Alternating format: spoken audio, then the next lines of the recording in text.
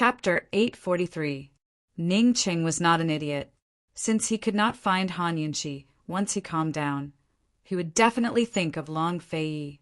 After all, the guards had seen Long Fei chase into the abyss. The shadow guard's report made Han Yunqi's originally warm eyes turn cold and filled with displeasure. Putting aside the grudges between Eastern and Western Qin, Ning Cheng had ripped off Han Yunqi's clothes and peeked at Han Yunqi's birthmark. He still had not settled this matter with him. If it wasn't for the Dark Wind clan's plot, perhaps even Han Yunqi would not have been able to stop Long Fei. Long Fei would have already challenged Ning Cheng to a duel. At this time of annoyance, Ning Cheng's arrival was definitely hitting the tip of the spear. Tell him that Western Qin's princess is currently negotiating with this king. There's nothing for him to do. Long Fei said. Han Yunqi did not know whether to laugh or cry, but she did not stop him. In that instant, she suddenly thought of something. She indeed needed to have a good talk with Long Fei. She believed that Long Fei's shadow guard could still stop Ning Cheng. "What are you laughing at?" Long Fei asked in a displeased voice. "Didn't you say you couldn't do it? Didn't you want me to leave? I'll just leave with Ning Cheng. From now on, you are the East Qin Crown Prince, and I am Western Qin's princess. Let's meet again on the battlefield." As Han Yunqi spoke, she really rose to leave, but Long Fei scooped her up and pressed her against his chest. Without a word, he kissed her. More accurately speaking, it wasn't a kiss, but a nibble on her lips. "Han Yunqi, my angry words, are you serious? My true words, you've forgotten them." Long Fei gave a cold laugh. True words? Wouldn't exchange for the country? She remembered it clearly. This was directed at Jun Yixia. At that time, she didn't even know that the high and mighty Duke of Qin liked her, a lowly daughter of the Han family. "All right, let's go now. We should all conceal our identities and stay away from all of this," Han Yunqi said seriously. "I'll take you to Mount Tianshan. If you dare to go there now, you can do it before the snow closes the road. I won't go down the mountain." Long Fei was also serious. As she spoke, she pulled Han Yunqi to get off the carriage. However, Han Yunqi still stopped him. She knew that even if he was willing, he might not feel at ease. Just like how she might not feel at ease even if she was willing. They would either not be together, or if they were together, they would be free and unrestrained, loving each other in a grand and spectacular manner. Han Yunqi held Long Fei's hand and interlocked her fingers with his. "I have something to ask you. It's very important." "Speak." He didn't let go. You said before that the East-Western Qin imperial family joined hands to fight the flood at Shajiang that year. Was that the cause of the civil war?" Han Yunqi asked seriously. She really had no other way. There was no way to resolve the hatred. She could only search for all possibilities from the source of the hatred. She remembered Ning and Long Fei's statements. There was a huge discrepancy. When she was at her wit's end, she also had an extravagant hope that this hatred could be resolved from the source. Perhaps it wasn't because of their respective positions that they clung to. Perhaps there really was a misunderstanding in this hatred. For so many years, no one had been able to gain the trust of both the East and Western Qin imperial families. Han Yunqi was the first to make both sides speak the truth. "Yes," Long Fei answered. "Did you lie to me?" I want to know the truth." Han Yunqi looked seriously into Long Fei's eyes. "I didn't lie to you about this." Long Fei said seriously. In the past, East-West Qin and Western Qin imperial family had joined hands to fight against each other. They spread rumors that the East Qin crown prince was the reincarnation of a star of calamity who would bring endless disasters to Cloud Realm continent. Back then, the East Qin emperor was sickly and weak. The crown prince was about to ascend the throne, but Western Qin's rumors were used by the East Qin imperial princes. After the emperor passed away, a power struggle broke out and the court became unstable. Western Qin seized the chance to start a war. Is that true? Han Yunqi asked again. Long Fei Yi immediately knitted his brows. Han Yunqi quickly explained, I wanted to confirm it, because I heard that it wasn't the truth. Ning Cheng told you the truth? Long Fei Yi asked. It wasn't Ning Cheng, but Ning, and Han Yunqi knew that Long Fei Yi was full of enmity towards the D clan, so she quickly explained, Yi, do you think they'd lie to me? Han Yunqi had already told Long Fei Yi about her situation with the D clan. At the very least, Ning Cheng and Ning entrusted her immensely. What did Ning and say? Long Fei Yi finally relented. Perhaps Han Yunqi was the only one who could get him to back down. No one else would ever be able to do it. Do you know about the iron mine in the middle reaches of Sandy River? Han Yunqi asked. I do. The mine belonged to East Qin and was owned by the crown prince of the time. Long Fei Yi thought back a bit, then added, if they wanted to protect the mine, they'd have to destroy the dam and sacrifice the people downstream. Back then, the Black Clan's army was in charge of the dam. Crown Prince Wu ordered the Black Clan to transport as much of the mine as possible before the river flooded. When Long Fei Yi said this, Han Yunqi's heart skipped a beat, but she didn't interrupt him and continued to listen to him. Long Fei Yi continued. When the Black Clan's army was transporting the iron mine, the Wind Clan's army that was loyal to Western Qin suddenly attacked the Black Clan's army and stole the iron mine. The Black Clan's army resisted.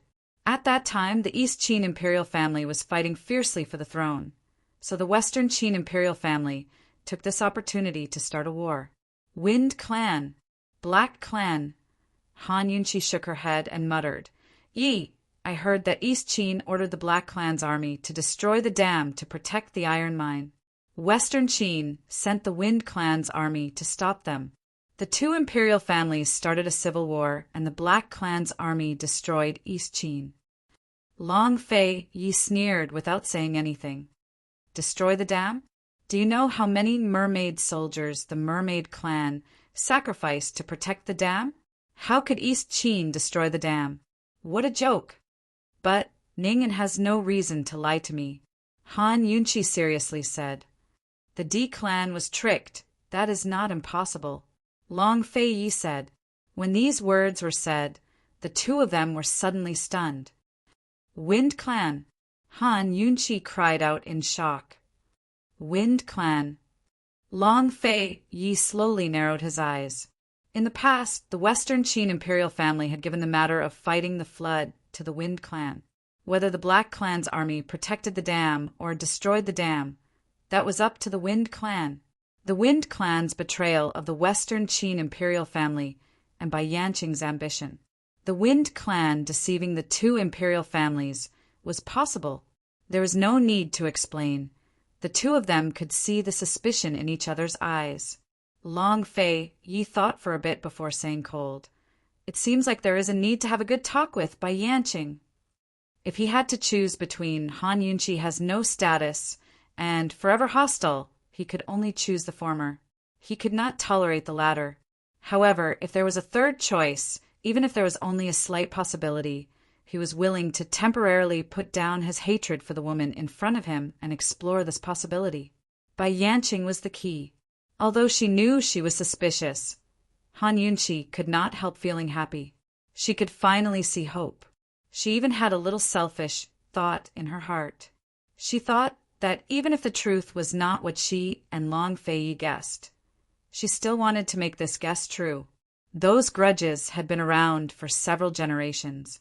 If they kept entangling and taking revenge, when would it end?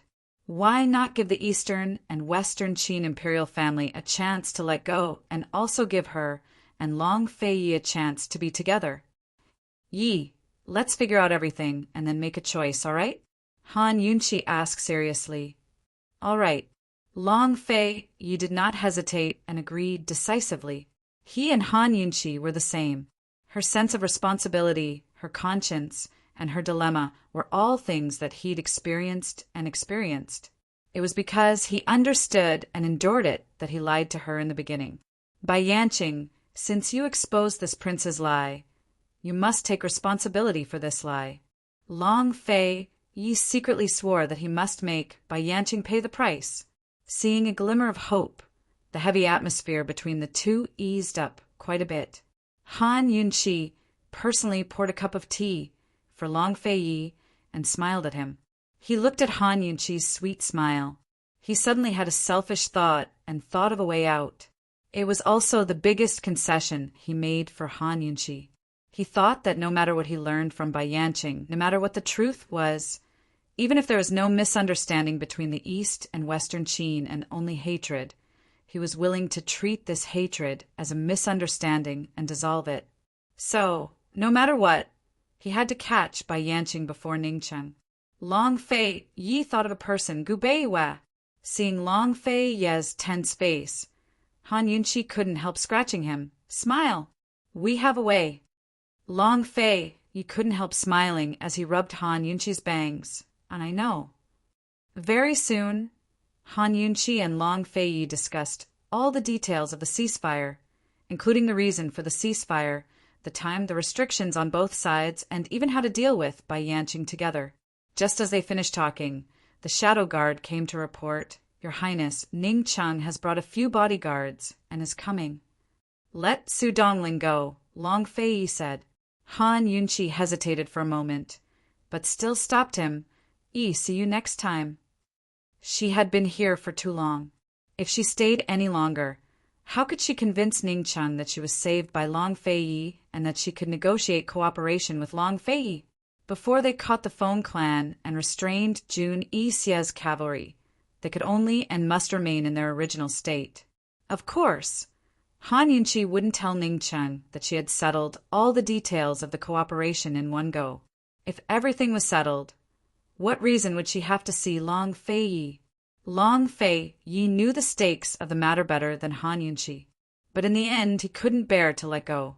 In the end, Han Yunqi broke free from his hand and jumped out of the carriage.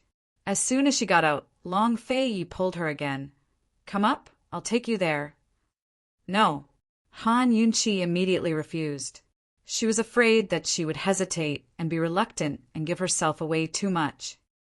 See you next time. She walked forward decisively, but after a few steps, her pace gradually slowed down. Finally, she stopped and looked back. Long Fei Yi was standing beside the carriage, looking at her. They stared at each other. How could he be reluctant to part with her? After a long silence, Long Fei Yi finally opened his mouth and said, Han Yunqi, why aren't you leaving?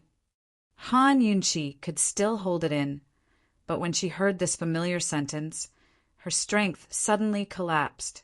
In the past, every time he left first, he would look back at her and ask her, Han Yunqi, why aren't you leaving? No matter how far it was, he would wait for her. She would run over and return to his side. But now it was such a scene. Looking at Long Fei Ye's cold and solemn expression, Han Yunqi's eyes reddened. She suddenly ran towards him and stopped in front of him. Long Fei Yi was helpless and hugged her. Let me send you there. Chapter 844.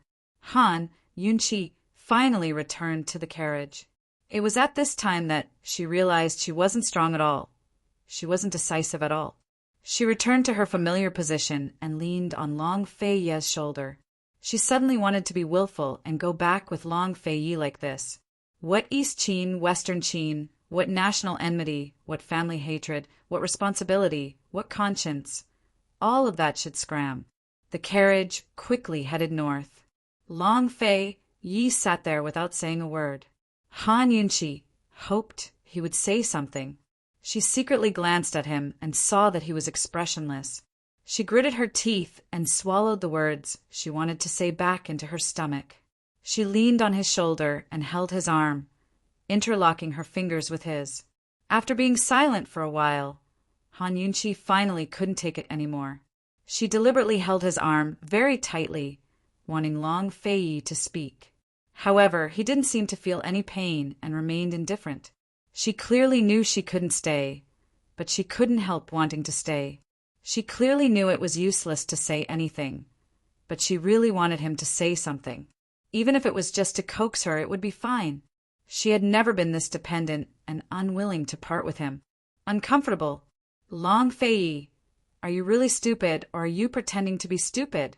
It was only a short journey from this mountain to the border between the two armies. Long Fei, could it be he was planning to remain silent until they separated?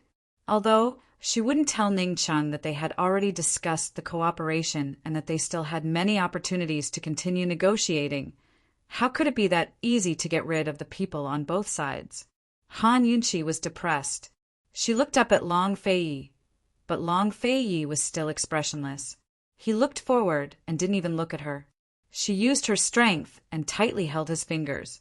She was so tight that she hurt, but Long Fei didn't feel any pain or itch. Han Yunqi was about to cry. Ai, this fellow was even more ruthless than her. If she couldn't do it, she shouldn't have any thoughts.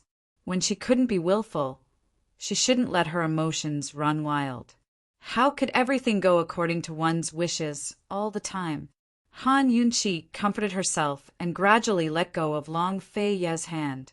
Long Fei did not hold her hand again, nor did he look at her. After a short while, the carriage stopped. Before they got out of the car, they heard Ning Cheng's voice. Long Fei, is the princess of Western Qin in your hands? Long Fei, hand him over. Otherwise, I won't hold back. With Ning Cheng's voice, he was probably going crazy.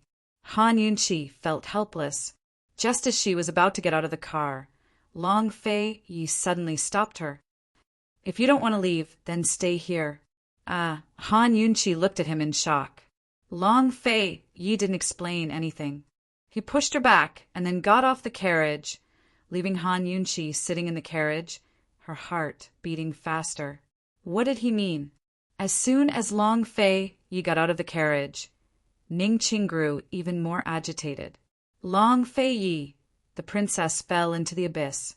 You chased her down before I did, so she must be in your hands. Hand her over immediately or else. Before Ning Cheng could finish, Long Fei, you cut him off, otherwise what? Do you think your Ning clan troops can contend against your lordship with your current strength? Don't blame your lordship for not reminding you. But there are 10 great clans in Tianing who are very dissatisfied with your Ning clan and Cloud Realm Trade Consortium. Ning Cheng narrowed his eyes at these words. So the princess really is in your hands. What do you want? Ning Qing had long been on guard against Long Fei's warning. Although Long Fei had been the one to propose a truce, Ning Cheng was still at a disadvantage in terms of strength. If the Ning clan troops didn't have the redcoat cannons, Long Fei's troops would probably be marching all the way to the capital by now. The Ning clan had the redcoat cannons, but Long Fei had the power of the Jianghu. Ning Qing had suffered losses at the hands of the Jianghu before. They wouldn't directly participate in the war, but would bring him all sorts of inconveniences, troubles, and obstacles. Now that Long Fei was in control of Celestial Mountain, he was in control of the Jianghu as well. As soon as Long Fei used the power of the Jianghu, the consequences would be even more severe than Duanwu Yao's. In other words, Ning Cheng wanted a truce even more than Long Fei. This crown prince can agree to a truce and work with you against the Wind Clan, but Han Yunqi must remain in my camp as a hostage. As soon as Long Fei finished speaking, Han Yunqi's heart skipped a beat. She finally understood why Long Fei had been so indifferent earlier. It turned out that he had been silently planning this. Hostage? Only he could think of such a thing, and only he dared to bring up. He was clearly the one who had taken the initiative to negotiate a truce, all right? Impossible. Ning Cheng's voice was terrifyingly cold. Long Fei, hand over the princess immediately, or we'll meet on the battlefield. Someone come. Inform Bailey Yuanlong to prepare for battle. After speaking, he got into the carriage and casually ordered, Uncle Gao, let's go back. He was already sitting next to her, but Han Yunqi was still in a daze. If last night's tenderness was like a beautiful dream, then at this moment she felt that everything in front of her was like a dream, an inconceivable dream. She looked at Long Fei's domineering figure, cold side profile and indifferent eyes. She was so moved that she didn't know what to say. Women, sometimes they were just this stupid.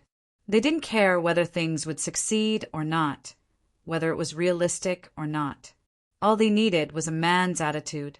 Thus, women would often judge a man based on his attitude, rather than his true strength or ability to act.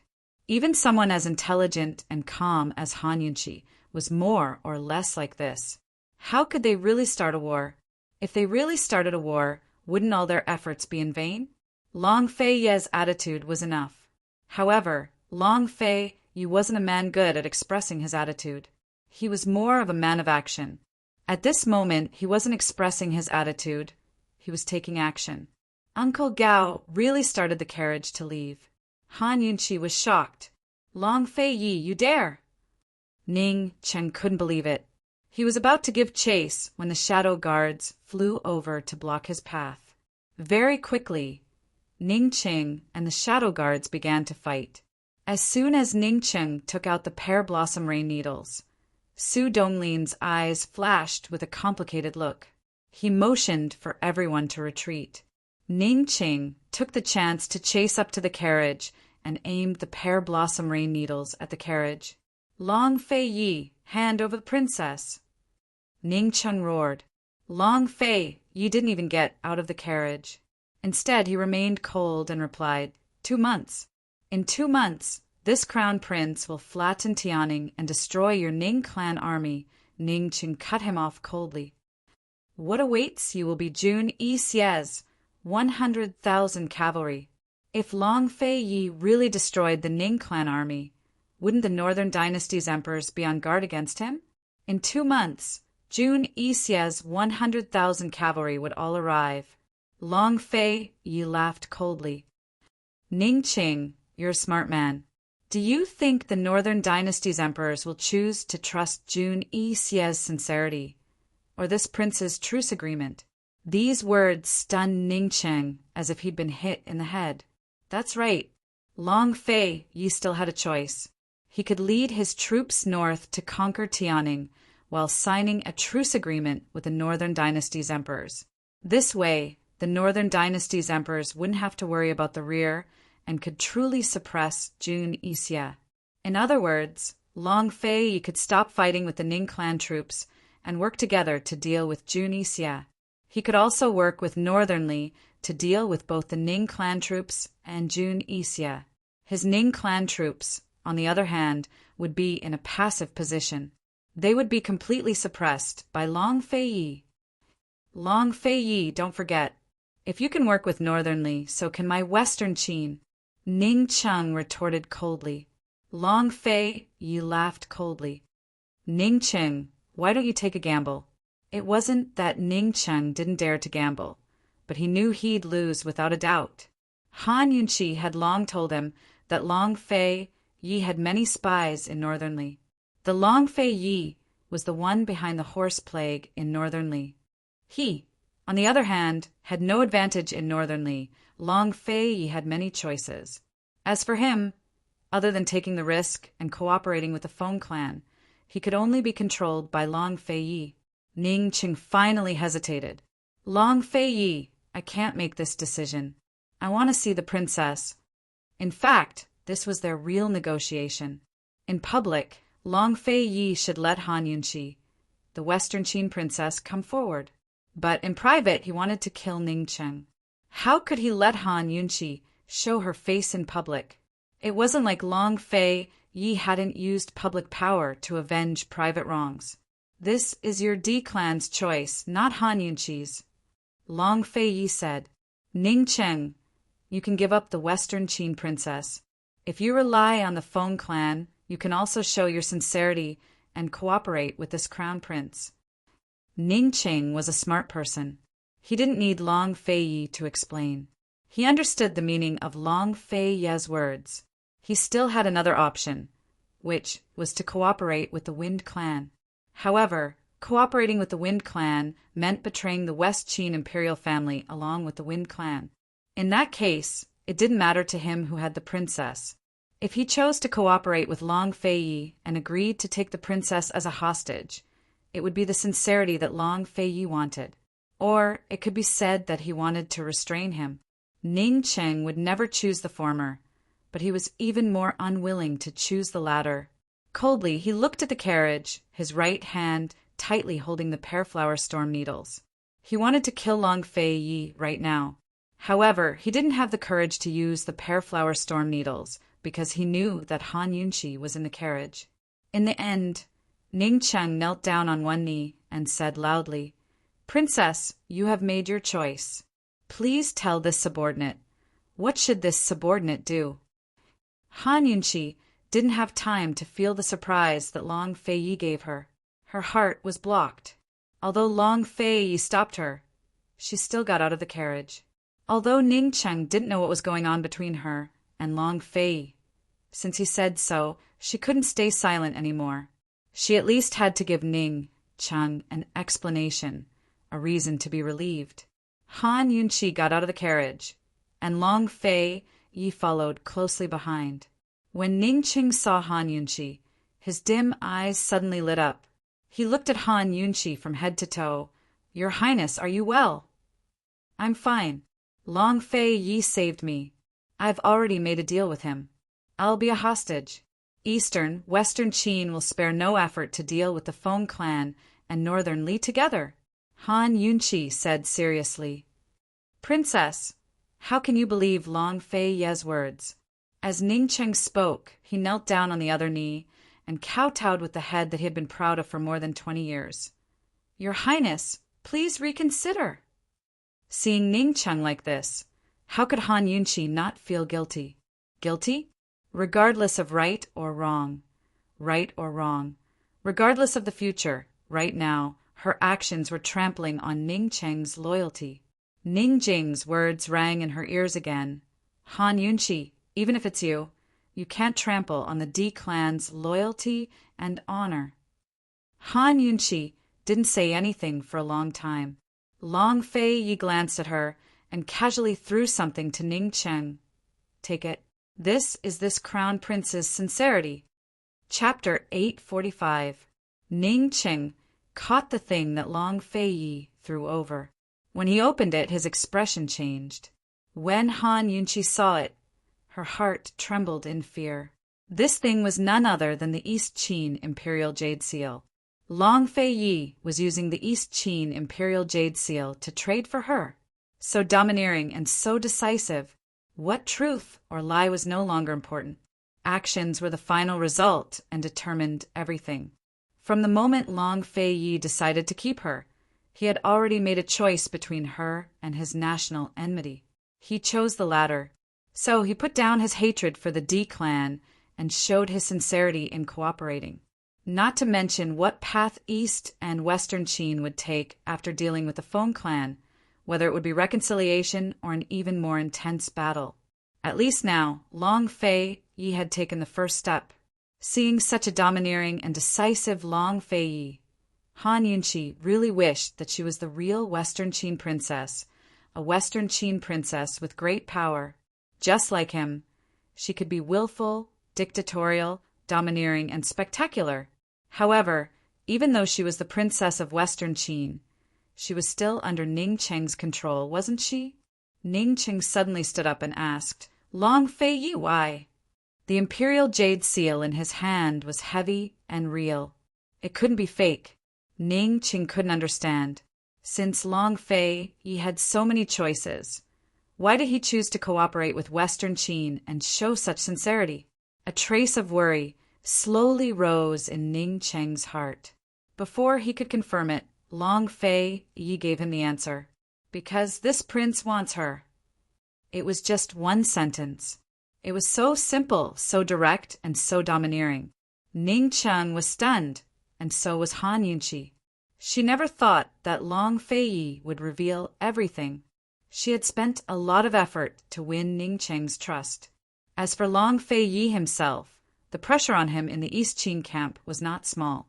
How could he, before Han Yunqi could regain her senses? Long Fei Yi had already held her hand. Ning Cheng, is this reason enough? Ning Cheng had no time to care about Long Fei Yi. He looked at Han Yunqi with a frown. His eyes were full of questions, but no one saw the pain hidden behind his questioning. At this moment, no one could see the pain in his left hand. Long Fei Ye's heavy sincerity had helped Han Yunqi repay the guilt she felt towards Western Qin and the D clan. She had lied to Ning Cheng, but Long Fei Yi had not. Han Yunqi magnanimously replied to Ning Cheng, "I love him." Ning Cheng's right hand cracked as he clenched it. A trace of hatred flashed in his eyes. "Han Yunqi, don't forget your oath." "I will remember. Even if I love him, I will not betray Western Qin." Han Yunqi coldly said. "You've already betrayed him," Ning Cheng angrily said. "I haven't," Han Yunqi sternly denied. "Ning Cheng, you should know better than me that Western Qin has no other choice. They can only stop the war and cooperate with Long Fei Yi." Ning Cheng began to laugh. "Han Yunqi, have you ever thought that if the Feng clan is destroyed, Northern Li will fall into Long Fei Ye's hands? You can't be naive enough to think that Western Qin can survive, right?" Long Fei Yi, who had been silent the entire time, finally opened his mouth. He grabbed Ning Cheng's collar as he approached Han Yunqi. He coldly looked at him. "Ning Cheng, at that time, we can only rely on our own abilities. For the Feng clan, this prince is not yielding to you, but to Han Yunqi." Ning Cheng swatted away Long Fei Ye's hand. He coldly looked at Han Yunqi and sternly said, "My Western Qin does not need this kind of yielding." Han Yunqi helplessly shook her head. "Ning Cheng, then tell me, what should I do?" She had to lead the Ning family soldiers and fight to the death. She clearly knew that she would be destroyed, but she would be like moths to a flame. She had already sacrificed so many people. Was it still not enough?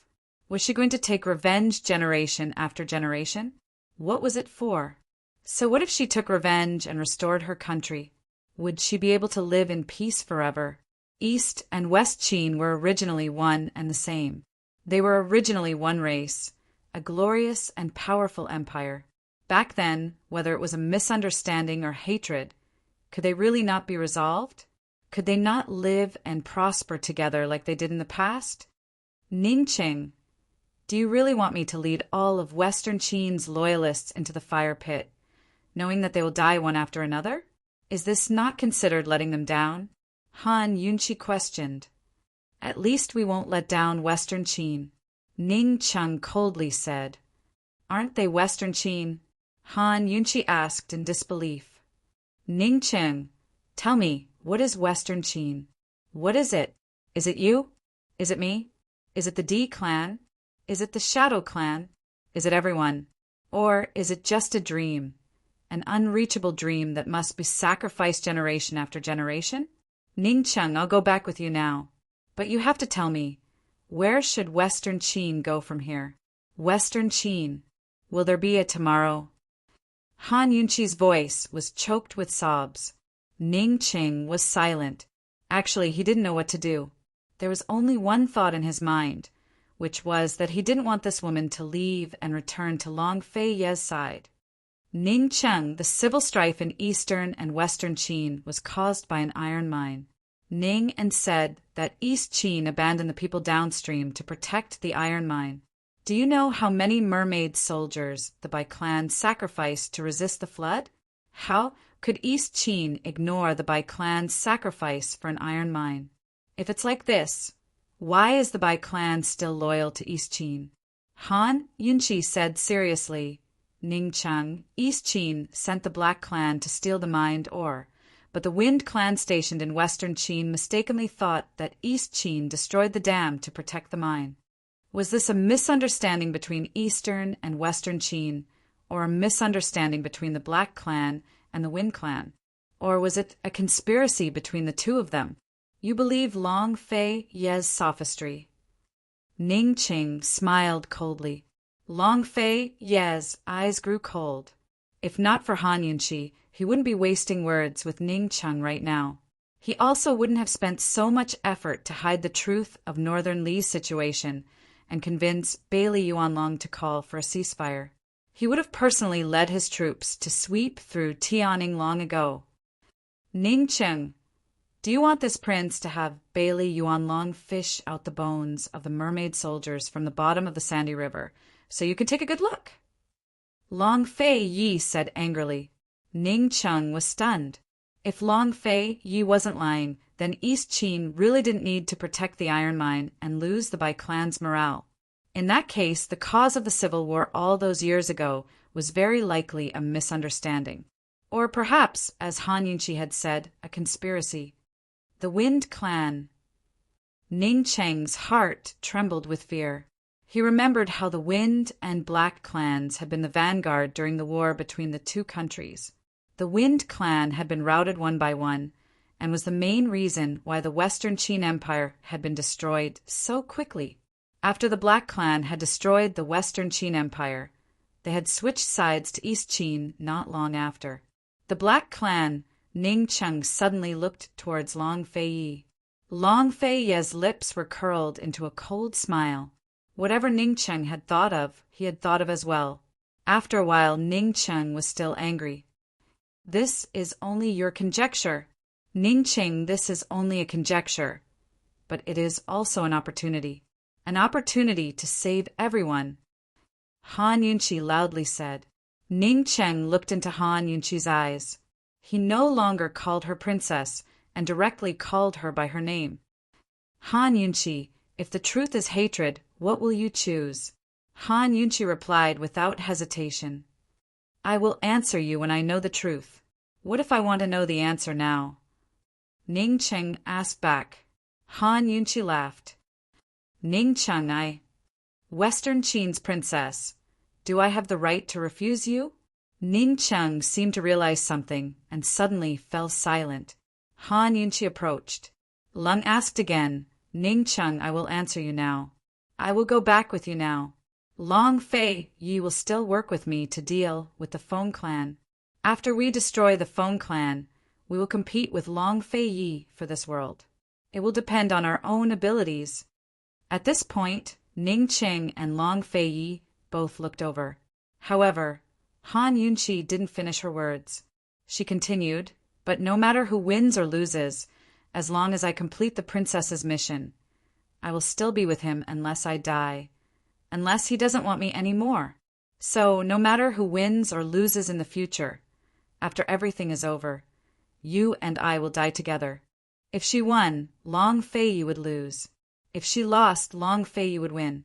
No matter who won or lost, both of them would have a clear conscience for Eastern and Western Qin." Long Fei Yi had even taken out the imperial jade seal. Why should she care so much? If that day really came, she would be willing to be nameless. As long as she could stay by his side, what harm was there? Long Fei Yi rubbed her bangs and smiled faintly. "You are not allowed to die. No matter who wins or loses, I will not abandon you. I will marry you again. Believe me." Ning Cheng looked at them. His left hand was clearly in pain, but he still clenched it little by little. The more he clenched it, the more painful it became. "I believe you," Han Yunqi said. She broke free from Long Fei Yi's hand and stood in front of Ning Cheng. She said indifferently, "Let's go back." Long Fei Yi's eyes flashed with a trace of reluctance, but he didn't stop her. Although in the carriage, this woman had almost broken his hand, but in the end, she was still strong, stronger than he had imagined. She had to be resolute, decisive, straightforward, natural, and unrestrained. Han Yunqi had already taken several steps, but Ning Cheng still didn't leave. Finally, he said to Long Fei Yi, "No matter what, I will not cooperate with you. You and I will stop fighting. Against the Feng clan, we will rely on our own abilities. I, the princess of Western Qin, do not need you to give in."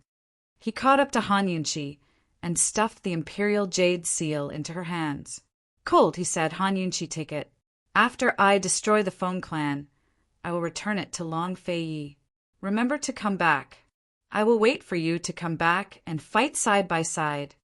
Ning Cheng's stubbornness was infuriating. Ning Cheng's persistence was heartbreaking. But at least he had given in and followed Han Yunqi's wishes. But at least this time not only for Western Qin, but also for the pain and love in his hands. He was persistent to the end. He walked past Han Yunqi and left without looking back. Watching Ning Cheng's back disappear into the distance, Han Yunqi was filled with emotion. Even if Long Fei Yi stopped the war and Ning Cheng had nothing to worry about, he couldn't destroy the Feng clan before Long Fei Yi. Long Fei Yi walked over and cold said he will lose for sure. You are not allowed to help him. Han Yunqi did not say anything. She would not help Ning Cheng or Long Fei Yi when it came to dealing with the Feng clan. She would let the two of them compete. Love, love, hatred, defeat, victory and defeat, it would all depend on their own abilities. It felt good to confess everything, to say the truest thoughts in the bottom of her heart. There was no deception, no guilt, and her entire heart was relaxed. This feeling was too good. She said, Long Fei Yi, if we really can't avoid fighting, then let's have a good fight and then be together forever, okay? Long Fei Yi grabbed her. Let's talk about it after we catch Bai Yanqing. Why are you thinking so much? Let's go back. The word go back woke Han Yunqi from her complicated thoughts. Yes, why was she thinking so much? She should enjoy the present. Back in the carriage, Han Yunqi waited for a long time. She thought that Long Fei Yi would ask about the oath, but who knew that Long Fei Yi did not ask? Chapter 846. If she hadn't made that oath, Ning Cheng might not have believed Han Yunqi so quickly. Han Yunqi wouldn't have reached where she was today, either. Although Han Yunqi consoled herself that the oath had been made in the name of a Western Qin princess and not her, she still brooded over it. Long Fei Yi must have heard Ning Cheng's fierce questioning. He had no reason not to ask. Long Fei Yi found a comfortable spot to sit cross-legged and rest his hands on Han Yunqi's body. Rub them. You were about to crush them just then. You clearly didn't want to leave, but you still showed off. Han Yunqi was too ashamed to show her face.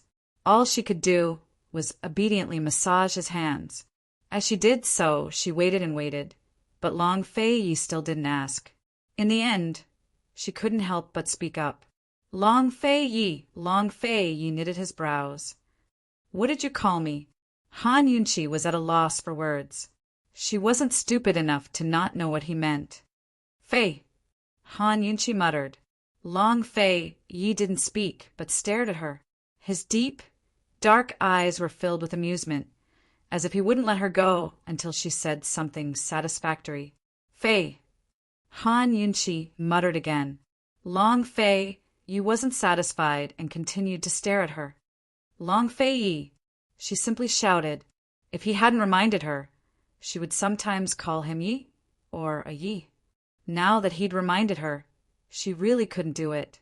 Especially under his malicious gaze, she found it even harder to open her mouth. Those two forms of address would remind her of some blushing images. Han Yunqi's shout had already startled Uncle Gao, who was driving outside, but Long Fei Yi was still indifferent. Han Yunqi pushed him away and quickly changed the topic. Long Fei Yi, guess what I swore? Strangely, Long Fei Yi no longer bothered about how to address her. He said with certainty, she must be very vicious. Han Yunqi felt that the matter of addressing Long Fei Yi would not be settled so easily, but she did not have time to think about it. Very vicious, she admitted honestly. Moreover, it was done with your... Before he could finish his sentence, Long Fei Yi continued. Do you want me to be struck by lightning, torn apart by 5 horses, and bleed from my 7 orifices? Or do you want me to just die? Han Yunqi immediately muffled his mouth, but Long Fei removed her hand and clicked his tongue with a sigh. Then he'll die a horrible death. Han Yunqi, this prince only found out today how vicious you are. Han Yunqi lowered her head. Long Fei Yi's lips curled into an evil smile, but Han Yunqi did not see it. She sat there like a pitiful bug that had made a mistake and was waiting to be punished.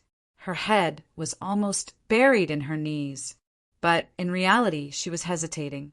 As for her identity, should she say it or not? How should she say it so that Long Fei Yi would believe and understand? Long Fei Yi stared at her for a while. In the end, he lifted her chin and forced her to look up at him. Han Yunchi, if you can please this prince can consider forgiving you, he said in a serious voice. Han Yunchi immediately glared at him and slapped his hand away. Long Fei Yi, I'll tell you a secret. Listen carefully.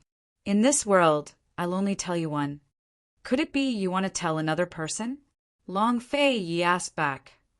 I'm serious, Han Yunchi anxiously said. I'm also serious. Long Fei Yi really was not joking. I'm not a Western Qin princess. Han Yunchi's words made Long Fei Yi knit his brows and look at her in doubt. Han Yunchi knew that he would have this kind of reaction. She emphasized again, I'm serious, I'm really not a Western Qin princess. Long Fei Yi wanted to speak, but Han Yunchi tightly held his hands.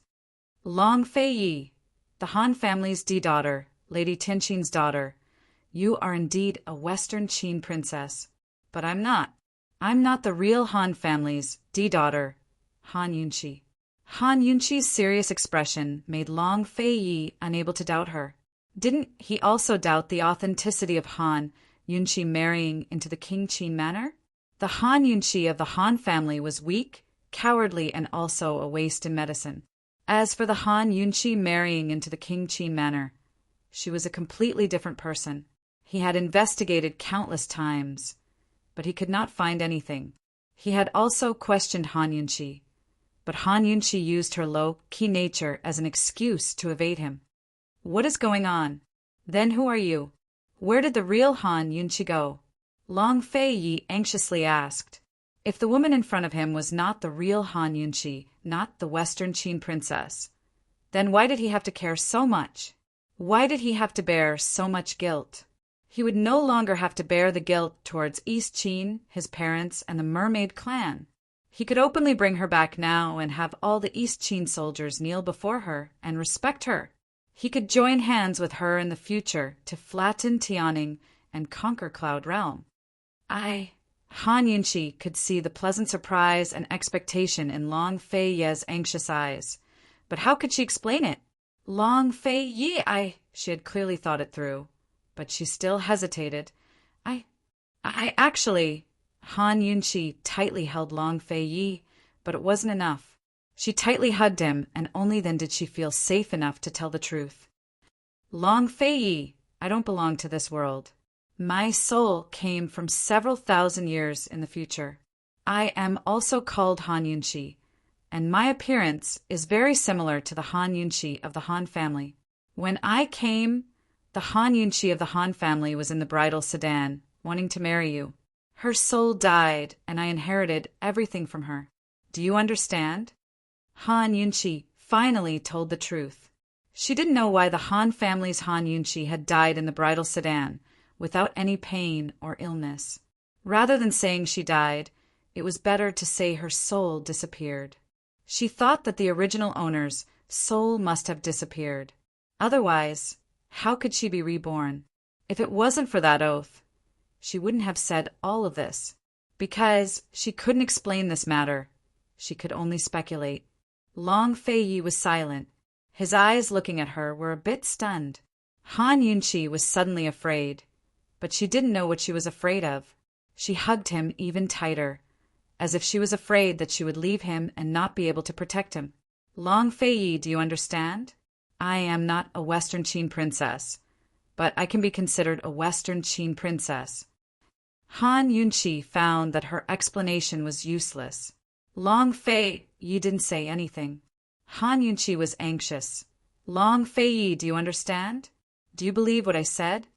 She cupped his face in her hands and stared into his eyes. Long Fei, say something. Answer me. Long Fei Yi took her hand away. His handsome brows were still tightly knitted. He asked, Han Yunchi, since you don't belong to this world, why did you come here? Han Yunchi could only shake her head. I don't know either. Will you leave? Long Fei Yi asked again, when will you leave? Han Yunchi opened her mouth. She wanted to answer, but she couldn't. Han Yunchi, if you don't belong to this world, then do you still belong to me? Long Fei Yi asked again. His voice was very deep, and Han Yunqi was afraid. He let her hug him and lowered his head. After a while he said in a deep voice, "Answer me." Han Yunqi didn't know if she would leave or when she would leave. If she answered without knowing the situation, it would be considered a lie. She admitted it. "Long Fei Yi, you lied to me so many times. If one time is 100 times, then it's a few hundred times. I lied to you once. Does that mean we're even?" "Long Fei Yi, I don't want to leave." Her cold hands held his face, forcing him to look up at her. However, he still didn't look up. How weak was he to suddenly become so weak? "Long Fei Yi, I won't leave," she said very firmly. She let him lower his head. She simply lay down on his legs, looked up at him, and wrapped her arms around his neck. "Yi, believe me. I belong to you. I'll always belong to you." They had just agreed yesterday that he wanted her to accompany him forever. "Long Fei Yi, even if it's a lie, please believe it, okay? Because I also believe it." With that, Han Yunqi pressed Long Fei Yi down and kissed him. She kissed him crazily. However, no matter how she kissed him, she was still afraid. She couldn't calm the fear in her heart, let alone appease him. "Long Fei Yi, you don't believe it." "How can I believe what I said?" Han Yunqi got up and sat on Long Fei Yi's legs. She hugged him, kissed him, and unbuttoned his clothes uncontrollably. She only wanted to give completely. She only wanted to have completely. Long Fei Yi let her go crazy. He only lowered his eyes, thinking about something. When Han Yunqi clumsily and hurriedly took off each other's clothes and took him down, Long Fei Yi woke up from his thoughts. He glanced at Han Yunqi and suddenly flipped over. He was even more out of control than she was, even crazier than she was. How? Uncle Gao was so shocked that he could no longer pretend to be deaf and mute. The carriage stopped abruptly, and Uncle Gao fastened the reins with a complicated expression. He retreated to one side to wait. "Long Fei, you must have been scared out of his mind." Time and time again he wanted to crush Han Yunqi and destroy her, destroy the world. After some time, he finally collapsed on top of Han Yunqi, exhausted. "Yunqi, I believe you. Really." Then he lost all strength and fell into a deep sleep on top of Han Yunqi. Han Yunqi's delicate body was covered in bruises and bruises, all of them left by him. She felt like her soul had been pierced through, but it didn't hurt at all. Perhaps only destruction could lead to rebirth. She actually found relief and release from this ruthlessness. She hugged Long Fei Yi tightly and closed her eyes, the corners of them cold. "I believe you too. Really." When Han Yunqi woke up, she discovered that she was no longer in the carriage, but lying in a tent. Long Fei Yi was already by her side. How long had she slept? Had they reached the East Qin barracks? She wanted to crawl up, but her body was too sore to move. Thinking back to that madness, she smiled faintly. So what if I'm crazy? She lay there for a long time before she could get up. She walked around in a circle and discovered that the tent wasn't very spacious, but it wasn't small either. Tall, wide curtains divided the tent into 2 rooms, an inner and outer one. The inner room counted as a bedroom.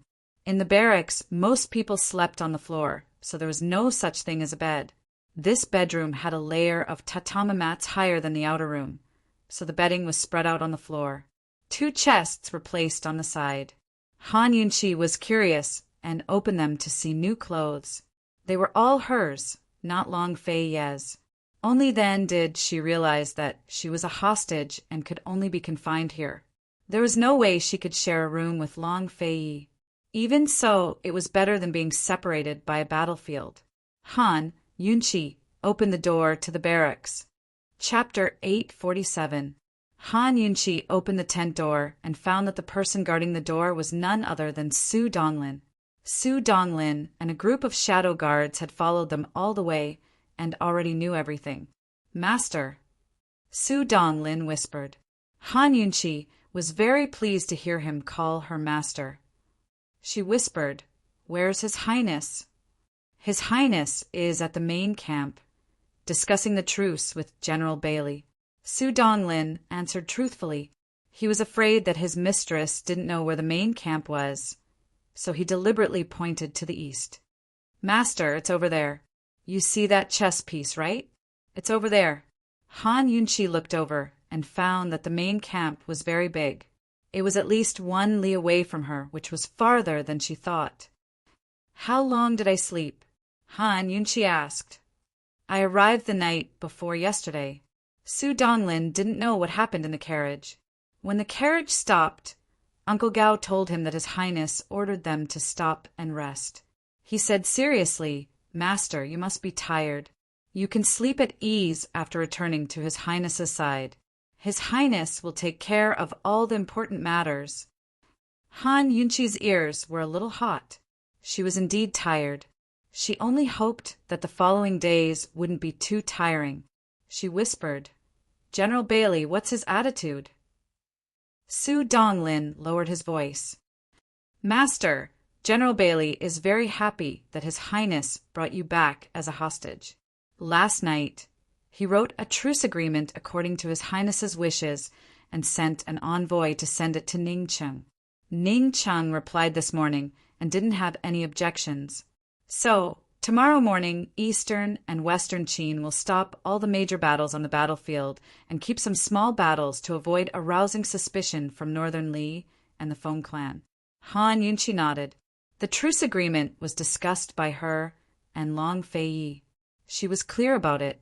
They stopped the major battles and kept the small battles.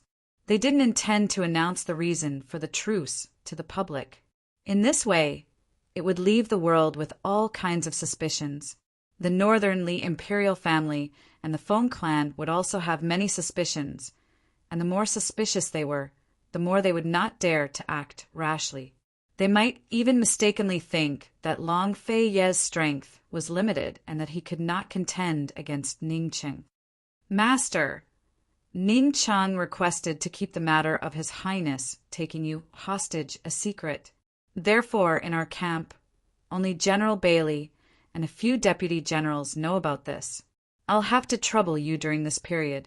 As Su Donglin spoke, he added in a low voice, Master, His Highness instructed me to remind you the moment you woke up. Other than me and a few trusted shadow guard, you can't trust anyone else. Han Yunchi nodded. Of course, she understood. This was the army camp, the Bai clan's territory. If she was exposed, Long Fei Yi would be in a lot of trouble. She believed that Long Fei Yi had the ability to subdue Bailey Yuanlong. But at this time, the morale of the army was the most important. Once the matter between her and Long Fei Yi was exposed, not to mention the East Qin camp, even some outsiders would be happy to add to the chaos. Long Fei Yi had to focus all his attention on dealing with the Feng clan. He couldn't waste his energy on internal strife. Thinking of this, Han Yunchi couldn't help but thank Ningcheng. No matter what Ningcheng's goal was, at least he had saved her and Long Fei Yi a lot of trouble. Ningcheng was very gentlemanly in this matter. Is there any news from Gu Beiwei? Han Yunchi asked. This subordinate is not clear on this. I will have to ask His Highness. Su Donglin honestly replied. Han Yunchi nodded. If Long Fei Yi and Gu Beiwei worked together, it would be easy to deal with the Feng clan. However, did Gu Beiwei know Ningcheng's attitude? Did he know that Ningcheng also wanted to exterminate the Feng clan? If he knew, what choice would he make? Gu Beiwei and Long Fei Yi had hidden her identity together, so they came together. Now that her identity had been exposed, facing the loyal Ningcheng, would Gu Beiwei still stand on East Qin's side? What about Gu? He must still be investigating by Yuqiao with Mu Linger right now. If Gu knew that she was with Long Fei Yi, what kind of reaction would he have? What kind of ideas would Ningcheng have for Bai Yuqiao?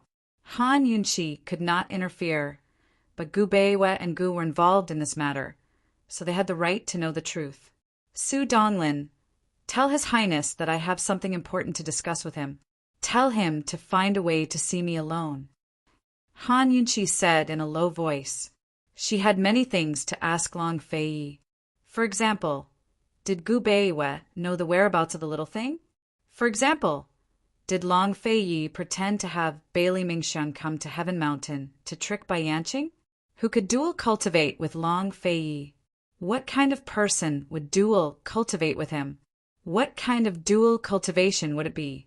Would it be like when he cultivated his internal energy, going into seclusion for a long time? Moreover, it seemed that he still had to say something about his true identity. In any case, a bunch of things. Yes, this subordinate will report when we change shifts, Su Donglin said respectfully. Change shifts. Han Yunqi didn't understand. Mistress, General Bailey sent mermaid soldiers to guard you too. The mermaid soldiers and shadow guard take turns standing guard. Su Donglin stealthily pointed at the soldiers not far away and whispered, Master, these 3 circles are all for your protection? General Bailey even suggested to His Highness that you be locked up in the Commander-in-Chief's estate in the south-central regions, but His Highness refused. Han Yunqi smiled wryly. Su Donglin, Chu Shifeng hates me so much. Don't you and Uncle Gao hate me as well? Mistress, the Shadow Guard's mission is to obey orders. His Highness has you in his heart, so our duty is to protect you. Su Donglin fell silent for a long time before he spoke again. Mistress, I really hope that the enmity between Eastern and Western Qin is just a misunderstanding. You and His Highness won't be so tired, so us servants will be able to relax. They had all heard their master's argument with Ning Qing and remembered it in their hearts. Han Yunqi patted him on the shoulder without a word, but she was praying silently in her heart. Han Yunqi asked a few more questions about the army before returning to her tent. There was nothing for her to pass the time, nor did she have a pile of questions to ask.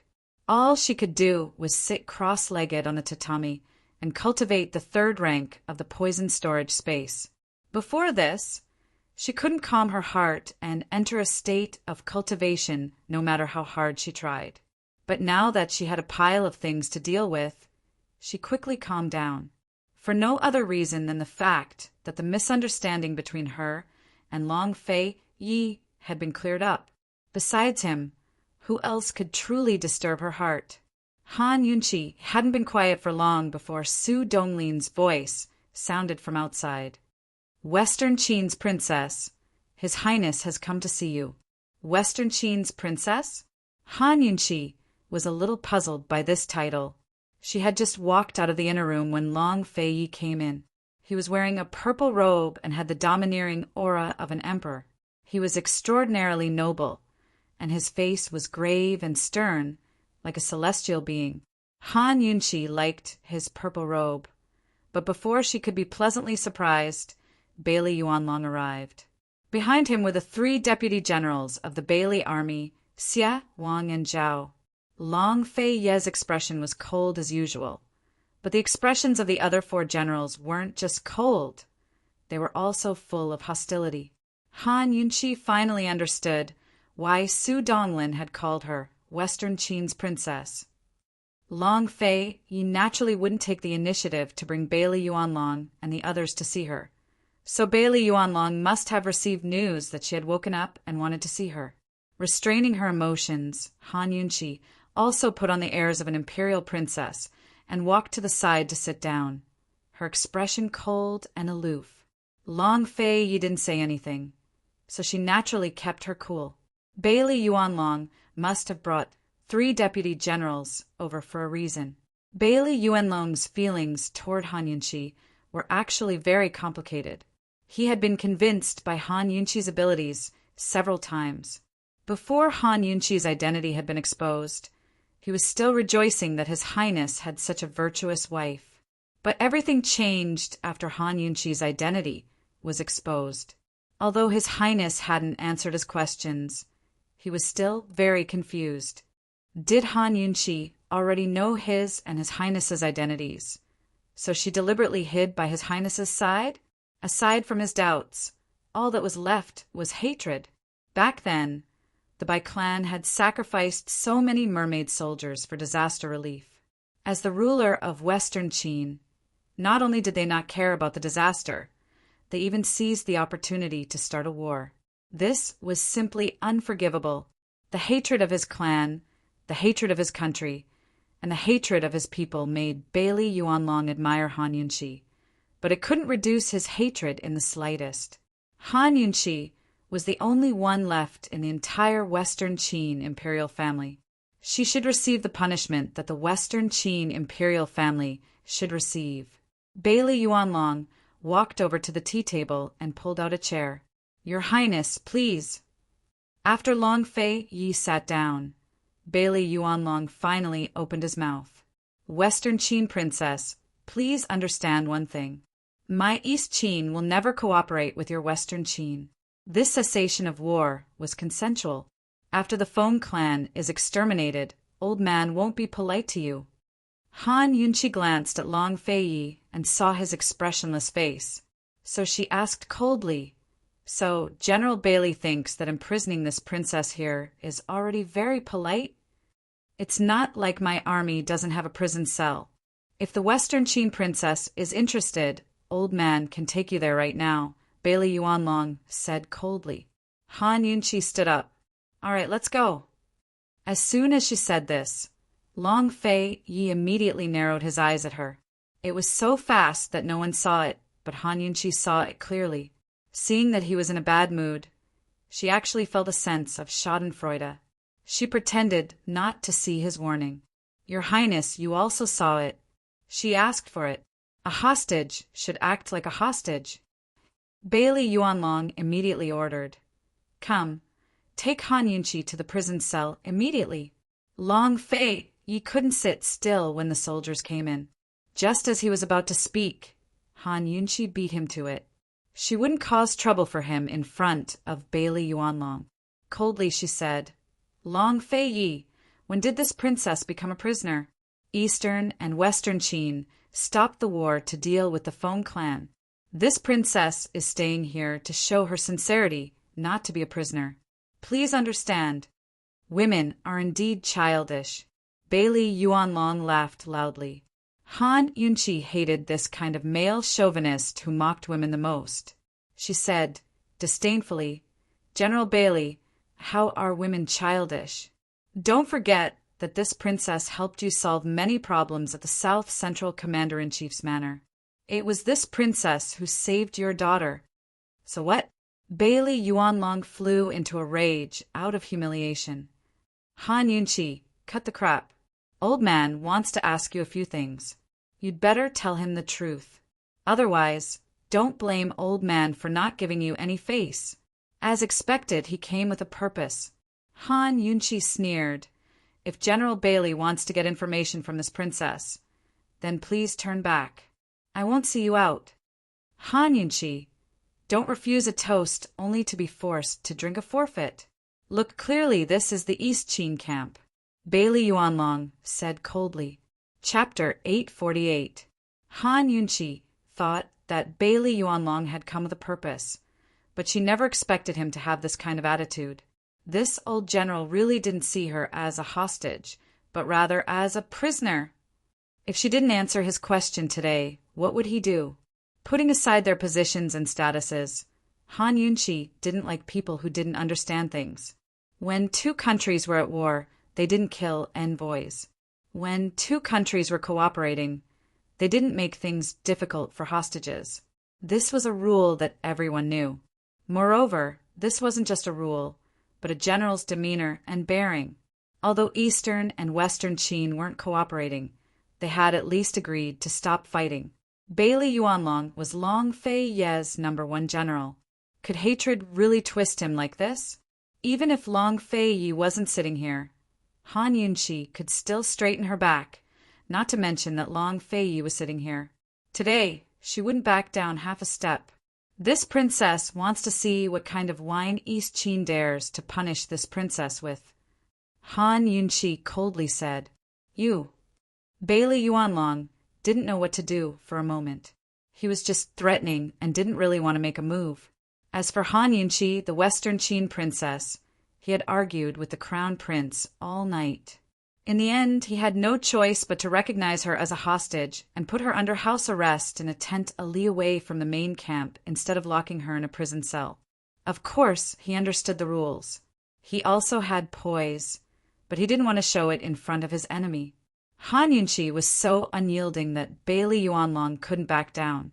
He gloomily looked at Long Fei, but Long Fei didn't even look at him. He was already brewing tea. Han Yunqi peeked at Long Fei out of the corner of her eye and almost laughed out loud at how relaxed he looked. At this time, Su Donglin, who was eavesdropping at the door, sympathized with Bailey Yuanlong. Bailey Yuanlong was doomed. He couldn't even deal with a Western Qin princess, let alone one with His Highness' secret help. In the end, Bailey Yuanlong shamelessly ignored Han Yunqi's stubbornness and asked coldly, Han Yunqi, does Ningqing have any news about the Black Clan and the Li Clan? Han Yunqi was inwardly alarmed. Bailey Yuanlong's question meant that Long Fei Yi also didn't have any news about these two nobles. Long Fei Ye's identity as the East Qin Crown Prince and her identity as the Western Qin Princess had already been announced. Moreover, the two sides were already at war, but the Black Clan and Li Clan still hadn't made an appearance. What was the meaning of this? She'd heard Long Fei say before that the other 6 noble clans had some strength besides the Shadow Clan, but they'd all hidden their identities to mingle in various parts of Cloud Realm Continent. In the past, the Black Clan had pledged loyalty to the East Qin Imperial Clan and was the main culprit behind the destruction of Western Qin's Imperial Clan. After the Western Qin Imperial Clan was destroyed, the Black Clan took control of the military and switched sides. Meanwhile, the Li Clan had always been a neutral party. In the final battle, the Di Clan led the charge against the Black and Wind clans to destroy the East Qin Empire. If the Li Clan had made a move then, they would have changed the overall situation because their military strength was no less than the other powers. The Wind Clan was an expert in the art of war, using Chiminduanjia to set up formations. The Li Clan, on the other hand, specialized in the true art of war. The Li Clan was a descendant of the ancient school of military strategy. They had all sorts of books on the art of war and had many disciples. In the past, Eastern and Western Qin's armies had plenty of Li Clan disciples. Aside from having military power, the Li Clan had extraordinary influence in the military as well. Thus, it wasn't an exaggeration to say that the Li Clan could change the overall situation. But it was precisely this kind of power that gave up on the war and disbanded their armies at the most critical moment. So where were the Li Clan's descendants now? Were they living in seclusion, or were they hiding in one of the armies? Bailey Yuanlong had originally wanted to ask about the Li and Black clans. She had to admit that the whereabouts of these two clans were very important. Their appearance was very likely to affect the current situation. No wonder Bailey Yuanlong had come to question her so ungracefully. I don't know, Han Yunqi replied bluntly, but Bailey Yuanlong was at a loss. Are you the one who doesn't know? Or is it Ningqing who doesn't know? I don't know if Ningqing knows, Han Yunqi replied. You. Bailey Yuanlong suppressed his anger and said coldly, how could you not know? Han Yunqi, who are you trying to fool? This woman was the princess of Western Qin and Ningqing's servant. She must know everything about Ningqing. If I don't know, then I don't know. I'm tired. General Bailey, please return. Han Yunqi was too lazy to argue after giving the order to leave. This attitude made Bailey Yuanlong suspicious. He looked at Long Fei Yi again and saw that Long Fei Yi was still drinking tea. A trace of ruthlessness flashed through his eyes as he angrily said, Han Yunqi, this general will give you one last chance. Are you going to speak or not? Don't blame this general for not reminding you. My East Qin Army's prison is a water prison. The soldiers were already standing beside Han Yunqi, ready to move at any moment. Han Yunqi immediately rushed in front of Long Fei Yi, snatched the teacup from his mouth, and threw it to the ground. With a pum sound, the crowd suddenly quieted down. Bailey Yuanlong was also stunned. After following His Highness for so many years, no one had ever dared to throw away His Highness' teacup. Han Yunchi this was simply seeking death. While he was shocked, Bailey Yuanlong was taking joy in her misfortune. It was good that Han Yunchi was so daring. If His Highness was angered, perhaps His Highness would agree to his suggestion and throw Han Yunchi into the water prison. Long Fei Yi glanced at the fragments on the ground. He didn't look at Han Yunchi as he coldly said, "Western Qin princess, what is the meaning of this?" Han Yunchi didn't say anything. She picked up the remaining teacups and fiercely smashed them to the ground one by one. Pum, pum, pum. The sounds echoed through the tent. Finally, Han Yunchi picked up the teapot and fiercely smashed it at Bailey Yuanlong. Fortunately, Bailey Yuanlong took a step back and the teapot landed right at his feet, almost hitting him. Long Fei Yi was a bit surprised. Han Yunchi was only 3 steps away from him. She coldly looked at him and angrily said, "What is the meaning of this? Is this the meaning of this? A bunch of men like you came to bully a woman like me. Aren't you embarrassed? What is the meaning of this? Speak." Was Han Yunchi throwing a tantrum? Long Fei Yi hated women throwing tantrums and acting like tigresses the most. However, when he saw Han Yunchi like this, he actually had the urge to laugh. Of course, he endured it and remained expressionless. Han Yunchi seemed to be angry at Long Fei Yi, but all of her anger was directed at Bailey Yuanlong. Bailey Yuanlong was rendered speechless by her questions and was at a loss for what to do. Unexpectedly, Han Yunchi lifted the round tea tray on the table and threw it at him. Bailey Yuanlong was caught off guard and dodged in a sorry state. "You're bullying this princess, right? This princess will say it one last time. No matter what you ask, this princess won't say anything. It doesn't matter if you treat this princess as a hostage or a prisoner. It's up to you. You'd better lock this princess up in the water dungeon right now. Otherwise, this princess won't let you off." Han Yunchi said angrily. Everyone was shocked when they heard this. What did she mean? Did she want to continue making a scene?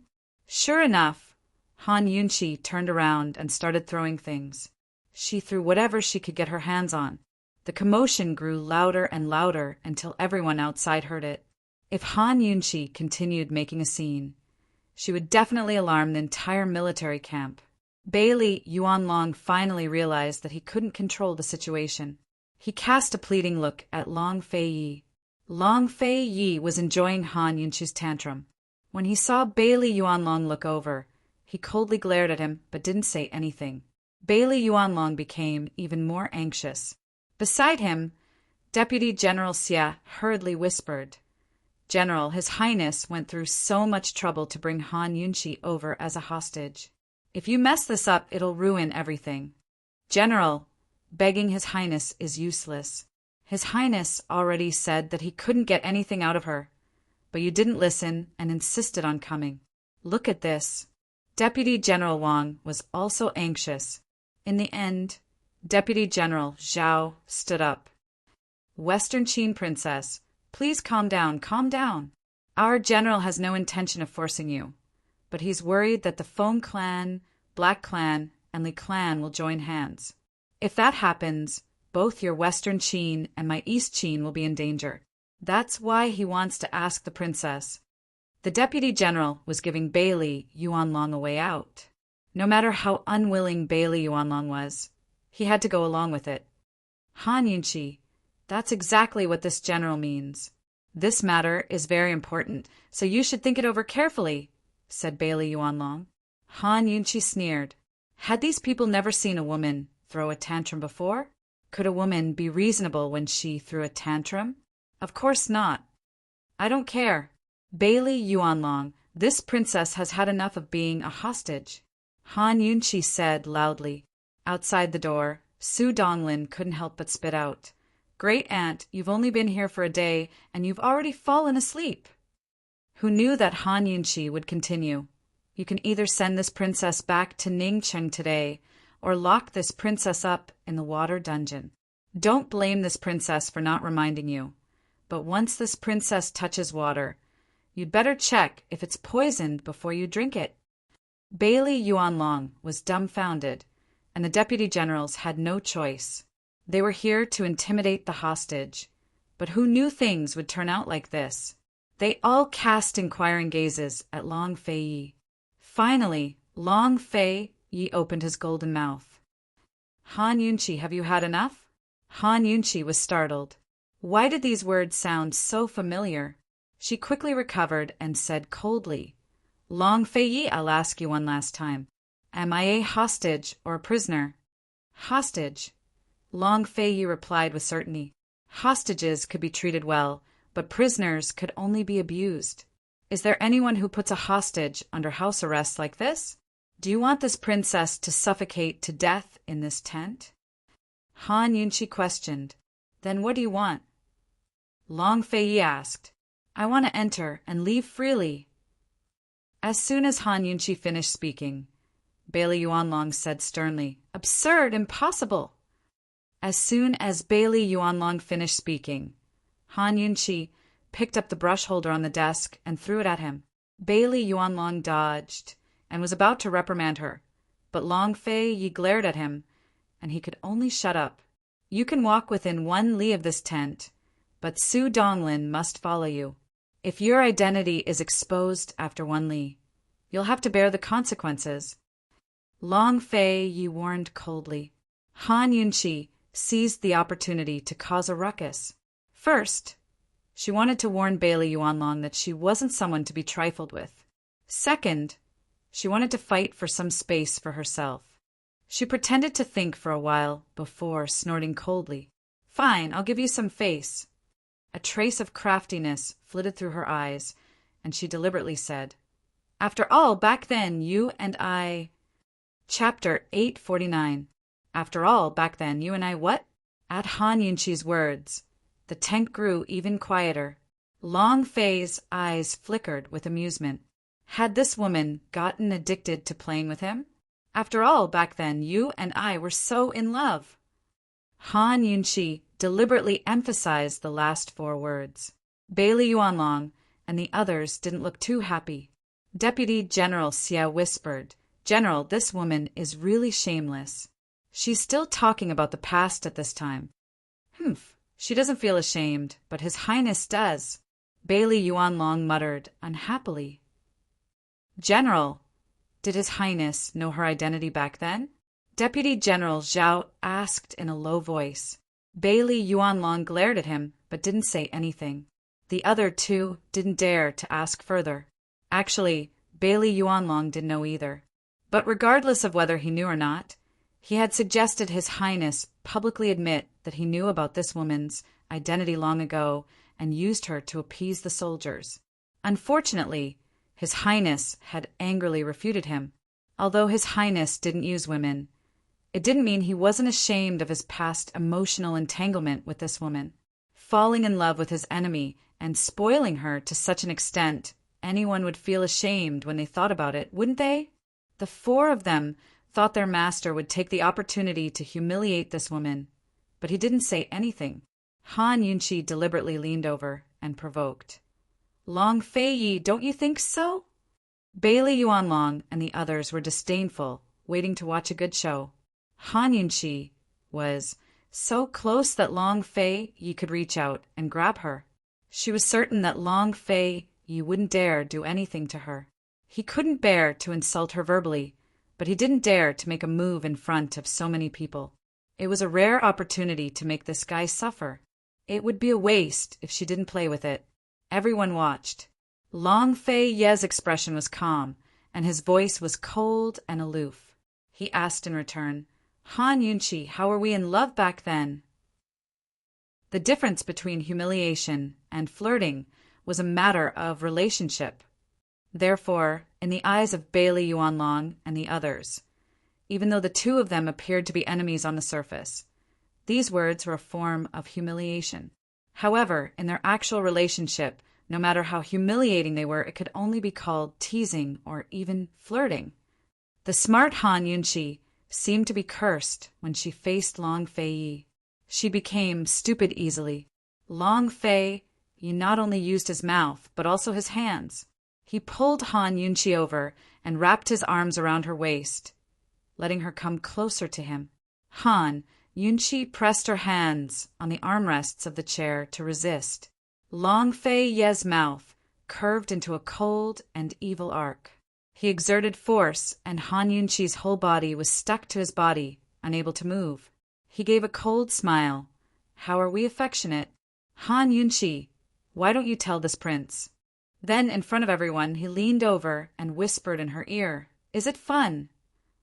Long Fei Yi, that's enough. Han Yunqi was both angry and amused. It's not enough. As he spoke, his large hand pressed down on her small buttocks and gently rubbed them. Princess of Western Qin, it seems like you miss this prince's favor very much. If you announce to the world that you're willing to be this prince's bed slave, this prince doesn't mind rewarding you with a few rounds of affection. Han Yunqi's soul was about to shatter from the rubbing. It was as if a fire was gradually burning inside her. She finally understood that no matter the occasion, no matter when, Long Fei Yi wasn't someone she could flirt with. She would only be the one being flirted with. In the eyes of Bailey Yuanlong and the others, she was being humiliated to the extreme. The deputy generals all sneered, and Bailey Yuanlong was even more disdainful. However, he soon frowned. The affectionate these two were talking about meant pleasure in bed. Then, Bailey Yuanlong had always known that His Highness was cultivating the lust-bite power, but how could he know so much?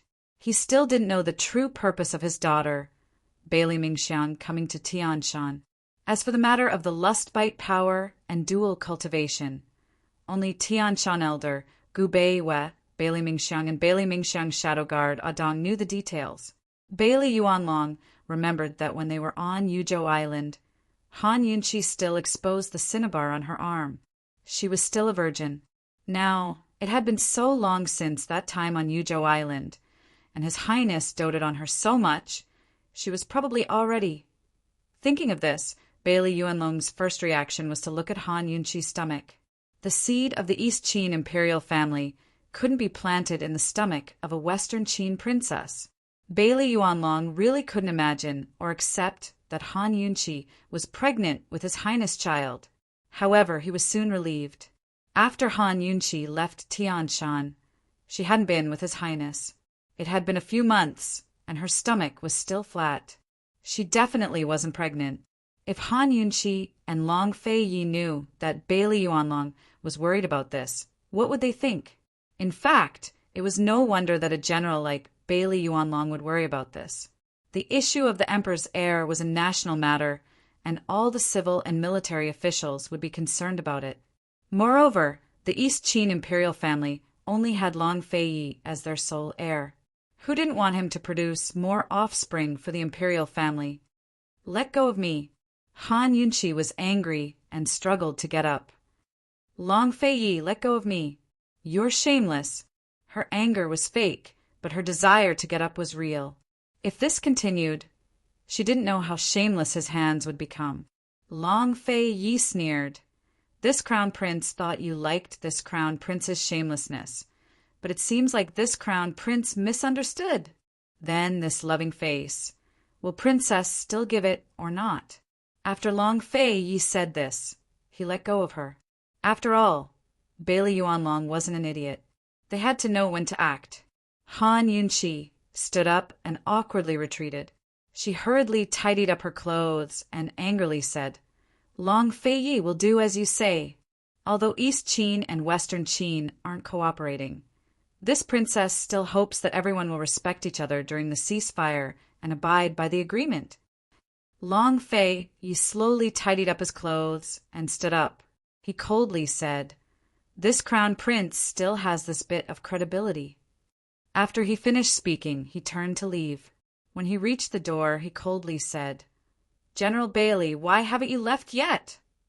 Bailey Yuanlong and the others finally came to their senses and hurriedly followed him out. They were full of admiration for His Highness. A woman like Han Yunqi could only be subdued by His Highness. After everyone left, Han Yunqi stood in place. Her heart was still beating fast. She waited for a while before going out, but Long Fei Ye's figure had long disappeared. Her heart was suddenly filled with an indescribable sense of emptiness. "Has His Highness returned to the main camp?" she asked Su Donglin in a low voice. "He went to the training field." "Don't worry, Master. Bailey Yuanlong will definitely be scolded." Su Donglin chuckled in a low voice. As for how much Long Fei Yi scolded Bailey Yuanlong afterwards, there was no need to mention it. After this, Bailey Yuanlong probably wouldn't dare to act blindly without thinking again. If Bailey Yuanlong didn't dare to make a move, who else in the army would dare to cause trouble for Han Yunqi? Han Yunqi's move of killing the chicken to warn the monkey was supported by Long Fei Yi. She could be considered safe in the East Qin camp. At night, Han Yunqi originally thought that Long Fei Yi would come. She had already asked Su Donglin to pass on a message for her. However, no matter how long she waited, Long Fei Yi still didn't come. The mermaid soldiers were on night watch, so Han Yunqi didn't dare act blindly without thinking. She could only wait. Who would have thought that Su Donglin would use the excuse of delivering something to tell her that Long Fei Yi had received an urgent message at the training field and was temporarily going out with Bailey Yuanlong. They wouldn't be back for 2 or 3 days and couldn't come to see her. Where did he go? What's so urgent? Han Yunqi anxiously asked. It should be a military matter. Master, this subordinate can't find out about military matters unless His Highness tells me. Su Donglin helplessly said. Han Yunqi understood that this was the military camp after all, so there were rules. She wrote a letter to Gu and called Su Donglin over, telling him that she would personally deliver it. This letter would tell Gu the truth and her whereabouts.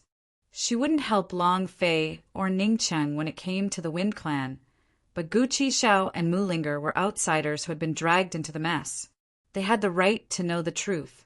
After Su Donglin left, Han Yunqi tidied up and prepared to sleep.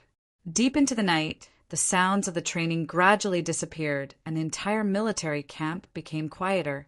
However, Han Yunqi tossed and turned for a long time, unable to fall asleep. Perhaps it was because they hadn't spent enough time together in the past few days, but she missed him so much that she couldn't sleep. Long Fei Yi, where are you now? What are you doing? She closed her eyes, and her mind couldn't help but recall everything that had happened during the day. Every word and action he had humiliated her, even the endless entanglements from 2 days ago. His grave and stern face, his deep eyes, his heat, his heavy breathing, the sweat that flowed to the tip of his nose, his strength, his gentleness. Han Yunqi turned over and buried her head in the pillow. She had the urge to go find him. She really missed that man. Heavens, the night really did make people lose their minds. At this time, a guard's voice suddenly came from outside the tent. The Princess of Western Qin, Miss Bailey, requests an audience. Bailey Mingxiang? Han Yunqi had already changed into her nightgown and was too lazy to change her clothes. It was really inconvenient to not have a maidservant in the military camp. She didn't come out, but shouted, "Let her in!" After Bailey Mingxiang came in, he stood in front of the large hanging curtain and bowed respectfully. "The Princess of Western Qin, may Mingxiang come in and speak with you?" Han Yunqi hesitated for a moment, then said, "Come in." Bailey Mingxiang carefully lifted the curtain and walked in. He saw Han Yunqi lazily sitting on the tatami, wearing a nightgown with the front lapels. Ordinary women would wear their nightgowns neatly and with all the buttons buttoned, even if they were in their boudoir or going to bed. However, Han Yunqi didn't button a single button. The front lapels were casually closed, and the hint of wine red inside was faintly discernible. Although Bailey Mingxiang had served as a maidservant in the leisurely Cloud Pavilion, she rarely went to the attic.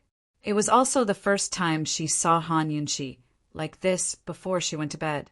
Bailey Mingxiang, who was more conservative than ordinary women, was greatly alarmed and didn't dare to look. She knelt down and lowered her head. After a while she said, "Esteemed Wang Fei, how long had it been since someone called her that?" Han Yunqi actually felt a little nostalgic and sad. This title represented the memories of the past that couldn't be erased. However, she still interrupted Bailey Mingxiang. What do you mean? Su Donglin had already passed on Long Feiye's warning, so she had to be more cautious. Although Bailey Mingxiang was a good girl, she was still a member of the Mermaid clan and Bailey Yuanlong's daughter. Chapter 850. Han Yunqi's wariness made Bailey Mingxiang extremely disappointed. Still, she quickly comforted herself that it was normal for esteemed Wang Fei to be on guard against her. After all, their positions were different now. Esteemed Wang Fei, Mingxiang has nothing else. Before she could finish, Han Yunqi cut her off unhappily. I'm no longer Qin Wang Fei, so you don't need to call me that. But Bailey Mingxiang raised her head anxiously. Long Fei Yi isn't Tianning's Duke of Qin either, is he? Bailey Mingxiang, I used to think of you as a sister, but now our sisterhood is over. You should leave. Han Yunqi's heart was stifled and uncomfortable. Before she transmigrated, she had been an orphan all by herself. After arriving at the Duke of Qin's estate, she was looked down upon and humiliated until she was loved and respected by everyone. She almost believed that she wasn't alone anymore. Unfortunately, good times didn't last. When she thought of Chu Shifeng's enmity, Bailey Yuanlong's enmity, Zhao Mama, and the shadow guard who'd once served at the Duke of Qin's estate, she realized that most of them were probably enemies now. Bailey Mingxiang seemed to want to say something, but Han Yunqi's words made her eyes redden. She silently withdrew. After she left, Han Yunqi sighed softly to herself. Long Fei Yi had brought Bailey Mingxiang with him in the name of performing acupuncture. It was all to fool Bai Yanqing into thinking that Bailey Mingxiang was someone who could dual cultivate with Bai Yanqing. After Long Fei Yi left Celestial Mountain, the fact that he wasn't injured and didn't need to perform acupuncture had been exposed.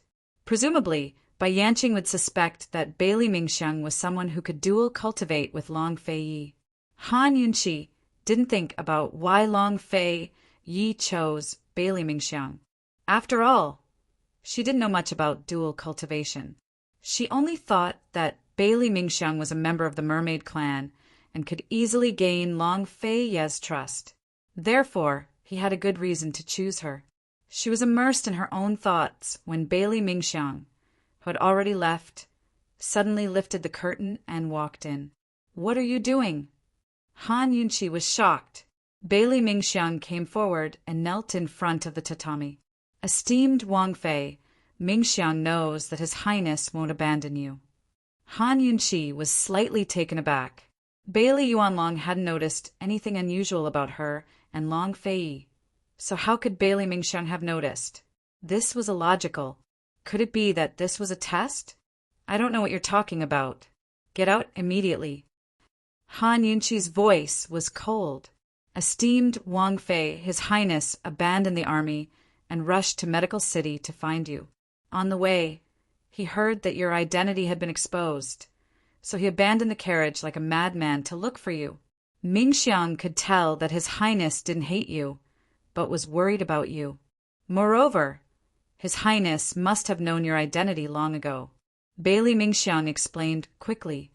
Han Yunqi knitted her brows and remained silent. Bailey Mingxiang continued. Esteemed Wang Feiyu. She raised her head to look at Han Yunqi's collarbone. Han Yunqi was stunned at first, but then she immediately pulled her clothes up to cover it. How could she have forgotten about this? Bailey Mingxiang looked weak, but she was very careful and had sharp eyes. Long Fei Yi had left countless marks on her body 2 days ago. Just that time in the carriage, he had bitten her neck and left a bruise. Although Bailey Mingxiang was a virgin, she was still an adult. How could she not understand? This kind of mark would disappear in 2 or 3 days. She had fallen into Long Fei Ye's hands 2 or 3 days ago. Other than Long Fei Yi, who else would have the guts to do this? Anyone with a brain would know what was going on just by thinking about it. Long Fei Yi was a serious germaphobe and a self-disciplined person. If he didn't love Han Yunqi to the bone, How could he do this to her? There was no need for Bailey Mingxiang to explain. The two women were well aware of the situation. Han Yunqi remained silent and didn't say a word. Bailey Mingxiang became even more anxious and hurriedly said, "Esteemed Wang Fei, Mingxiang already knew about your identity. When Su Xiaoyu scalded you, Mingxiang saw the phoenix birthmark when Mingxiang was applying medicine for you. When Mingxiang was young, Mingxiang read about it in an ancient book in the storehouse. The daughters of the Western Qin imperial family would always have a phoenix birthmark on their backs within 5 generations." Han Yunqi was shocked. She didn't expect Bailey Mingxiang to have hidden it so well. She had known about it for so long and had kept it a secret until now. Ning Cheng had told her about the birthmark in detail. Lady Tianqin's mother was the first generation of the Western Qin imperial family's legitimate daughter. Lady Tianqin was the second generation, so Mingxiang was the third generation. Therefore, she definitely had the birthmark. In fact, if the Western Qin imperial family hadn't been destroyed, her princess's granddaughter would have been far from the legitimate line of the imperial family. Seeing Han Yunqi's expression, Bailey Mingxiang hurriedly explained, "Esteemed Wang Fei, Mingxiang always thought that His Highness didn't know, so Mingxiang didn't dare to say it." Mingxiang. Bailey Mingxiang's eyes were wet. Mingxiang only hopes that esteemed Wang Fei will always be esteemed Wang Fei, and that His Highness will always be His Highness. She'd never forget the first time she'd seen Long Fei by the lake in their backyard. She'd never forget his silent face. She didn't like esteemed Wang Fei, who was so carefree, shouldering so much, and she didn't want His Highness Duke of Qin to bear such heavy responsibilities. She only hoped that they would be safe. She didn't ask for anything else. It would be great if she could quietly wait on them. Han Yunqi looked at Bailey Mingxiang and didn't know what to say. Su Donglin's words had moved her. She never thought that there would be such a silly girl like Bailey Mingxiang, who said that hatred couldn't be erased. Han Yunqi was extremely moved. She smiled and said, "I didn't dote on you guys for nothing." With Han Yunqi's words, Bailey Mingxiang finally breathed a sigh of relief. It's Mingxiang's good fortune that esteemed Wang Fei is willing to believe in Mingxiang. You're obviously very smart, so why do you keep saying such silly things? Han Yunqi had a helpless expression. She pulled Bailey Mingxiang over and sat down. "That's fine too. I can't sleep, so why don't you talk to me?" Bailey Mingxiang didn't dare to sit too close and kept a distance. Although she wasn't close, she could clearly see the marks on Han Yunqi's neck and several hickeys on her arms. These were all left behind by His Highness. There were so many and so deep. How many times did he do it? How intense was it? His Highness was such a cold person. What would he be like when he got hot? Bailey Mingxiang didn't dare to think too much. She hurriedly stopped herself from thinking about this terrifying question. Her ears were bright red. Noticing Bailey Mingxiang's bashfulness, Han Yunqi tightened her clothes. She rolled down her sleeves and pulled down her skirt. Bailey Mingxiang was a well-behaved and conservative woman. How could she stand the coolness of her body? Moreover, her body was covered in ambiguous marks. Although Han Yunqi did as the Romans did and was restricted by Long Fei, she was still very well behaved. However, when it came to sleeping, she really couldn't get used to the restrictions of the ancient people. After being restricted for a day, she needed to be free and unrestrained when she slept for a night. Her nightgown and nightgown were all custom-made. When she slept in leisurely cloud pavilion, she would at most wear a nightgown or a nightgown with straps. If she was so tired that she needed to catch up on sleep, she would definitely soak in a hot bath, eat fruit, and then curl up under the blankets. She would comfortably sleep until the sky darkened and the earth darkened until she woke up hungry. Unfortunately, this was the military camp. Moreover, she didn't bring any clothes, so she could only make do. Look! She was still wearing that wine-red undergarment under her nightgown. Bailey Mingxiang also noticed Han Yunqi's bashfulness. She became even more embarrassed and lowered her head, not daring to look at her. Naturally, Han Yunchi wouldn't bring up such intimate matters as a topic of conversation. She dispelled the awkwardness with a single sentence. Where did your father and Long Fei Yi go? I also don't know.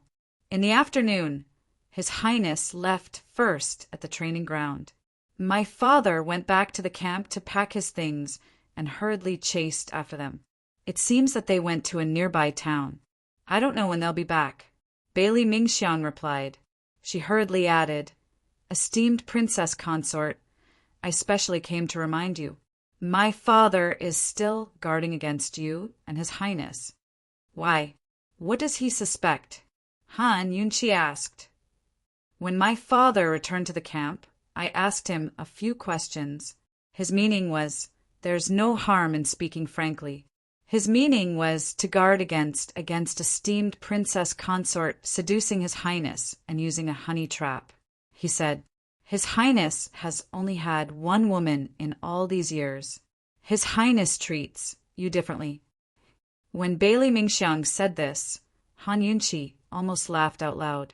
She couldn't help but harbor some thoughts. She wanted nothing more than to let Bailey Yuanlong know everything and anger him to death. However, it had to be said that Bailey Yuanlong understood Long Fei Yi quite well.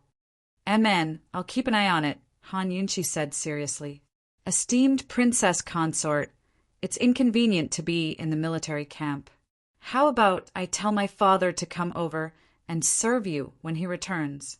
Just lie to him and tell him that I'm here to keep an eye on you?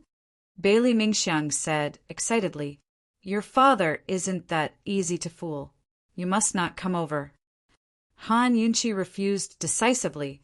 Bailey Mingxiang had ignored Bailey Yuanlong's objections and followed her for so long. If he came over at this juncture, he would only cause trouble. Later, I'll have His Highness find a maidservant. Han Yunchi changed the topic. Mingxiang, what's dual cultivation? How do you cultivate it? Do you understand? What she really wanted to discuss with Bailey Mingxiang was this matter. Bailey Mingxiang was put in a difficult position. I don't know either. When I went to Tian Shan, Elder Kenzo taught me the Nirvana Sutra and some swordsmanship routines. He didn't say anything else. You don't know anything about it? Han Yunchi was suspicious. Bailey Mingxiang thought for a moment, then hurriedly said, Oh, right. Elder Kenzo said that dual cultivation can only be done by someone who is as talented as His Highness in martial arts. In any case, it can only be higher than His Highness, not lower. Two martial arts experts cultivating in seclusion together? Han Yunchi muttered to herself. That should be the case. Bailey Mingxiang also thought so. Han Yunchi thought of Gu Beiyue. Gu Beiyue's shadow technique was superb. With that kind of shadow technique, he must have extremely powerful internal energy. Gu Beiyue was so young, yet he could cultivate such superb shadow techniques with his sickly body. His martial arts talent must be extremely high. If Gu Beiyue recovered his martial arts, he would be a good candidate. Mingxiang, don't come to my place. It's best if you don't come over. Han Yunchi said, Seriously, since His Highness is using you to lure the snake out of its hole, I'm sure Bai Yanqing will send someone to keep an eye on you. Bailey Mingxiang only just remembered this matter and immediately understood. Other than Adong, she also had several experts from Tian Shan Kenzo protecting her. They were waiting for Bai Yanqing to make a move. Esteemed Wang Fei, then Mingxiang will take her leave. Bailey Mingxiang hurriedly turned to leave. Don't call me esteemed Wang Fei. From now on, call me princess. Han Yunchi reminded her. Bailey Mingxiang nodded and hurriedly left. That night, Long Fei Yi didn't return. Early the next morning, Han Yunchi didn't fall asleep until daybreak, but not long after, she was awakened by a familiar smell. Chapter 851. Han Yunchi lazily got up and wrapped her clothes around herself. Just as she was about to get up, she was suddenly startled awake. She carefully sniffed the air and immediately recognized that it was the aroma of old hen soup. She was so scared that she broke out in a cold sweat. She blurted out, "Xiao Mama!" As soon as her voice fell, the curtain was suddenly lifted. She saw Zhao Mama standing by the curtain. She seemed to have specially dressed up. Her hair was neatly combed, and there were many vows inserted. Her face was radiant, and her spirit was refreshed. She held the curtain with one hand, and the other hand was very politely placed on her abdomen. Her lean body stood perfectly straight, very much like a rigid old court lady in the palace. However, her face was smiling like the Maitreya Buddha, and her eyes were squinted into a straight line. "Master, this old servant is here." After Zhao Mama finished speaking, she no longer had any manners. She covered her mouth with both hands and began to laugh, unable to close her mouth. The day before yesterday, when she received His Highness's order, she and a shadow guard rushed over day and night. If it wasn't for the fact that she brought 10 old hens and was delayed several times on the way, she would have arrived yesterday evening instead of at dawn. Han Yunqi's mouth twitched a few times before she spoke. "Zhao Mama, long time no see." Zhao Mama glanced outside and quickly came in. She leaned close to Han Yunqi's ear and whispered, "Master, His Highness Shadow Guard has told this old servant everything." "Master, don't worry. This old servant will call you princess in the future. This old servant is not from East Qin or Western Qin. This old servant is one of you and His Highness people." As she spoke, she couldn't help but giggle twice. She forced herself to stop and continued, "In the future, I will also be one of Little Master's people." "Little Master?" Han Yunqi was stunned and didn't understand. Granny Zhao smiled again. This smile could really be regarded as a joyous occasion. "Hee, Princess, His Highness asked this old servant to come here. Did he explain everything clearly to this old servant? What did he tell you?" Han Yunqi suddenly felt a little scared. "His Highness told this old servant to nourish the princess's body well in the next few days. I can't let the princess feel the slightest discomfort." Granny Zhao replied honestly. Han Yunqi almost banged her head against the wall when she heard the words "in the next few days," and "in the next few days." What was Long Fei Yi trying to do? Zhao Mama was a shrewd old woman who'd come from the depths of the palace. She'd be able to understand Long Fei's implicit words perfectly. Even if Long Fei didn't have an underlying meaning, she'd be able to extend it to infinity. Zhao Mama sat down on the edge of the tatami and said earnestly, "Mistress, His Highness was in such a hurry to find this old servant. You must be tired out these few days, right? Look at your face, it's already pale. This old servant has already told you that His Highness is young and full of vigor and energy. At his age, an ordinary man would already have 3 wives and 4 concubines. He only has you. If he doesn't torment you, who else can he torment? Look, you didn't listen to your elders, and now you're suffering, right? If this old servant didn't guess wrong, His Highness must have been tormenting you every night these few days, right?" As Zhao Mama spoke, she snickered and her eyes began to size up Han Yunqi's body. As she looked, she said, "Princess, this old servant will remind you again. His Highness is at the age where he's like a wolf or a tiger. You have to understand." "Stop." Han Yunqi anxiously shouted. Her face was really pale. Zhao Mama wasn't a virgin Bailey Mingxiang, but a shrewd old palace maid. Many shameful things in the palace were taught by old palace maids like her. Even if Long Fei Yi didn't understand, she would definitely understand. Did Long Fei Yi really call Zhao Mama here just to make chicken soup for her to nourish her body? If she believed him, she wouldn't be surnamed Han. "Princess, this old servant hasn't finished speaking. This old servant means, I know what you mean. No need to say more. Bring your soup over. I'll drink it all." "Princess, drinking it all is a must. However, things are different now. This old servant has something to say to the princess." Zhao Mama's face was serious, even a little stern. "How is things different now?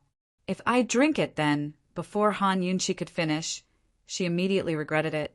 As soon as she stopped, Zhao Mama immediately continued, Of course things are different now. In the past, when the princess was unconscious, His Highness ordered this to nourish the princess's body. But now the princess is... Where's the soup? I'm hungry. Hurry and bring it over. Han Yunqi forcefully interrupted. Zhao Mama hurriedly brought over the cooked chicken soup. Your Highness, I only arrived at dawn today. Time was too rushed, so I only made pure chicken soup. This old servant brought a lot of medicinal herbs and 10 old hens. From tomorrow onwards, aren't you afraid that Bailey Yuanlong and the others will find out? Han Yunqi's face was completely pale. Zhao Mama smiled mysteriously. Your Highness, this old servant has been in the palace for so many years and has never made a mistake, much less in the army. Don't worry, this old servant has a way. What way? Han Yunqi was still worried.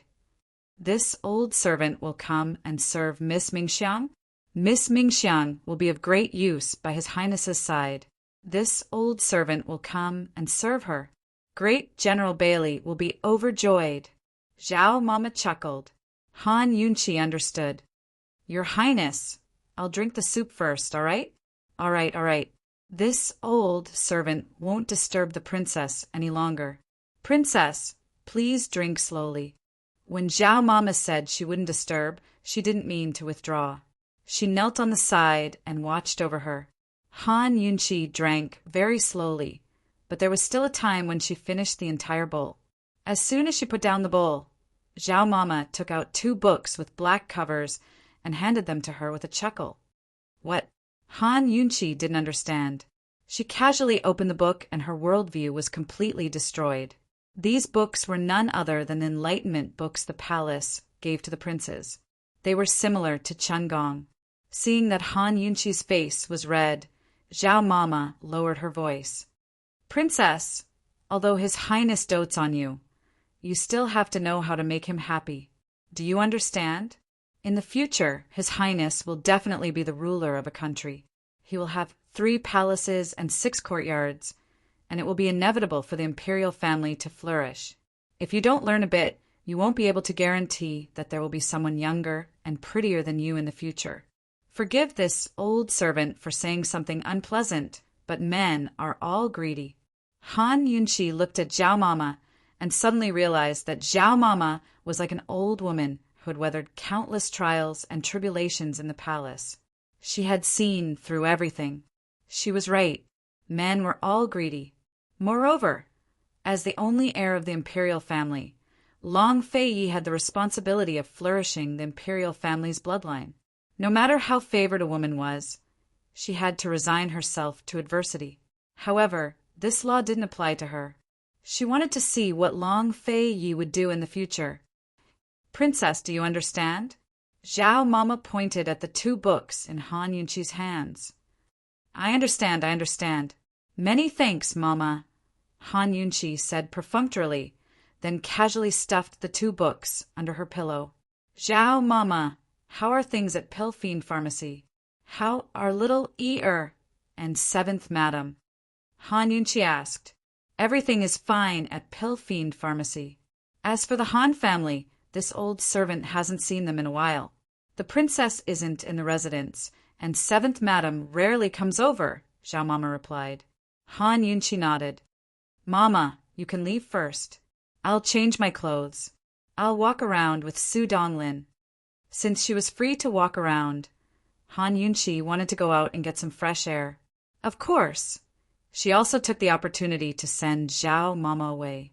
Otherwise, who knew if Zhao Mama would ask her about the details of her relationship with Long Feiyi? Just thinking about it was scary. Han Yunqi and Su Donglin leisurely strolled around the camp. Han Yunqi discovered that the camp was divided into 3 parts. They were in the center, where the main camp and rations were. On the 2 sides, one was where the troops were stationed, and the other was where the training grounds were. Not far ahead was the battlefield. As soon as she and Su Donglin approached Long Feiyi's main tent, they were immediately stopped by several mermaid soldiers. She didn't insist and turned to leave. She had a premonition that Long Feiyi you wouldn't be back so soon. As expected, Long Fei sent someone to report that he wouldn't be back until 3 days later. A few northernly spies with high martial arts had been discovered in the nearby towns. It wasn't clear whether they were sent by the northernly imperial clan or the Wind clan. Han Yunqi could only settle down and focus on cultivating the third level of her poison storage space. But how could it be so easy to settle down? She couldn't sleep for 2 consecutive nights. Long Fei was not only dealing with the spies, but also paying attention to the situation of the Feng clan in Northernly. In a secret residence in the city, he had just finished interrogating 2 spies and ordered people to silence them when the Shadow Guard came over. Your Highness, Hellion and her son have been handed over to concubine Zhao's people. They are expected to arrive at the Northernly imperial capital in 10 days at the earliest. The Shadow Guard reported truthfully. Concubine Zhao was the biggest chess piece that Long Fei had placed beside the Northern Dynasty's emperors. Concubine Zhao was not only a secret agent, but also a pillow talk that could influence the decisions of the Northern Dynasty's emperors. Where is Jun Yixia? Long Fei asked. He has been confined to Northern Li's Tianhe City. The 30,000 horses are all left in the western suburbs of Tianhe City. To the outside, it is said that they need to be examined by a veterinarian to prevent the horse plague. The Shadow Guard reported truthfully. Long Fei's lips curled into a cold smile. The Northern Dynasty's emperor's actions were faster than he had expected. He was afraid that Ningqing would definitely sow discord. Long Fei was not in a hurry. As long as concubine Zhao's side took action, the Northern Dynasty's emperors would definitely not let Jun Yixia go. At that time, the old fox behind Jun Yixia would have no choice but to appear. Of course, the old fox would most likely appear in advance because the bait, Bailey Mingxiang, had long been targeted. The few spies who returned to the city this time were aiming for Bailey Mingxiang. He didn't believe that the old fox would not appear if he acted on both sides. What's the situation on Ningqing's side? Long Fei asked again. I couldn't find out anything, but the princess sent a letter to Gu, the Shadow Guard reported. Han Yunqi had told him about how Gu and Mu Ling had interrogated by Yu Qiao in the capital. Long Fei had always treated Gu as a troublemaker and was too lazy to pay attention to him. If they could get something out of by Yu Qiao's mouth, they wouldn't have to wait so long. Long Fei thought for a while before saying, serve him with brush and ink. He personally wrote a letter to Gu Beiwei and sent it to Chu Tianyin, who then contacted Gu Beiwei. Gu Beiwei had the right to know the truth. As for Gu Beiwei's choice, Long Fei couldn't force him. After all, Gu Beiwei had chosen to work with him in order to hide Han Yunqi's identity. Now everything had changed. After sending off the letter, Long Fei asked casually, "Where's Bailey Yuanlong?" The general is still personally distributing the weapons in the West. He's asked Your Highness to go over and inspect them, the Shadow Guard replied. The ceasefire was to prepare for an even bigger battle. The Tang clan had secretly delivered a new batch of weapons to the city. Bailey Yuanlong had personally arranged for them. Once he was done, Long Fei could look over them and secretly distribute them to the various armies. Once this matter was settled, they could go back. The soonest was evening, and the latest was night. Tell him this crown prince will be there later, Long Fei said before putting on his mask and heading out the door. The Shadow Guard didn't understand. He glanced back and saw His Highness heading for the streets. Was His Highness going to buy something? But when had His Highness ever bought anything himself? Chapter 852. In the dead of night. With the cessation of the war between Eastern and Western Qin, the Western Qin barracks were no longer as brightly lit as before. Instead, it was quiet. In the main tent, it was dark. Only the moonlight that shone through the skylight barely illuminated the small world around the desk. Ningqing sat beside the desk with his back to the wall. The moonlight shone down from above, but it couldn't illuminate his face. It only outlined the outline of his figure. Apart from his usual aloofness and solitude, he was filled with desolation. This kind of desolation emanated from his body and enveloped the darkness of the entire tent. The early autumn night became especially bleak because of this. In a month's time, it would be the Mid-Autumn Festival, the reunion festival. Ning Chung suddenly leaned back, and the back of his chair hit the table and got stuck. He lay on his back, and when he looked up, his handsome face was bathed in the holy moonlight. He was as desolate as an abandoned child. Even the gentle moonlight would hurt him. He closed his eyes and immersed himself in his memories. There was only one person in his memories, Han Yunqi. At that time, she wasn't the princess of Western Qin. She was just the Qin Wangfei, just Han Yunqi. Her delicate and pretty little face was extremely angry, and her pair of cold phoenix eyes were burning with anger. She strode in from outside the pavilion and walked in front of him, picking up the wine on the table and fiercely splashing it on his face. She said, "Ning Cheng, this wine is for you to wash your face. It's to remind you not to be so shameless. Don't think that no one can tell that you cheated with distiller's grain number 7. This scene kept repeating, and repeating again, along with her voice. That woman, with her petite body, was fearless in front of him, a man who was more than 8 meters tall. The aura she exuded was far stronger than his. Love at first sight wasn't love at first sight. It was an action, a sentence, or even a smile or an angry face that was unforgettable and unforgettable. Han Yunqi would never know that her angry face was so beautiful in Ning Cheng's eyes. No one knew that after that time. Ning Cheng seemed to be possessed by a devil.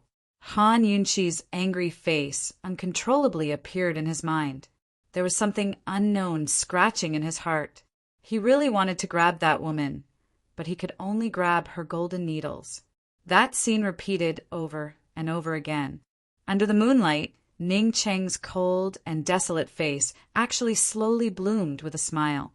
It was an incomparably pure smile, but it made one's heart ache. Compared to the princess of Western Qin, he loved Han Yunqi more. She was pure and simple. No one was Han Yunqi. Love is submission and loyalty. But now he had such a thought. If he wasn't the descendant of the D clan, if he wasn't her servant, could he let go of everything and just be himself? To fight, snatch, and go crazy for the woman he loved? Suddenly, a voice interrupted Ning Cheng's thoughts. He, who had always been vigilant, did not realize that someone had already entered. "Master, you only just found out that this subordinate has entered." The guard's tone was serious. This guard was different from the others. He was a man in his 40s and used to be the personal attendant of Ning Cheng's father. After Ning Cheng's father passed away, he had served Ning Cheng ever since. He was Ning Cheng's martial arts master and had watched Ning Cheng grow up. Although he was Ning Cheng's personal bodyguard, he had the power to meddle in the affairs of the Ning clan troops and Cloud Realm Trade Consortium. Everyone called him Uncle Chung. "Master, this is the letter the princess sent to Gu." It almost reached Gu's hands, but luckily he intercepted it in time. Uncle Chung presented a letter with both hands. After Han Yunqi and Long Fei left, Ning Chung realized that Han Yunqi had lied to him about everything. His first thought was naturally Gu and Mu Ling. Back then, he had used Gu to put on a show to win by Yanqing's trust. But he never expected Gu and Han Yunqi to put on a show as well and hide many things from him. As soon as Han Yunqi and Long Fei left, he reminded Ning and had her send people to keep watch in secret. As expected, they caught a secret letter between Han Yunqi and Gu. Ning Cheng opened the letter and read it before breaking into a cold smile. His smile was filled with endless pain and ruthlessness. Han Yunqi and Long Fei Yi had told Gu the entire truth. If Gu saw this letter, would he be in as much pain as he was in now? Han Yunqi, is your heart cruel enough, or is Long Fei Yi really that good? Outsiders can't enter your eyes and your heart? Master, since the princess and Gu have private letters, If Gu doesn't receive the letter, he will definitely be suspicious. Uncle Cheng's words implied that Gu wasn't easy to deal with. Let Ning and think of a way to send Mu Ling away first. I have my own ways to deal with the rest, Ning Cheng said cold. He had to have at least one hostage in his hands. Currently, it seemed that it could only be Mu Ling. Long Fei, you wouldn't care about that girl, and perhaps Gu wouldn't really care. But Han Yunqi would definitely care about this cousin. Gu really wasn't an easy person to deal with. If he wanted to take back Bai Yuqiao from his hands, he would have to put in a lot of effort. What's the situation with Jun Yixia? Ning Qing asked again. 30,000 horses are all stranded in the western suburbs of Heavenly River City. A few days ago, the president of the Northernly Chamber of Commerce and several directors were invited to a banquet by the Northern Dynasty's emperors. Our people even spoke with them.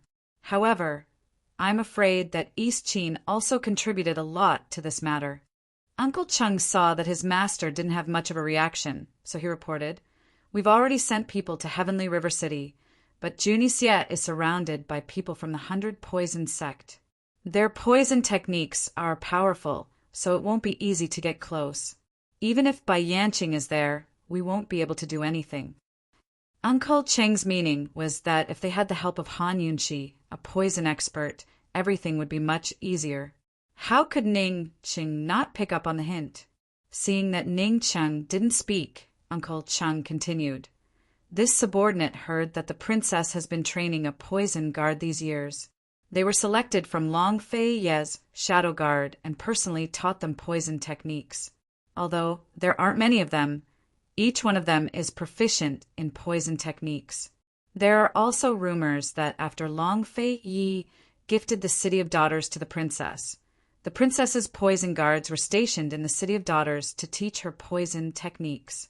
Master, the princess governs the City of Daughters under the mercenary system. Once those female assassins learn poison techniques, the consequences will be unimaginable. Hee, I didn't expect her to have this kind of ability. Ning Cheng sneered. With Long Fei Yi standing on her toes, there's nothing she can't do. Master, if the princess can't be used by us. Before Uncle Cheng could finish speaking, Ning Cheng suddenly slammed the table with a bang. The princess will never be used by us, because we must be used by the princess. Uncle Cheng, for my father's sake, this clan head will spare you this time. If there's a next time, you'll have to serve my father.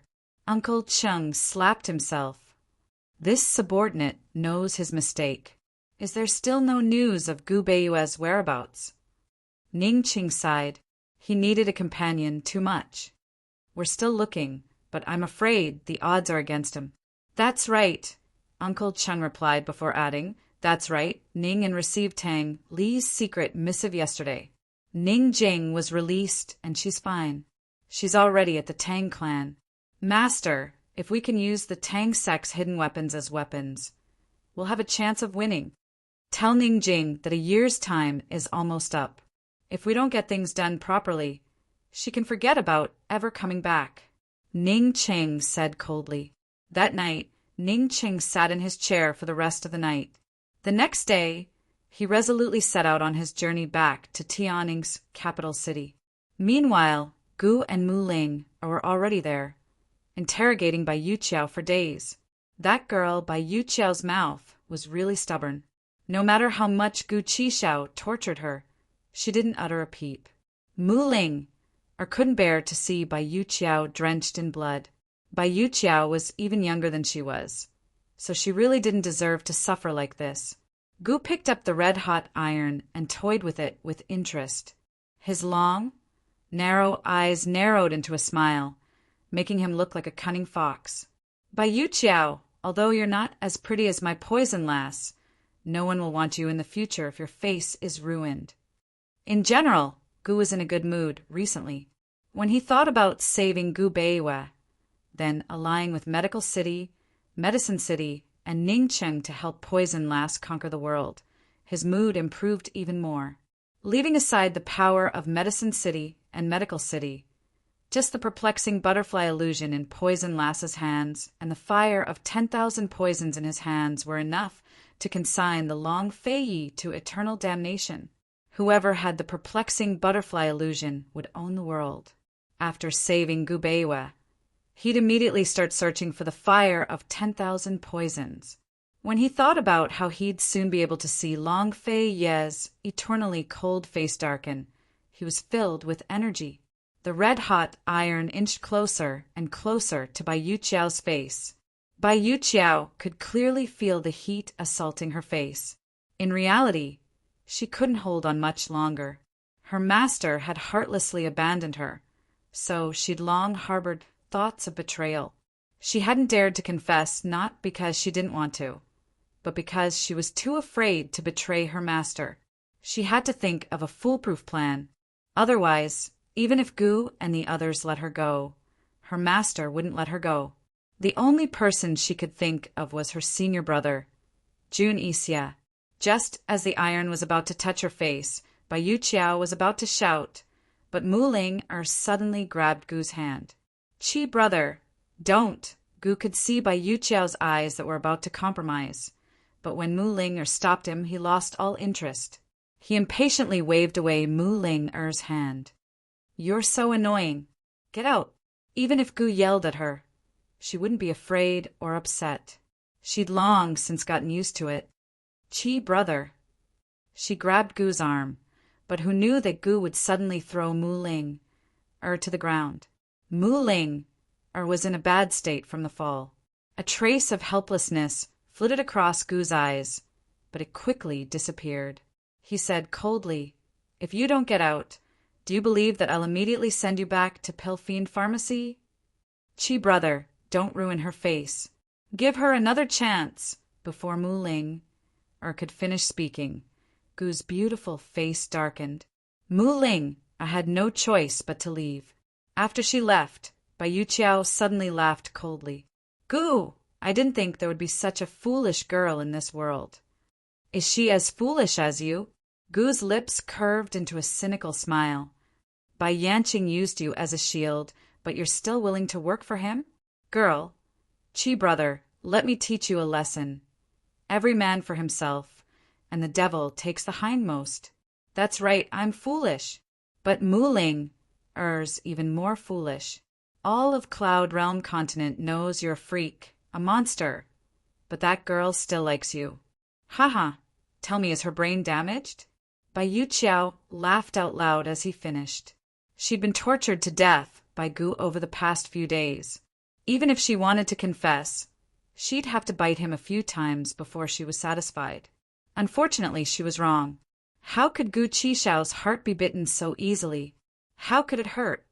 He is rather foolish, but it's a pity that this young master doesn't like him. Gu chuckled. Outside the door, Mu Ling-er, who hadn't left, heard everything clearly. Chapter 853. Mu Ling-er froze outside the door. She didn't know why, but that night when Chi brother would rather she die than let Ning Qing off, she hadn't been so upset. But when she eavesdropped on those words, she felt so terrible that she wanted to die. She remembered when she was very, very young, a mama had told her, "Ling-er, eavesdropping is the truest words." Mu Ling-er sniffled. She wanted to be brave like that night, but in the end, she couldn't take it anymore. Covering her face, she turned and ran, her tears drifting in the wind inside the room. After Gu finished speaking, he didn't hesitate to fiercely burn Bai Yuqiao's face with the iron. Caught off guard, Bai Yuqiao screamed in pain. "Ah, ah!" Amidst the screams were Gu Chishao's own words. "This young gentleman forgot to tell you, but only this young gentleman is allowed to bully that silly girl. If you dare to scold her again, this young master will ruin the right side of your face too." Bai Yuqiao screamed as she stared at Gu Chishao's devastatingly beautiful face, her body trembling. Everyone said that beautiful women had the hearts of snakes and scorpions, but beautiful men were even more so. Gu Chishao was too frightening. Bai Yuqiao regretted her past actions. She should have confessed on the first day. "I confess. I confess." Master's whereabouts are usually unknown. Even senior brother, and I don't know where he is. He's always been the one to contact us, so we have no way to find him, Bai Yuqiao said anxiously. But Gu wouldn't let go of the iron until he got the information he wanted. I only know that Master has a courtyard within Tianning's borders. Han Yunqi's servant girl, Su Xiaoyu, is imprisoned there. I can take you there, Bai Yuqiao said. Seeing that Gu had no intention of giving up, she hurriedly said, That's all I know. Let's go over there first and discuss the situation again. After saying that, she took the initiative to move her face closer. If you don't believe me, you can ruin my face too. Anyway, I don't want to live anymore. Only then did Gu put down the iron. At this time, Ningen came over. Just as Ningen was about to enter the room, Gu pushed her out and closed the door. How's Han Yunqi doing recently? He asked in a low voice. It was about time for Han Yunqi to send a letter. He had been waiting for it. Due to the recent ceasefire, there are a lot of things going on in the military, Ningen said calmly. Ceasefire. Gu was surprised. Amen. A few days ago, Princess and Ningqing went to negotiate with the Long Fei Yi. They decided to stop the war and deal with the Wind Clan separately. Therefore, Bai Yuqiao is very important to us. Gu, whether or not Princess can win against the Long Fei Yi depends on you, Ningen said seriously. She's already confessed. Gu relayed Bai Yuqiao's words to Ning and was overjoyed. Gu, when I see Princess, I'll definitely put in a good word for you. Gu snorted. Do I need you to put in a good word for me? Put away your tricks and don't disgust me. Go and prepare. We'll set off tomorrow. Okay. As soon as Ningen left, she immediately sent a secret letter to Ningqing. Gu also secretly wrote a letter to Han Yunqi, asking about the ceasefire. Whether Gu's letter could reach Han Yunqi's hands was unknown. Chu Tianyin had already received a secret letter from the Long Fei Yi, but he was unable to contact Gu Beiwe. Previously, when he contacted Gu Beiwe, he used Gu Beiwe's goshawk to deliver the letter. When he sent the letter, Chu Tianyin only knew that Gu Beiwe was in Bai Yanqing's hands, but he didn't know where he was. The goshawk had already returned. Where could he find him? Helpless, he could only send the secret letter back to the Long Fei Yi. As for Gu Beiwe's situation, he could only wait for Gu Beiwe to take the initiative to contact him again. Everyone was looking for Bai Yanqing, and Jun Yixia had also been inquiring about his master's whereabouts.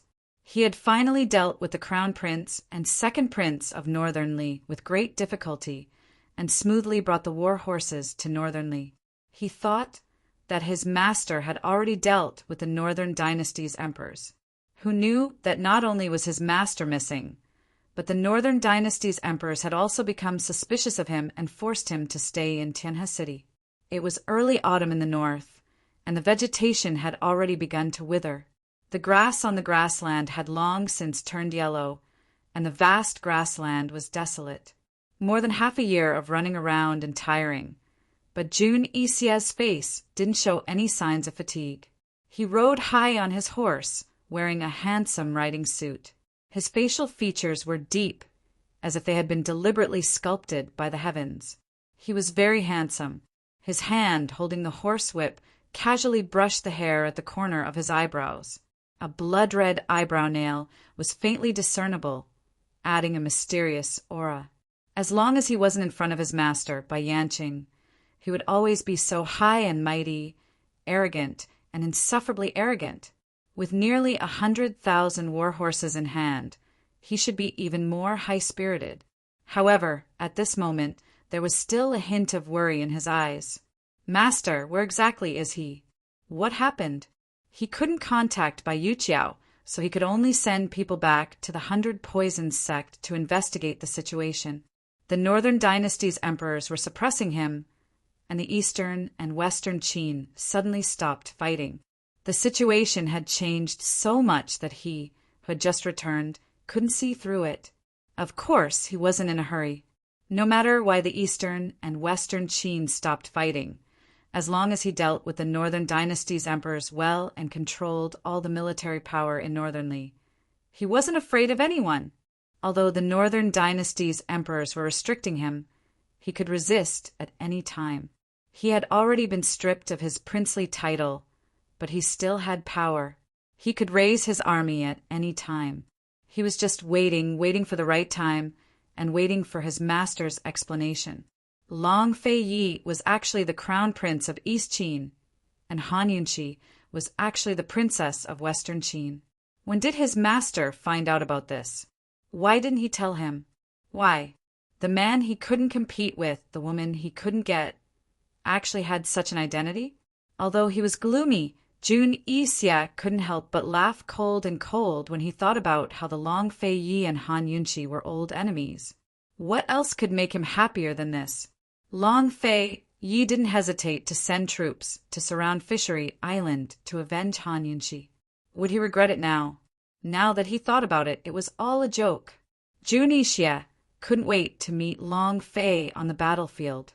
Then he'd have a good laugh at him. Thinking up to here, Jun Yixia laughed cold and cold. The attendants on the side were all terrified and confused. All of Cloud Realm continent seemed to have calmed down after the Eastern and Western Qin stopped fighting. But dark waves were brewing beneath the surface. A violent storm was slowly brewing as various factions made their own preparations. Besides Ning Cheng, no one else would have guessed that Long Fei Yi and Han Yunqi didn't hate each other at all. Instead, they were even more affectionate than before. When Long Fei Yi went to find Bailey Yuanlong, he was empty-handed. Even the Shadow Guard had no idea if or what he'd bought. That was because he'd just sent away all of the Shadow Guard. Bailey Yuanlong had already been waiting for him for 4 hours. "Your Highness, were you delayed by important matters?" It wasn't clear if Long Fei Yi heard him, but he didn't reply. Bailey Yuanlong didn't dare to act rashly since His Highness had no need to report his whereabouts to him. He respectfully invited Long Fei Yi to a seat of honor and presented him with a report. "Your Highness, everything's been arranged. Please take a look."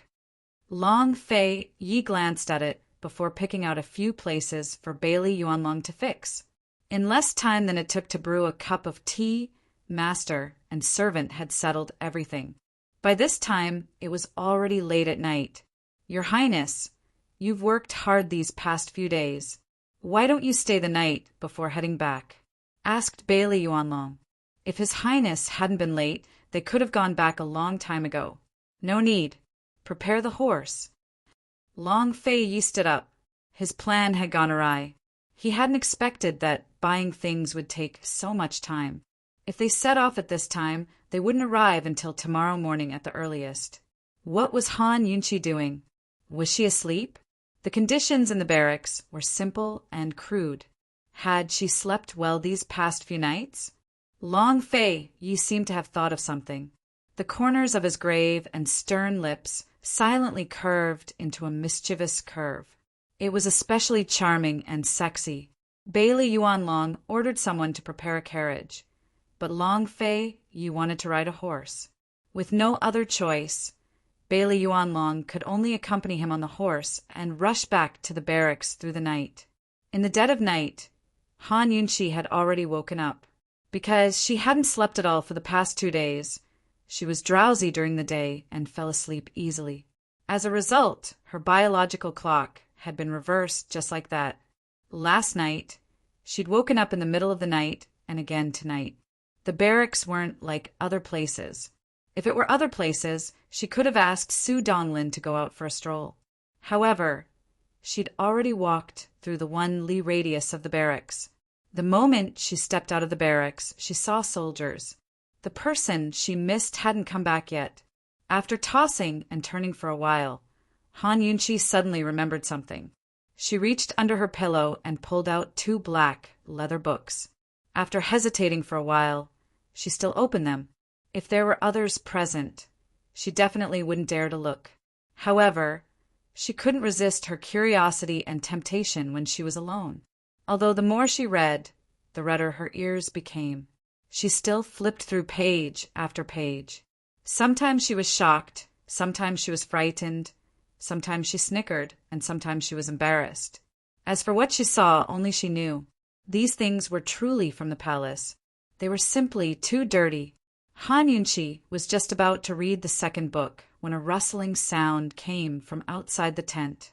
It was so late and there was still movement. Could it be that Long Fei Yi had returned? Han Yunshi immediately panicked and her face flushed red.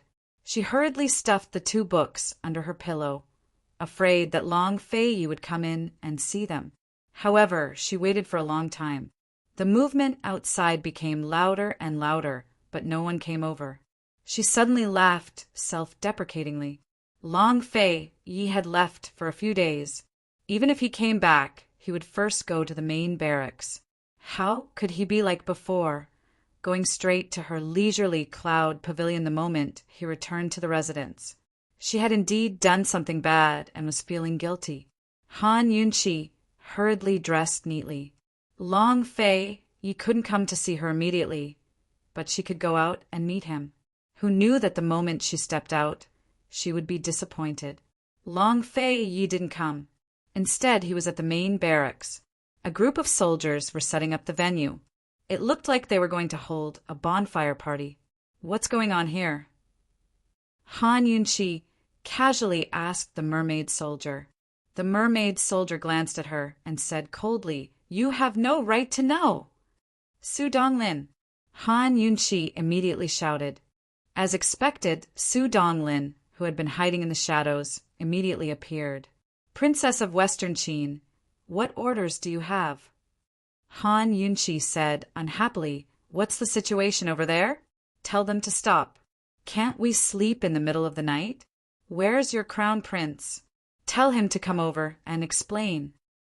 Chapter 854. Han Yunshi pretended to be arrogant and bossy, causing the mermaid soldiers beside her to look over. They were so angry that they almost flew into a rage, but in the end they held it in. Su Donglin snickered and hurriedly explained, "Your Highness, His Highness can only see you tomorrow. As for the other side, there is a bonfire banquet tomorrow night. Time is tight, so we must hurry up and prepare." Han Yunshi said that just now because she wanted to find out news about Long Fei Yi. Hearing that Long Fei Yi would be back tomorrow, she was overjoyed. Why is there a bonfire banquet? Who is it to welcome? In her impression, the bonfire banquet in the army was a rather grand banquet, so there must be a reason for it.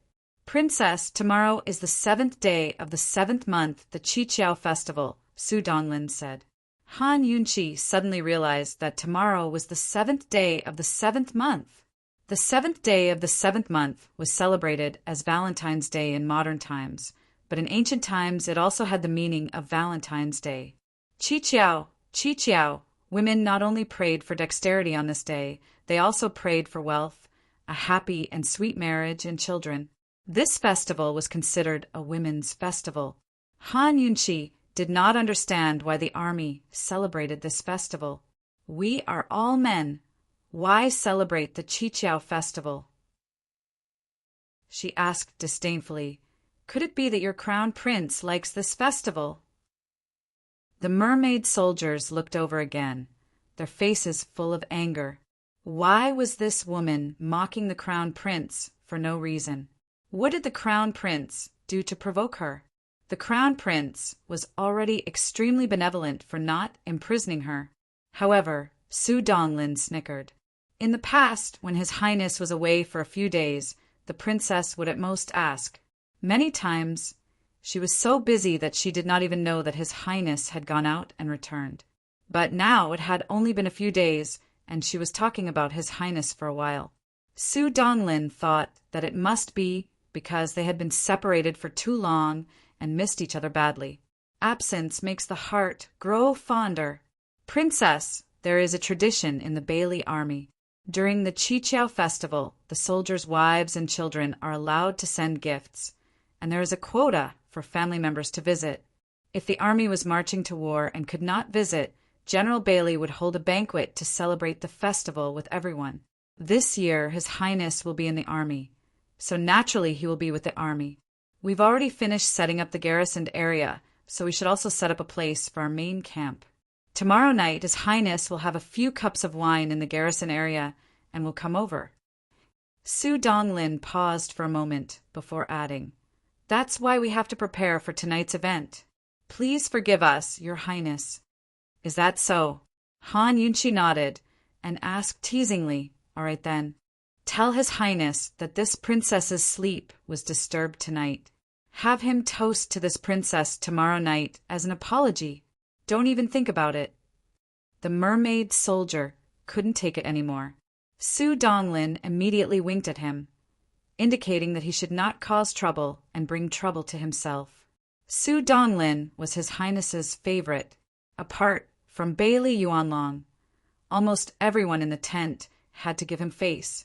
The mermaid soldiers naturally didn't dare disobey him. They turned their heads away. What the eye doesn't see, the heart doesn't grieve over. "Don't worry, Your Highness. This one will definitely pass on Your Highness's message. Princess, please go back." Su Donglin winked at Han Yunchi as he spoke. Han Yunchi went back, perfectly satisfied. After putting on this show with Su Donglin, she had ample reason for Long Fei to invite her to the banquet. When the time came, Bailey Yuanlong wouldn't be able to stop her. In any case, there was a place in the main camp, so she didn't have to go out and show her face in public. After confirming that Long Fei would be back tomorrow, Han Yunchi was no longer upset. Since she couldn't sleep, she sat up to cultivate. The third level of the poison storage space was much more taxing than the previous two levels.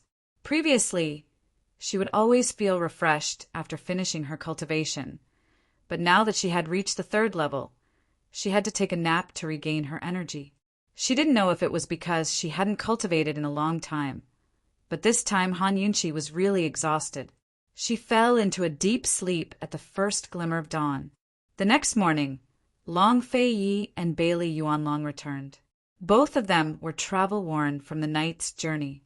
When their horses reached the main camp, the soldiers immediately came to lead them. After Long Fei dismounted, he glanced at Han Yunchi's tent and saw Su Donglin sitting at the entrance. Bailey Yuanlong dismounted and said, "Your Highness, hurry and rest. You'll have to host tonight's bonfire banquet. Many of the soldiers in the barracks haven't seen you before. They're all looking forward to it." Long Fei grunted and strode toward the main tent. When he passed by Han Yunchi's tent, Su Donglin had already stood up to salute him. Long Fei was clearly in a hurry, but he still stopped in front of Han Yunchi's tent. Su Donglin immediately came over. "Has she been well behaved these past few days?" Long Fei asked. Bailey Yuanlong also paid attention when he heard this. "The Western Qin princess has been wandering around outside these past few days, spending most of her time in her tent. It's not convenient for this subordinate to go in, and I don't know what she's doing. Just last night, the soldiers woke her up when they were building firewood. She said that tonight's banquet would be Your Highness' punishment to apologize to her." Su Donglin reported. Bailey Yuanlong immediately snorted. "Self-righteous. She has no right to attend my East Qin army's banquet." Su Donglin glanced at Long Fei. Long Fei didn't say whether Han Yunchi would be invited or not. He coldly said, "Call her out." Su Donglin shouted a few times through the curtains, but there was no response. "What's going on?" Long Fei's eyes flashed with a trace of anxiety. Su Donglin naturally knew what was going on. The princess had been sleeping day and night these past few days. She hadn't come out the entire morning, so she must be sleeping in right now. However, Su Donglin didn't explain. He slapped his thigh. Nothing bad happened, right? The princess hasn't come out the entire morning. Your Highness, General, the Western Qin princess wouldn't have run away, right?" As soon as his voice fell, Long Fei charged in. "Han Yunchi!" Long Fei cried out in alarm. No matter how deeply Han Yunchi slept, she was immediately awakened. In her daze, she heard Long Fei's figure and immediately got up to lift the curtains. Her face was languid and sleepy, and her waist-length hair was casually scattered. Her nightgown was lightly tucked in, revealing her well-proportioned fair legs and snow-white, jade-like arms. Her clothes were loose and overlapping, revealing her deep cleavage. Long Fei Yi was instantly stunned, but Han Yunqi woke up the moment she saw him. At that moment, Bailey Yuanlong also caught up. "Your Highness, what's—" The moment Bailey Yuanlong came in, Long Fei Yi suddenly flew forward and pushed Han Yunqi into the inner room, then casually lowered the thick curtains. Han Yunqi was caught off guard and almost fell. Fortunately, Long Fei Yi caught her wrist in time. She leaned back, and her nightgown also fell back, leaving both sides completely open. She really wasn't used to wearing the ancient people's underwear because it was too thin. She had to wear several layers to cover it up. That wine-red color was her custom-made chest. But even so, how could that wine-red color cover her proud peaks? Long Fei Ye's eyes met hers, and his gaze couldn't help but move downwards. He always looked at her beauty with a scrutinizing gaze, even a little serious, which made Han Yunqi feel a lingering fear. This guy was actually the scariest and most domineering when he was serious. Even she didn't have any room for negotiation.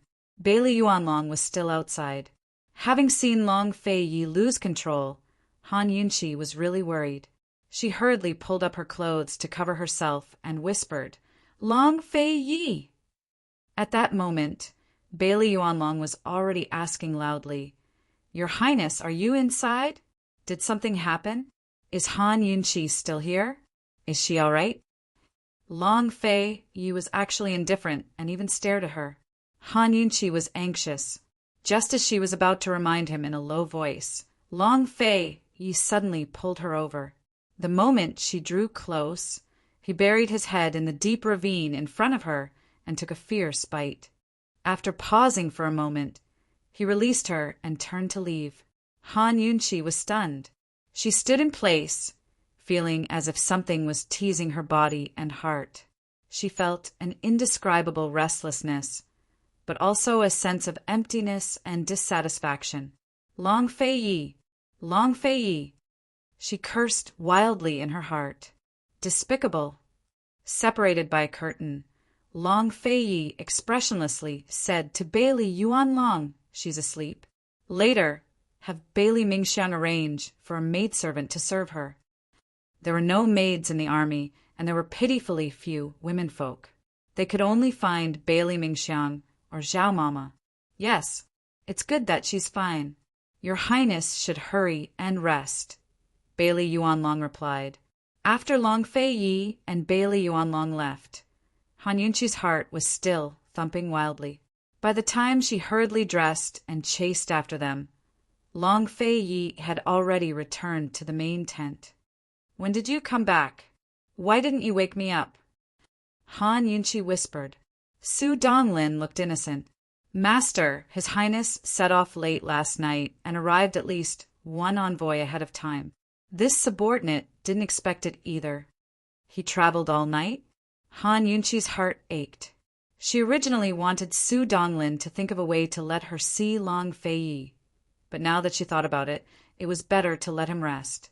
Tonight's bonfire party was bound to last until late into the night. Although his body was in good condition, she couldn't bear to torment him like this. "Master, Bailey Yuanlong doesn't allow you to attend tonight's party.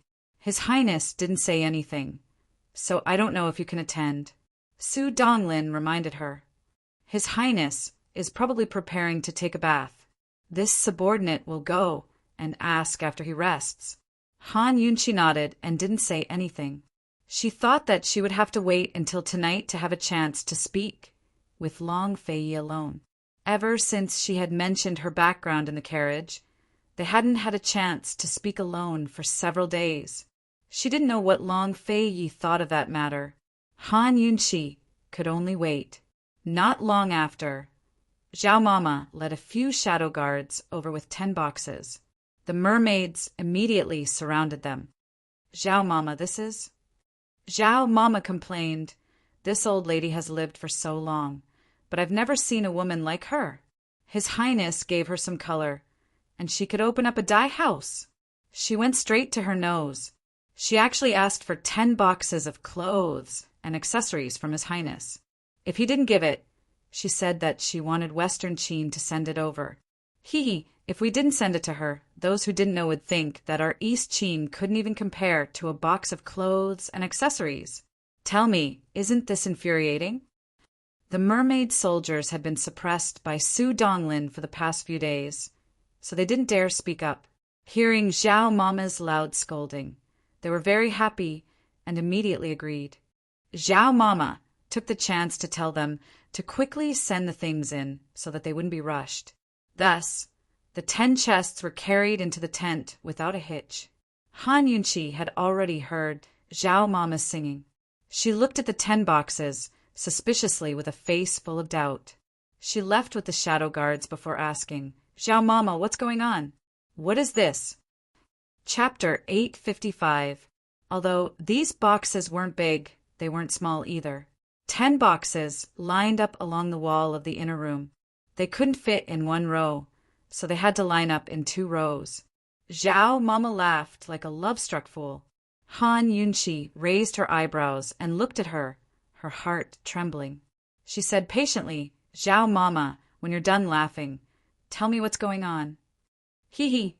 Ever since Granny Zhao came to the barracks, she was always grinning from ear to ear whenever she saw the princess. Of course, this is a gift from His Highness. As for what it is, Princess will know once you open it. Han Yunqi saw Zhao Mama laughing so hard and didn't expect Zhao Mama to tell her anything. She nodded, okay, got it. She didn't move after she finished speaking, waiting for Zhao Mama to leave. However, Zhao Mama didn't move either. She just smiled at her with no intention of leaving. Actually, Zhao Mama didn't know what was in these 10 boxes either. Previously, His Highness had given the princess a big box of jewelry at Leisurely Cloud Pavilion. Zhao Mama only found out after asking around that His Highness had ordered the shadow guard to buy it. He didn't say what he wanted to buy, only that he wanted to buy the best and let the princess choose from a box. This time, Zhao Mama found out that His Highness had stood General Bailey up in the city and went shopping alone for half a day before he came back with these 10 boxes. Moreover, he didn't let the shadow guard accompany him. If it wasn't something private, why didn't he let the shadow guard follow him? How could Zhao Mama not be curious? How could she not let her imagination run wild? Han Yunqi didn't want Zhao Mama to leave. With so many things, it would be easier for Zhao Mama to help her organize them. However, when she saw Zhao Mama's harmless smile, she panicked. Han Yunqi was about to speak when Zhao Mama laughed and said, Princess, this old servant will help you open them. No, Han Yunqi didn't have a chance to refuse.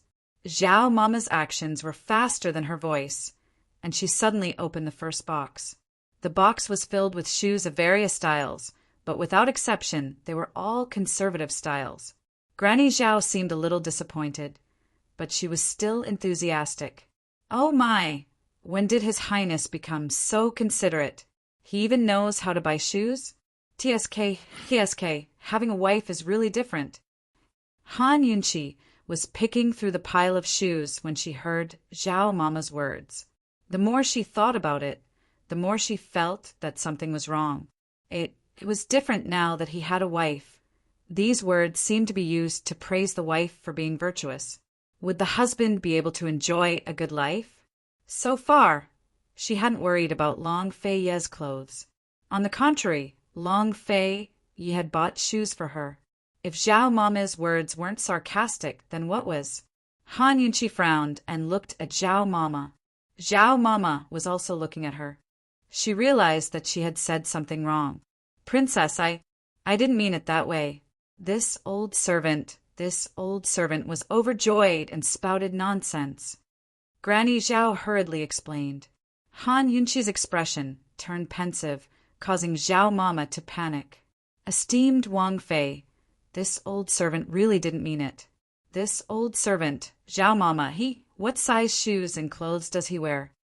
Han Yunqi asked seriously. When she thought about it carefully, she really wasn't qualified to be a wife.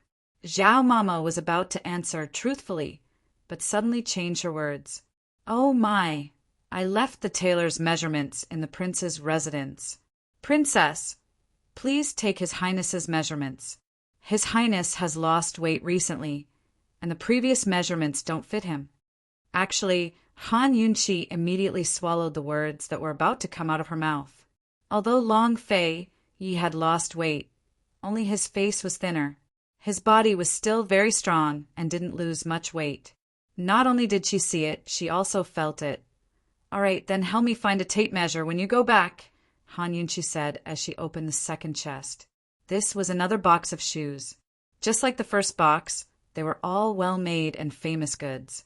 A pair of shoes was worth a lot, not to mention a box. Han Yunqi couldn't help but smile wryly. Long Fei's style of gift-giving was unique and unparalleled. It left a deep impression. Zhao Mama glanced at it and was even more disappointed. Why didn't His Highness know that the rarer something was, the more precious it was? Wasn't he afraid that the princess would become numb after seeing too many of them? Could it be that he avoided the shadow guard and bought these things? Han Yunqi looked at the 2 chests of shoes and felt much more at ease. She quickly opened up the remaining 8 chests and found that Long Fei had given her clothes and accessories. Han Yunqi used her fingers to pick up a dress and looked at it with interest. The dress was very nice, but it was very conservative. The collar was very high, and it supported the chin. Zhao Mama glanced at it and was very disappointed.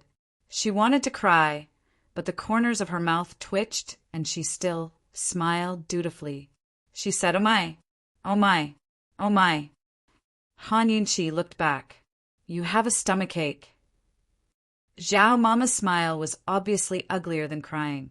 "No, Princess, this old servant is just lamenting.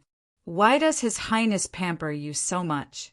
I heard from the shadow guard that His Highness went shopping for half a day before buying them. 10 chests? That's a lot. In the future, everything the princess wears will be given by His Highness." Granny Zhao laughed mischievously and lowered her voice to say ambiguously, "His Highness has been like this since he was young, overbearing. Princess, this old servant dares to bet that in the future, if you don't wear the clothes and shoes given by His Highness will definitely be unhappy." Cough, cough! Han Yunqi, who was drinking water, immediately choked. Goosebumps broke out all over her body, but she couldn't help but smile sweetly. As long as Long Fei Yi personally chose it, she would feel happy no matter what and how much he gave her. Zhao Mama caught a glimpse of the sweet smile on the princess's face and finally felt relieved. She felt that she needed to discuss the gift with His Highness, but she didn't have the guts to do so. All women only had one thought when they saw new clothes, and that was to try them on. Han Yunqi was no exception. "Zhao Mama, help me hang up all the clothes. I want to try them on one by one." There was a bonfire banquet at night, and everyone had to be well dressed. She was dressed from head to toe in the clothes given by Long Fei Yi. Let's see if he still doesn't think of a way to let her attend. Yes. Zhao Mama loved this kind of task the most. The inner room was too narrow, so Zhao Mama could only move things outside to tidy them up. The shoes were all placed on the ground, and the clothes were all hung up. Soon, more than half of the outer room was occupied. Han Yunqi tried on the clothes in the inner room. She tried on a few pieces in succession, and they all fit her very well. She walked out and asked casually, "Zhao Mama, did you tell His Highness my size?" Zhao Mama looked her up and down and praised, "His Highness has good taste. The clothes are beautiful, but you are even more beautiful." "You told His Highness my size?" Han Yunqi asked again. "No, His Highness must have measured it himself." "Why, doesn't Princess know?" Granny Zhao said with a smile. "He didn't measure us together. Where did he get a tape measure?" Han Yunqi said seriously. From the time she was rescued until now, the time he spent with her was limited. Even if he measured her while she was sleeping, he would still need a tape measure. Such a fit was definitely not a visual inspection. It must have been measured with a tape measure. Yes, why would the army have a tape measure? Zhao Mama smiled slyly. Princess, this old servant can't help you find a tape measure, but this old servant can teach you a method to ensure that the energy is accurate and not the slightest bit off. Han Yunqi looked at herself in the mirror. She really liked the pink and purple silk dress on her body. She asked casually what method. Zhao Mama immediately leaned closer and spread her thumb and middle finger. Here, this is a ha. As she spoke, she gestured and measured Han Yunqi's body. Princess, His Highness must have measured you like this. If you don't understand, let him teach you. If His Highness knew that you were going to make clothes for him, he would definitely be happy. When did Long Fei Yi measure her like this? Could it be when she was unconscious in the hot spring? She didn't dare to think about the details when Long Fei Yi carried her out of the hot spring, helped her wipe the water off her body, and helped her put on her clothes. Now, when she thought about how he measured her body with his hand as a tape measure, she simply couldn't imagine it. That guy, did he help her put on her clothes first and then measure her, or did he measure her first and then help her put it on? She didn't know at all. If she hadn't mentioned the measurements to Zhao Mama, she wouldn't have known that such a thing had happened. Besides this, what else did Long Fei Yi, that bastard, do while she was unconscious? Thinking of this, Han Yunqi's face suddenly burned up. However, Zhao Mama, who was the best at reading people's expressions, didn't notice Han Yunqi's expression because she took out a long brocade box from the bottom of the box. Princess, what is this? Zhao Mama asked suspiciously. Han Yunqi recognized this brocade box at a glance. This brocade box was exactly the same as the one that Long Fei Yi had used to store her torn purple muslin dress. That brocade box and that purple muslin dress were still in Ning Cheng's army camp, but she carried the 9 letters with her. Could it be that Long Fei Yi had specially given her a Chinese Valentine's Day gift? Zhao Mama didn't dare to open it without permission and hurriedly presented it to Han Yunqi. Han Yunqi carefully opened it and saw a pair of very exquisite earrings. The earrings were a pinkish purple and shaped like phoenix feathers. They hung with drooping tassels and were inlaid with fine crystals that glowed faintly with a pinkish purple light. At first glance, they looked very much like angels' wings, but upon closer inspection, one would discover that the phoenix feathers were the same as the birthmark on her back. Han Yunqi was pleasantly surprised. She examined them carefully and discovered that the character Yi was carved on the back of the phoenix feathers. Even if she was given the world and the country as her betrothal gift, it wouldn't be as good as this Yi character. Long Fei Yi, for all eternity. Yunqi will never let you down. Han Yunqi was still immersed in her emotions at the sight of the phoenix feather pendant when Zhao Mama fiddled with the brocade box and took out a wine-red doo-doo from its compartment. Princess, His Highness also gifted you this, Zhao Mama said, before she couldn't help but laugh. Princess, this is your undergarment. Han Yunqi looked at the doo-doo and saw that it was very conservative. It was no different from the vest she wore in modern times, so it really could count as an undergarment. She couldn't bring herself to be embarrassed by this item, but found it funny instead. Long Fei Yi had given her something like this and hidden it at the bottom of the brocade box. If she hadn't personally experienced his wickedness, she definitely believed that he didn't know anything about romance. She didn't even know how he'd bought this item in the store. Zhao Mama had already sighed 100 times in her heart. Princess, just try it. Don't waste His Highness's good intentions. Chapter 856. Zhao Mama had basically given up all hope. Han Yunqi, on the other hand, really liked Long Fei Yi's big and small gifts, as well as his secret gifts. He was such a cold and conservative person, yet he went to the store to buy these things for her.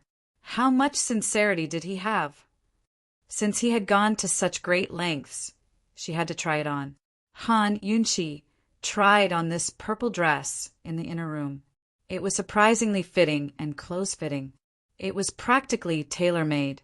It had to be said that although this thing was called a tummy, it didn't look like a D-pocket at all when she wore it.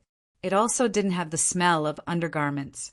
The wine-red color against her fair skin appeared even more charming, noble, and slightly mysterious. It was like red wine, pleasing to the eye and intoxicating. It was worthy of being personally chosen by Long Fei. Han Yunqi really liked this dress and really wanted to wear it for Long Fei to see. Zhao Mama walked in and weakly sized up Han Yunqi.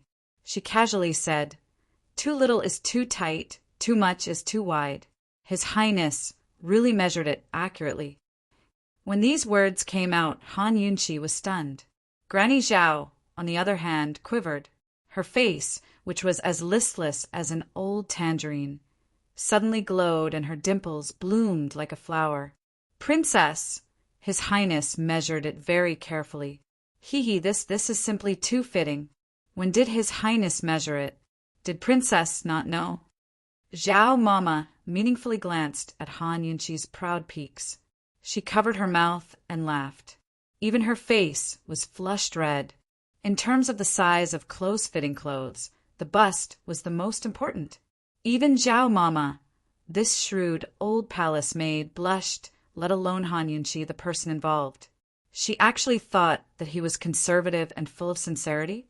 She even wanted to wear it for him to see. Han Yunqi wished she could dig a hole and bury herself. "Long Fei, this is the gift you gave me. You bastard! You're even dirtier than Zhao Mama. Princess, put on that purple dress just now. His Highness will definitely be happy to wear it for tonight's bonfire party." Zhao Mama returned to her smiling state. After the princes came of age, the Jingshifang would send people to teach them the ways of adulthood. Although His Highness wasn't like other princes who flirted with women at a young age, he still grew up in the palace. How could he not know the ways of the world?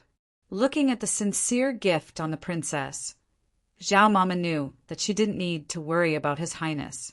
Han Yunqi only pretended not to hear Zhao Mama's words. She was about to chase her out when footsteps came from outside.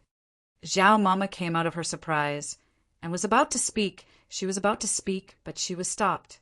Zhao Mama wanted to laugh, but she didn't dare to laugh, and then she had to leave the rooms. When there was no more sound outside, Han Yunqi asked, "Zhao Mama, Zhao's here?" As soon as her voice fell, the sound of footsteps could be heard again. It seemed that the footsteps were deliberately heavy so that she could hear them. Han Yunqi hadn't put on her outer garment when the person came in. It was none other than the gift-giver, Long Fei.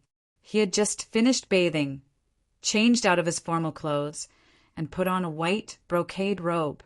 There was a jade belt around his waist, and his black hair was tied up high. After washing away the exhaustion from a night of running around, he looked refreshed. He didn't have his usual arrogance, coldness, and steadiness, and looked like a noble young master.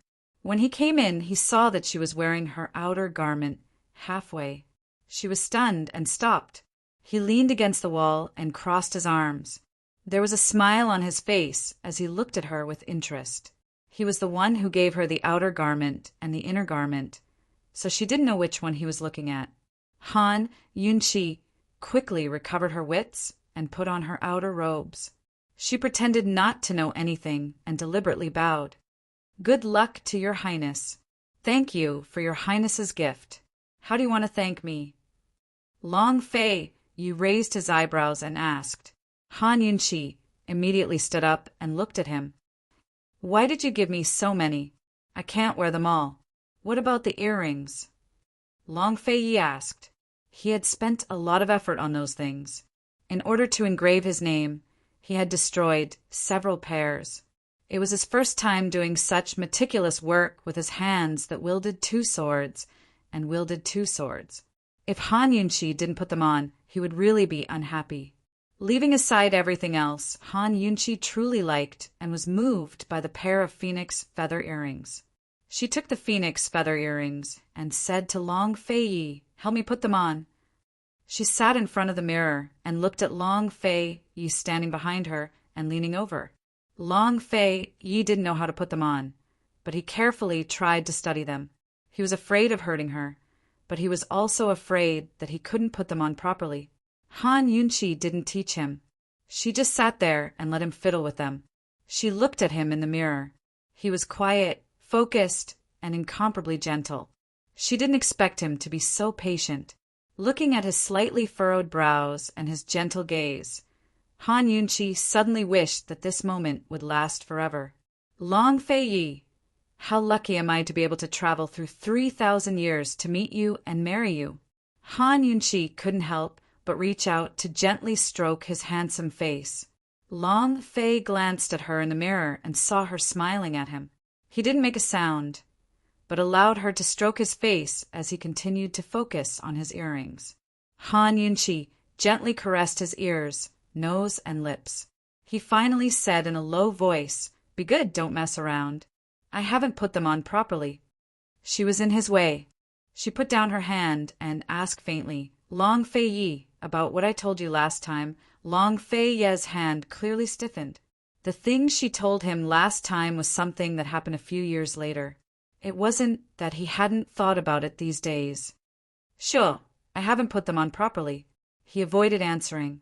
She obediently stopped talking and continued to enjoy this quiet and beautiful time.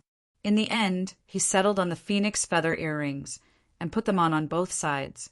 In the mirror, her hair was half tilted, her earrings drooped, and her collar was high. She looked dignified and charming, as if she was made by nature. Long Fei Yi leaned over to her ear and looked at her in the mirror. His fingertips gently brushed the tassels of her earrings. "Do you like it?"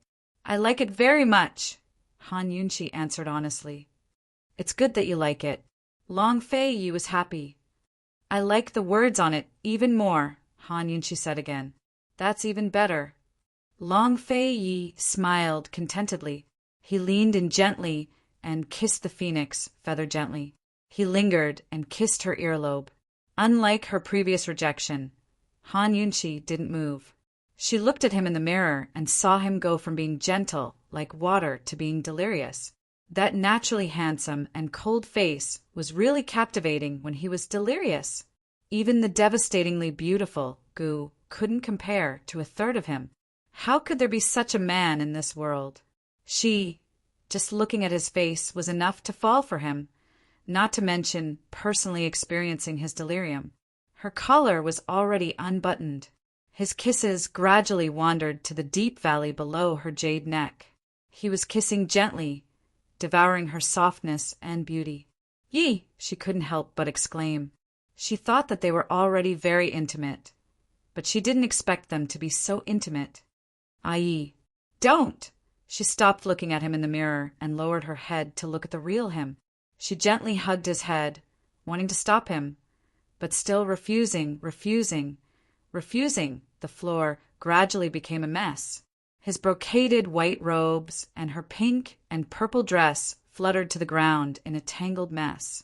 The two of them were deeply entangled as well, unable to distinguish between you and me. Under the dim candlelight, the scene in the mirror was charming and gentle. Many times she was pushed against the mirror, her back pressed against the cold surface of the mirror. It was bone-chilling cold, but she still couldn't wake up. From the mirror to the low couch, and then to the tatami mats, she almost went limp in his arms. It was as if she'd drunk alcohol, drifting between sobriety and intoxication, between remembering and forgetting. But she remembered one thing he'd said very clearly. That was the only thing he'd said. His breathing was ragged, his voice hoarse, but his tone was firm. "Yunqi, I believe that you won't leave." When she said she wouldn't leave, he believed her. He believed everything she said. He didn't want to talk about this topic anymore. He propped his arm on the pillow and leaned against it. She leaned against his chest to rest. "Do the clothes fit?" he asked lazily. She immediately glared back. "Bad." He laughed out loud. If she answered like that, then she must know what he meant. His laughter only made her more embarrassed and angry. She turned to scratch him, but he stopped her and said seriously, "If you keep moving, I'll move too." She immediately stopped. She didn't want to faint here and miss the bonfire banquet tonight. He grew serious. Arrange for a servant girl to serve you later. There's no need to go anywhere else in the army. If there's anything lacking, just tell the servant girl to buy it from the city. She nodded before suddenly laughing. If that's not enough, you'll buy it yourself? That, of course, was referring to that wine-red robe. She stared at him, waiting for his answer. Sure enough, he avoided her gaze in embarrassment. After a while, he leaned over and whispered in her ear. Hearing this, she couldn't help but laugh until she almost fainted. This fellow actually liked her custom-made tube top from before. He couldn't find a similar style and was afraid that she wouldn't like it, so he bought something else. The Honorable East Chin Crown Prince, the high and mighty Long Fei Yi. If the world knew that you did this kind of thing, what kind of reaction would they have? Han Yunqi was in Long Fei Ye's embrace, laughing like a flower. Long Fei Ye's brows tightly knit. He did not say a word as he turned over and pinned her under him. Was it that hard to make her stop laughing? Han Yunqi was laughing while struggling. Without knowing why, her jade arm reached out and pushed the pillow away, revealing the 2 black leather secret books. What is this? Long Fei Yi let go of her and brought one book over. Han Yunqi was shocked and quickly reached out to take it. Long Fei Yi immediately dodged and was even more curious. What is this? Nothing, don't look. Han Yunqi panicked and charged over. Long Fei Yi did not expect this and was pushed down, falling back. However, he still grabbed the black leather secret book and did not let it go. Han Yunqi was on top of him, reaching out to grab it. It was a pity that her hand was not as long as Long Fei Yi's, so she could not reach it no matter how hard she tried. She was on top of him and tossing around like this. It was simply challenging his self-control. Long Fei Yi liked her challenge, and his lips curled into an evil smile. He deliberately gave the black leather secret book to her. When Han Yunqi was about to grab it, he immediately took it away. This made Han Yunqi anxious and angry, but she could do nothing. What is this thing? He asked. Give it to me. Give it to me, and I'll tell you. She lied to him. He was not that easily fooled. Tell me, and I'll give it to you. I'm begging you, give it back to me. She was about to cry as she cursed Zhao Mama several times in her heart. If Long Fei Yi knew what this was, she would have no face left. Looks like it's something good. Long Fei Yi raised his other hand and was about to flip through it when Han Yunqi suddenly grabbed his hand with a sudden burst of strength and reached for the black leather secret book. Long Fei Yi did not expect this and reflexively raised his hand, flinging the black leather secret book away. Half of it was exposed outside the curtains, while the other half was hidden behind them. It was unknown what was drawn on the page outside the curtains, but the page inside the curtains made Han Yunqi bury her head in Long Fei Ye's arms, not wanting to look up again. It was at this time that Bailey Yuanlong's angry roar came from outside the curtains.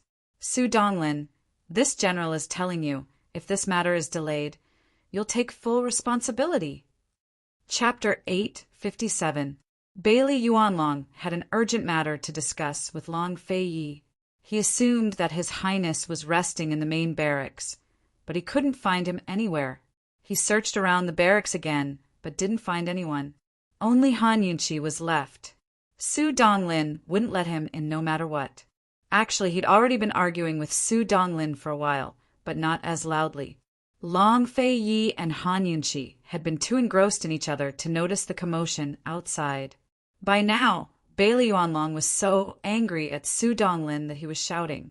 Long Fei Yi and Han Yunqi had no choice but to hear him. In truth, Su Donglin was also afraid that he wouldn't be able to stop Bailey Yuanlong. That was why he deliberately provoked Bailey Yuanlong into shouting and alerting the other two in the tent. General Bailey, it's not that this subordinate won't let you in, but it's really inconvenient. General, please calm down and forgive me.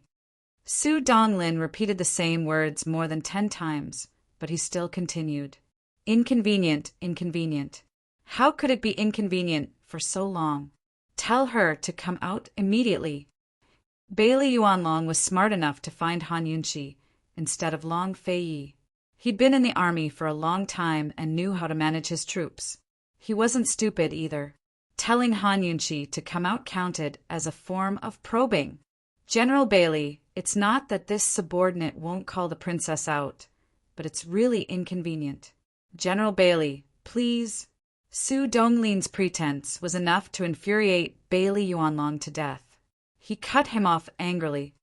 If I don't anger, I won't forgive you. Su Donglin, if you don't call her out today, this general will hold you accountable. Of course the general can hold this subordinate accountable. But before you interrogate this subordinate, I ask that you greet His Highness Crown Prince first. Su Donglin straightened his back. He'd replaced Chu Shifeng as the head of the Shadow Guard. Although he didn't have as much power as General Bailey, his status wasn't low either. He wasn't easy to bully. When the army is outside, the monarch's orders cannot be obeyed. What's more, I'm dealing with a mere guard like you. Bailey Yuanlong didn't waste any more words with Su Donglin and abruptly pushed him away. At that moment, Zhao Mama suddenly scuttled out from the side and stood in front of Bailey Yuanlong, blocking him with her arms. General Bailey, the Western Qin princess, is changing her clothes right now. The 10 boxes of clothes she requested were just delivered, so it's really inconvenient right now. General Bailey, although the princess of Western Qin is a hostage. Granny Zhao lowered her voice, but it's still his. Before she could finish speaking, Bailey Ling pushed Zhao Mama away with his palm and pushed her towards Su Donglin, who was about to come over. Su Donglin could only grab hold of Zhao Mama to prevent her from falling. Bailey Yuanlong took the opportunity to stride into the camp. Zhao Mama glanced at Su Donglin and anxiously chased after him. The inside of the tent was filled with Han Yunqi's clothes and shoes, but there was no sign of her. Bailey Yuanlong stood motionless and stared at the curtain. Although he was reckless, this was as far as he dared to go. If he went any further, he'd reach Han Yunqi's bedroom. No matter what, he wouldn't enter. Only now did Bailey Yuanlong realize the importance of arranging for a servant girl to serve here as soon as possible. Zhao Mama stood behind Bailey Yuanlong. Her old eyes were very sharp. As soon as she entered, she saw a book stuck in the lower corner of the curtain, half of it sticking out. Moreover, she could tell at a glance that it was the secret palace manual she'd given to the princess. In that instant, Granny Zhao didn't know whether to laugh or cry. Zhao Mama only felt that Bailey Yuanlong was really asking for 1,000 knives. Bailey Yuanlong wasn't stupid. He and Su Donglin had quarreled so loudly, yet they hadn't alerted Han Yunqi. Given Han Yunqi's temperament, she would have come out long ago if there wasn't something fishy going on. She wouldn't be hiding like a tortoise when he was already here. Bailey Yuanlong was 100% sure that Han Yunqi was up to something. He was also 80% sure that His Highness was here. If His Highness was here, and in the inner room at that, then this matter wasn't ordinary. Bailey Yuanlong had long suspected this. Otherwise, he wouldn't have been so angry over an urgent matter. Bailey Yuanlong felt unwell at the thought of what might have happened. However, Bailey Yuanlong was at a loss as to what to do. He didn't know whether to advance or retreat. What should he do? If he retreated, he wouldn't feel at ease or reconciled. Moreover, he had urgent matters to report. If he entered, he couldn't and didn't dare. If he couldn't, it was because of etiquette. Not to mention Han Yunqi, he couldn't even barge into an ordinary servant girl's bedroom. If he didn't dare, it was because of his status. Even if His Highness was inside, he still wouldn't dare to barge in. In the end, he was the monarch, the lord. Bailey Yuanlong's eyes weren't muddled. After hesitating for a moment, he also saw something in the corner of the curtain. However, he knew it was a book, but he didn't know what kind of book it was. He took a step forward and was just about to take a closer look. Suddenly, the book turned a page. There was no wind in the tent. Even if there was wind, it might not necessarily be able to flip the book. It was stuck under the curtain and difficult to flip through. This was clearly man-made. So, the person behind the curtain was flipping through the book? At this very moment, Long Fei Yi and Han Yunxi were still lying on the edge of the tatami, very close to the curtain. Long Fei Yi was lying on his side, one hand propping up his head and the other slightly raised. He gently raised his hand, and an invisible force was applied to the little black book like a gust of wind. Another page was flipped over, and another new page of content appeared. It was frightening, causing one's face to turn red. Long Fei Yi only glanced at the content and didn't have the slightest interest. His interest was all on the face of the woman in his arms. Her expression was more brilliant and varied than any page in the book. Han Yunxi was so embarrassed that her entire face was burning, bright red like a ripe apple. She lowered her head in extreme embarrassment and wanted to cry, but no tears came out. Even if there was a crack in the ground, she wouldn't crawl into it, because she wanted to bang her head on the ground and die. Too embarrassing. How could she live? She also knew that Bailey Yuanlong was outside. She wanted to stop Long Fei Yi, but how? Didn't Long Fei Yi also know that Bailey Yuanlong was outside? He even deliberately flipped through the book to cause a commotion. What was he trying to do? With her current appearance, she absolutely believed that he wouldn't let Bailey Yuanlong barge in. Bailey Yuanlong didn't have the guts. But flipping through the book for others to see, wasn't it obvious that he was slandering her? Bailey Yuanlong couldn't be sure that Long Fei Yi was in the room, but he could definitely be sure that she was. What would Bailey Yuanlong think of her?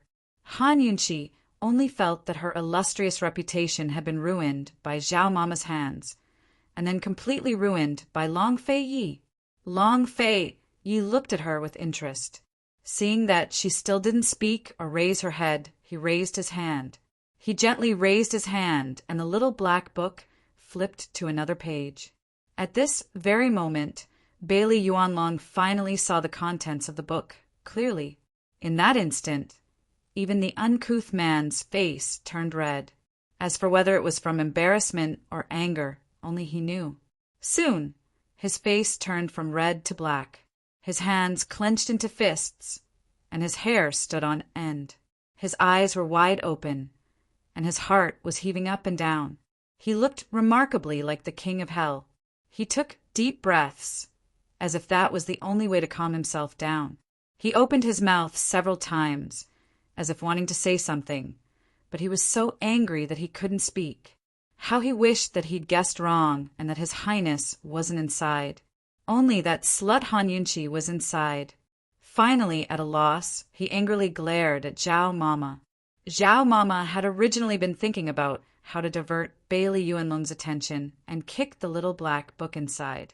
Who knew that the two inside would actually play like this? They'd heard someone come in, but they could still calmly flip through the book. They were still reading.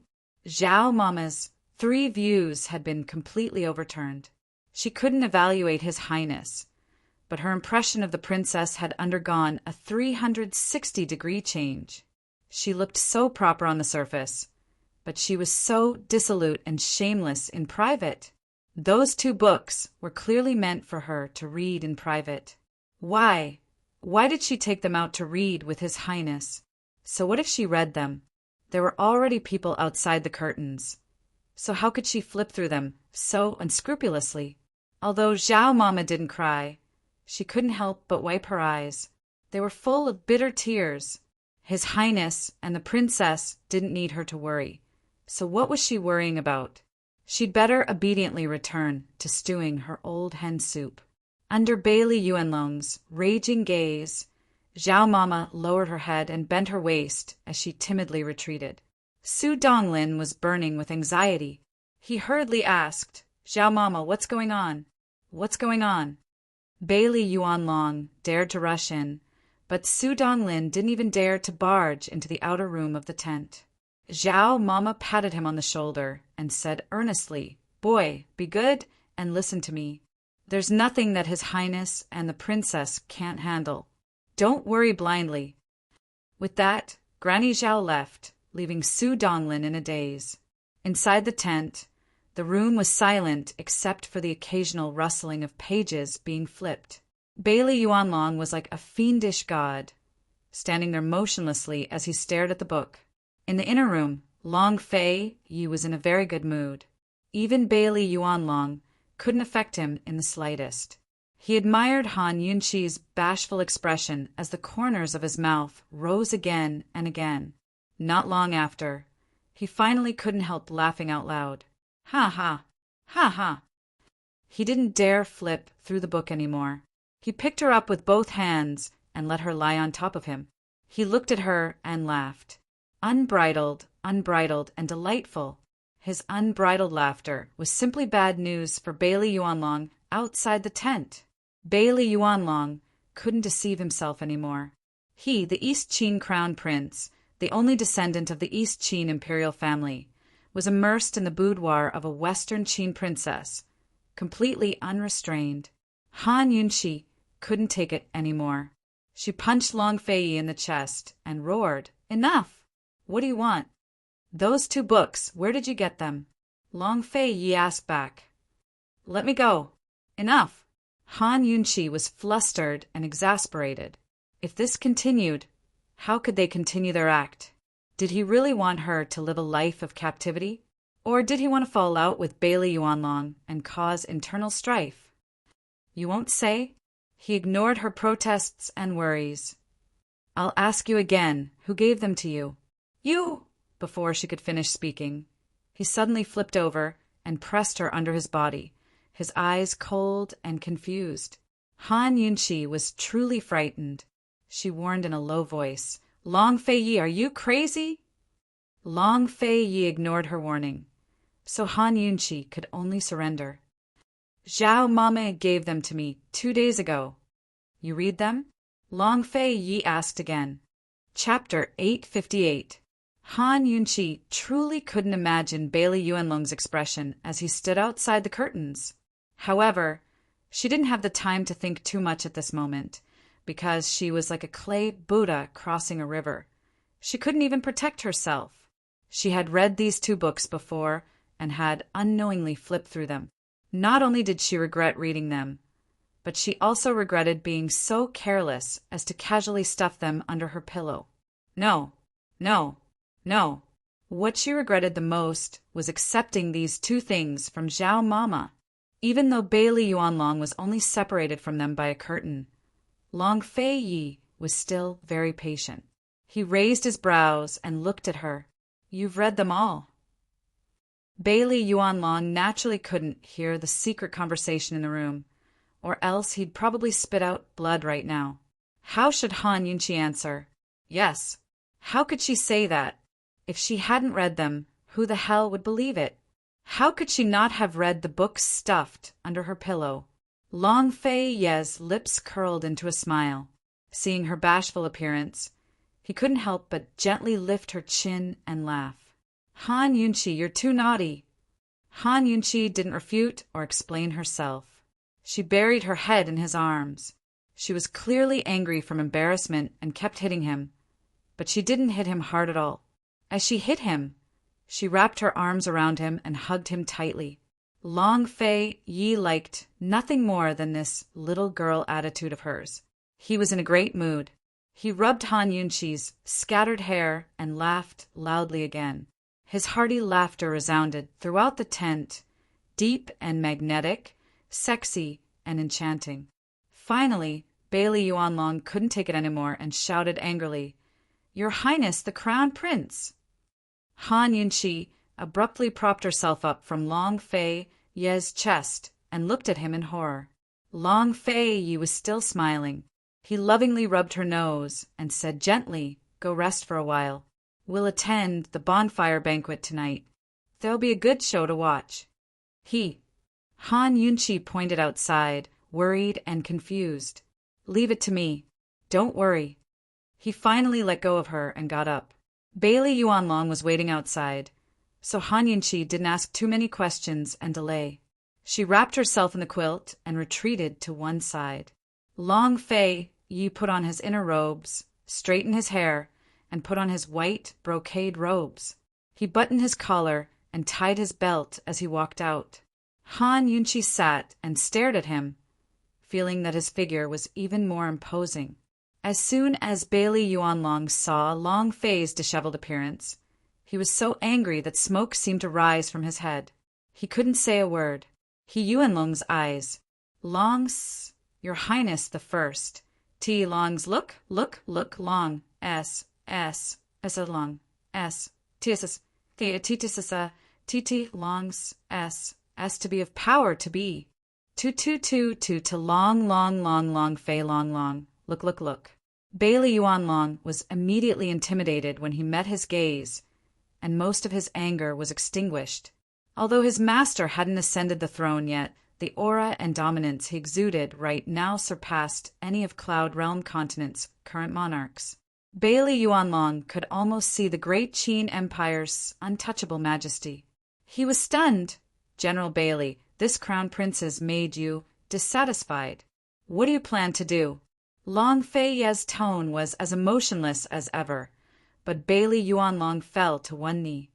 This general definitely didn't mean that. This general doesn't dare.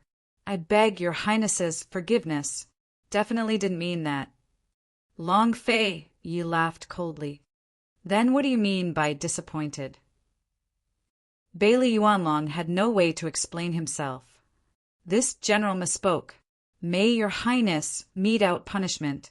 He had been too angry and disappointed just now, which was why he had said those words.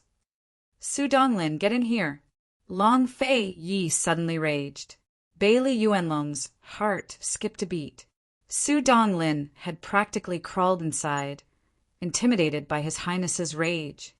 This crown prince told you to stand guard. Who allowed you to let him in? Long Fei Yi asked. Su Donglin quickly fell to his knees. This subordinate tried to stop him for a long time, but General Bailey said this is the army. Even the monarch's orders can't be accepted, much less a mere guard like this subordinate. Bailey Yuanlong glared at him, but Su Donglin stared back magnanimously. Su Donglin wasn't slandering anyone after all. In the army, can the monarch's orders not be accepted? Long Fei Yi laughed coldly. Bailey Yuanlong, so that's what you meant. This crown prince understands. Your Highness. Bailey Yuanlong was truly frightened. He dropped to his other knee and prostrated himself on the ground. This general was muddle-headed and spoke indiscreetly. I beg your Highness to spare my life. The Mermaid clan has recognized the East Qin imperial family as their master for over 300 years. Our sincerity can be witnessed by the sun and moon. I beg your Highness to spare this general on account of the Mermaid clan's generations of loyalty. This general knows his wrongs. Han Yunqi couldn't bear to hear this plea from behind the curtain. Bailey Yuanlong wasn't wrong. His entire heart was for Long Fei Ye's sake. Where did you do wrong? Long Fei Yi asked coldly. Bailey Yuanlong finally raised his head. This general was wrong in being disrespectful to your Highness. The monarch's will is the monarch's order, the military's order. As a soldier, this general's obedience is the mandate of heaven. Looks like you haven't gone senile yet. Long Fei Yi was quite satisfied. He didn't have any misgivings today to let Bailey Yuanlong know that he favored Han Yunqi. He wanted to establish the monarch's might and make Bailey Yuanlong realize his status. He wanted to make him realize that between the monarch and the army, obedience was the most important. Because of Han Yunqi's background, this wasn't the first time Bailey Yuanlong had overstepped his boundaries. Long Fei Yi hadn't flared up because of the Mermaid clan's loyalty and Bailey Yuanlong's lifelong devotion to duty. However, Bailey Yuanlong's actions today had angered him. When they returned today, Su Donglin had said that Han Yunqi wanted him to drink as punishment, as an apology. Before he could say anything, Bailey Yuanlong had overstepped his bounds and directly refused. He hadn't said anything at that time, but that didn't mean he approved of Bailey Yuanlong's refusal. Seeing that His Highness's anger had subsided, Bailey Yuanlong's suspended heart finally relaxed a little. He'd never imagined that he'd lost his integrity at this age after spending most of his life in power. He had no choice but to use the mermaid clan's ancestors to plead for mercy. He glanced at the tightly closed curtain and wished he could drag Han Yunqi out and drown her in a pig cage right now. That woman must be hiding behind the curtain and laughing at him. Setting aside their differences, he admired Han Yunqi's abilities and style of doing things as a woman. But after seeing that book today, his impression of her was completely overturned. He never imagined that woman would be this debauched and shameless. Simply, His Highness' self-discipline and self-control had been cultivated through demonic training since he was young. His Highness was someone who would revive the East Qin Empire in the future, someone who would inherit the East Qin Empire's throne, someone who would spread the East Qin imperial family's bloodline. If this woman ruined his efforts and led him astray, what would he do if he became debauched? Thinking of this, Bailey Yuanlong hated Han Yunqi even more. Although he knew he'd been disrespectful to His Highness, overstepping his bounds, forgetting his duties, and making a grave mistake, he wouldn't back down even half a step when it came to Han Yunqi. Once His Highness calmed down, he would definitely ask clearly what had happened today. Why was His Highness still entangled with this woman? Long Fei Yi didn't reprimand Bailey Yuanlong any further and left with large strides. Bailey Yuanlong didn't dare stay any longer and followed him to the main tent. As soon as Long Fei Yi sat down, Bailey Yuanlong dismissed all the attendants. He knelt down on both knees and raised his hands above his head as he respectfully bowed. Your Highness, please forgive this general for being so bold, but this general has something to say. Long Fei Yi naturally knew Bailey Yuanlong wanted to talk about Han Yunqi. Coldly he said, "Speak." Han Yunqi is the princess of Western Qin, our East Qin's #1 enemy. Your Highness didn't know her identity before and made her your concubine. That's pardonable. Now that you know her identity, you'll be in danger if you continue to entangle yourself with her. You won't be able to convince the public, you'll be letting down your ancestors, and you'll be endangering the restoration of the country. Your Highness, please reconsider, Bailey Yuanlong said seriously. He didn't have the authority to overstep his authority, but he did have the authority to advise. What if this prince isn't willing? Long Fei Yi asked. This general has no right to interfere with your Highness' decisions. This general will obey your Highness' orders. If your Highness insists, this general will retire to guard the mausoleum and ask your Highness to find a good general. Bailey Yuanlong's attitude was firm. A trace of gratification flashed through Long Fei Ye's eyes. In the end, Bailey Yuanlong didn't dare to raise an army and challenge his authority. Please come, he said indifferently. Bailey Yuanlong was overjoyed. Your Highness is wise. This prince didn't agree. Long Fei Yi said unhappily, Your Highness. Bailey Yuanlong was anxious and refused to get up. Your Highness, Han Yunqi's poison skills are exquisite. It's too dangerous for you to be with her. Even if your Highness doesn't care about the opposition of the entire army, you must consider your own safety. Don't be bewitched by Han Yunqi. If your Highness needs a woman, this general can find one no matter how beautiful she is. Bailey Yuanlong really hoped that His Highness was only bewitched by Han Yunqi's beauty and couldn't resist the temptation of women. He didn't have true feelings for Han Yunqi. Actually, when he said this, even he felt like he was deceiving himself. Before meeting Han Yunqi, His Highness had never touched women. After meeting Han Yunqi, he only pampered her and didn't touch other women. How could His Highness touch Han Yunqi just because of women? Long Fei Yi leaned over and said word for word, Bailey Yuanlong, if this prince dies by her hands, I'm willing. Bailey Yuanlong's heart was filled with shock. Your Highness! He loudly shouted and slumped to the ground. Your Highness, you can't let down the East Qin ancestors and the soldiers who sacrificed themselves for East Qin. Your Highness, have you forgotten how Consort one died? This prince remembers it all. Bailey Yuanlong, don't worry, this prince knows his responsibilities. This prince will definitely recover East Qin's great cause. After taking care of the Feng clan, this prince will fight with Western Qin again. If I need to meet Han Yunqi in battle, this king won't take half a step back for her. However, whether I win or lose, this king will set my sights on her, unless this king dies in battle. Long Fei Yi replied. This was what Han Yunqi had said to Ning Qing before, a way to ensure peace in the world. Since they both had their own responsibilities and loved each other, then there was only one way, and that was to work hard to survive. Live until they fulfilled their promises, fulfilled their responsibilities, lived until they didn't let down their clansmen or the world, and then lived until they didn't let down each other. Both of them had to live well. Bailey Yuanlong looked at the master he had served for many years. Chapter 859. Bailey Yuanlong looked at the master he had served for many years, and his heart felt stifled. He felt like he had a chest full of words to persuade him, but he didn't know where to start. He didn't know how to persuade him. He had already said that if there was a need to meet Western Qin on the battlefield, he definitely wouldn't take half a step back for Han Yunqi. He had openly declared his love, yet he was so ruthless in wanting to meet them on the battlefield. With these words, who could complain? Who wouldn't accept it? Bailey Yuanlong understood his master's temper too well. Since he had made up his mind, he definitely wouldn't change it.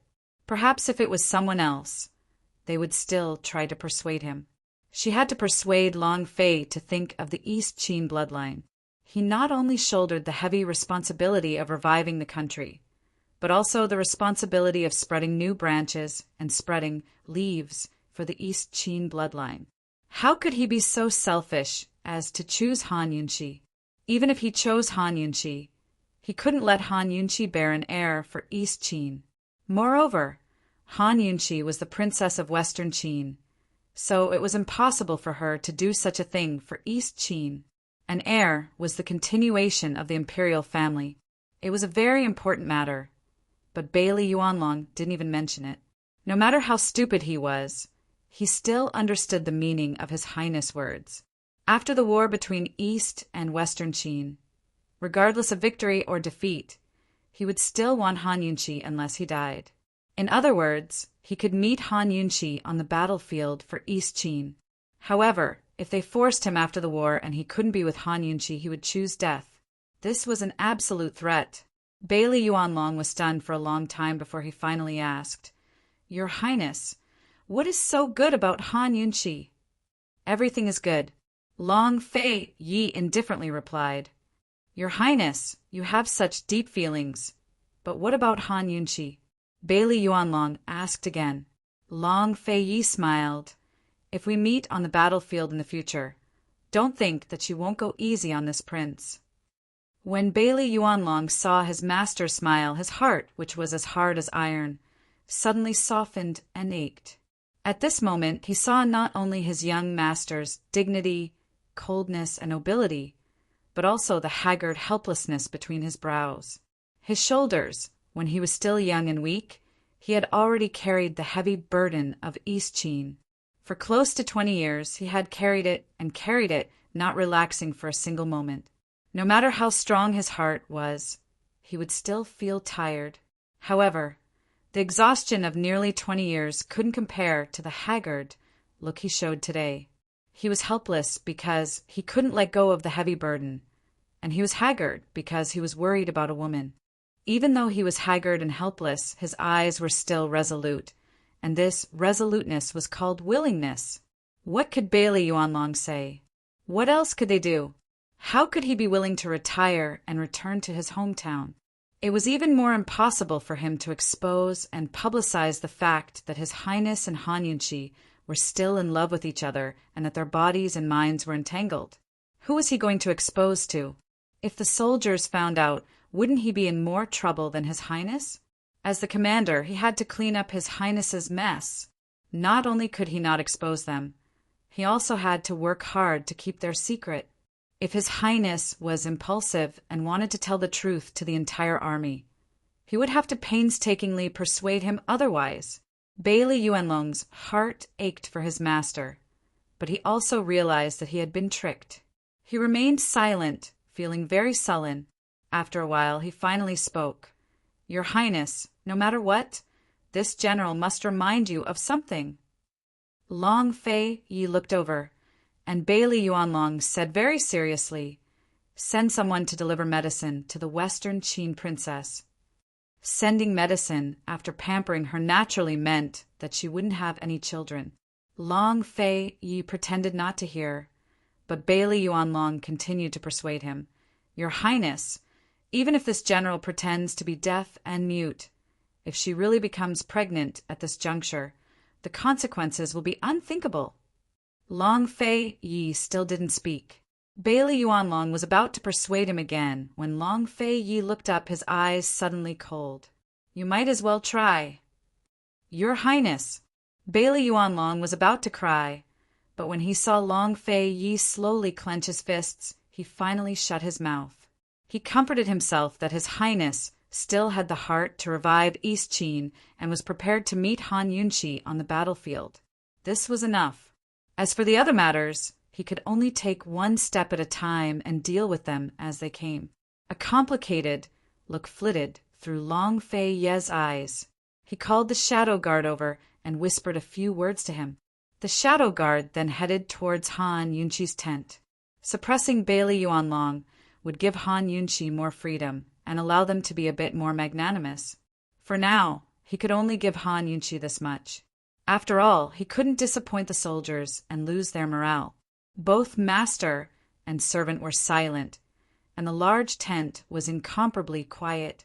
It wasn't until night fell and the bonfire was lit, and a soldier came over to remind them that the bonfire party was about to begin, that Bailey Yuanlong finally recovered from his thoughts.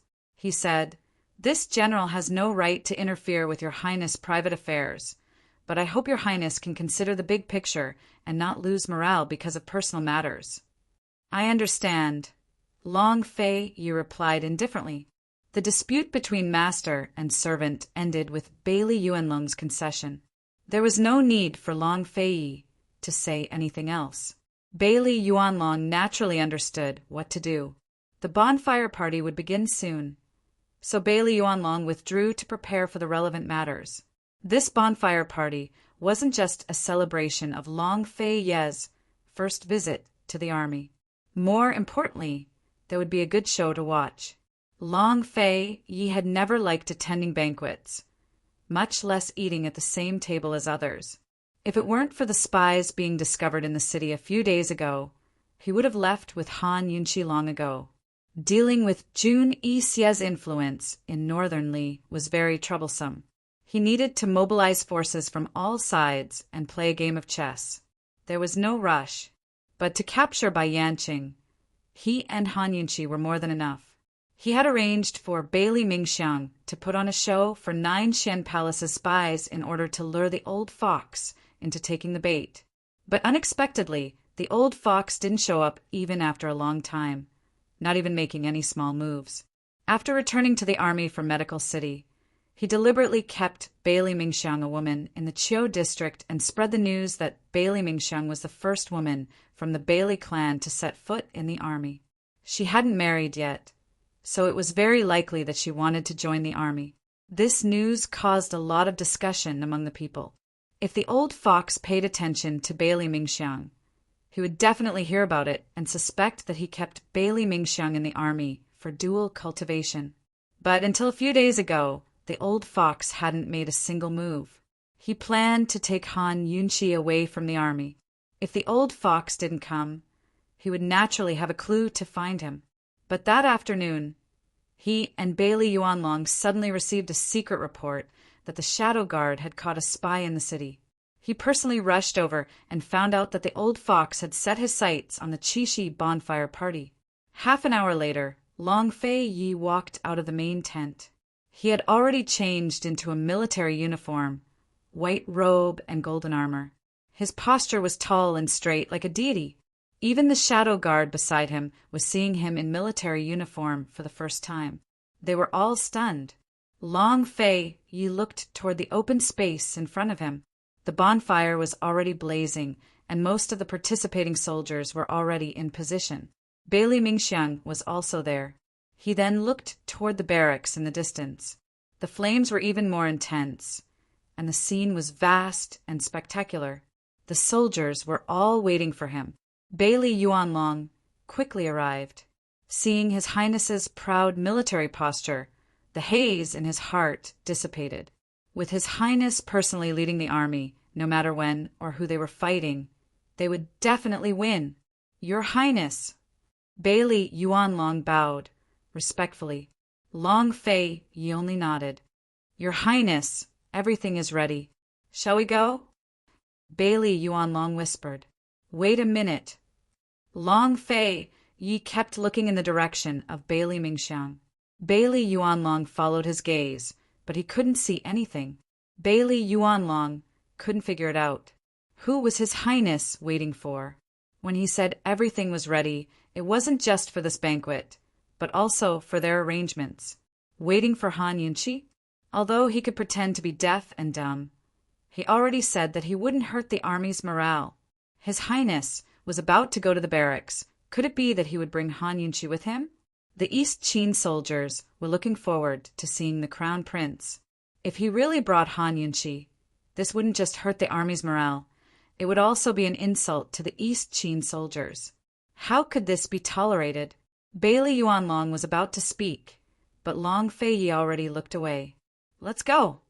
When Long Fei Yi arrived at the barracks, the entire place boiled over. There were over 30 bonfires, and all the soldiers were cheering. The East Qin Crown Prince was their hope and their future. Long Fei Yi passed through the crowd and stood in the center of the bonfire. He raised his cup and drank with the soldiers, setting off another wave of excitement. Bailey Yuanlong stood beside him with hot tears in his eyes. He was excited, aggrieved, and bitter. He wanted to say something, but after hesitating for a long time, he didn't say anything in the end and drank several cups of wine. It was like he was punishing himself. But it was unknown if he was punishing himself because he had let down His Highness or because he had let down the loyal soldiers. The white-robed and golden-armored Long Fei Yi had the same cold and solemn expression as before. He was angry without being angry, as if he couldn't be offended. He stood in the center of the bonfire and gave a toast in all directions. Every time he raised his cup, the entire crowd would fall silent. After he raised his cup and drank it in one gulp, everyone would return the toast and drink it in one gulp. During this entire process, Long Fei Yi did not say a single word. Only after he finished his toast did he say, "If you don't betray my East Qin, this prince will not betray you." After saying this, the entire crowd knelt down and their cheers shook the heavens and earth. At this moment, Han Yunqi had already disguised herself. She was sitting in the barracks, being surrounded by the passion and hot blood of the soldiers. There was something called responsibility that surged in her heart. It wasn't related to East Qin or Western Qin.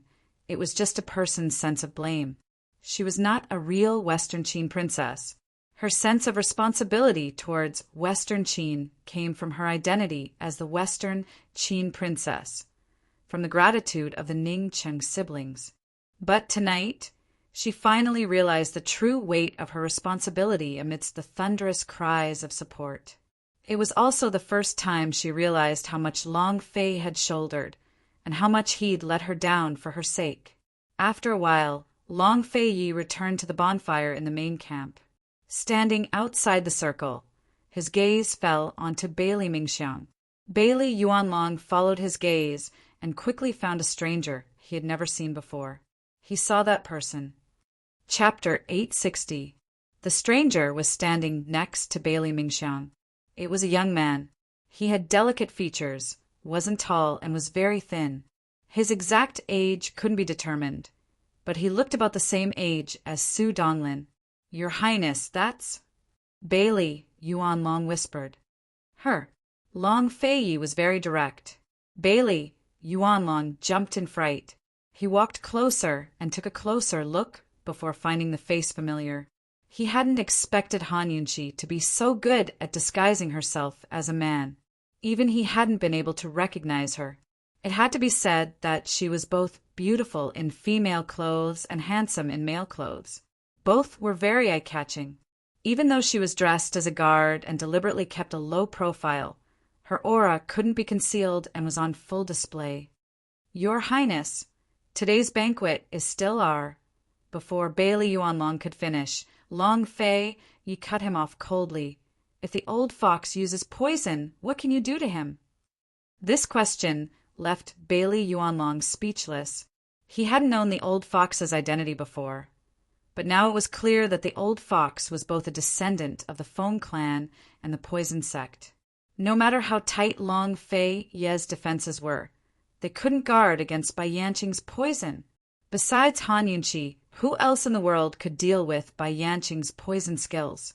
Long Fei Yi glanced sideways at Bailey Yuanlong, waiting for him to continue objecting.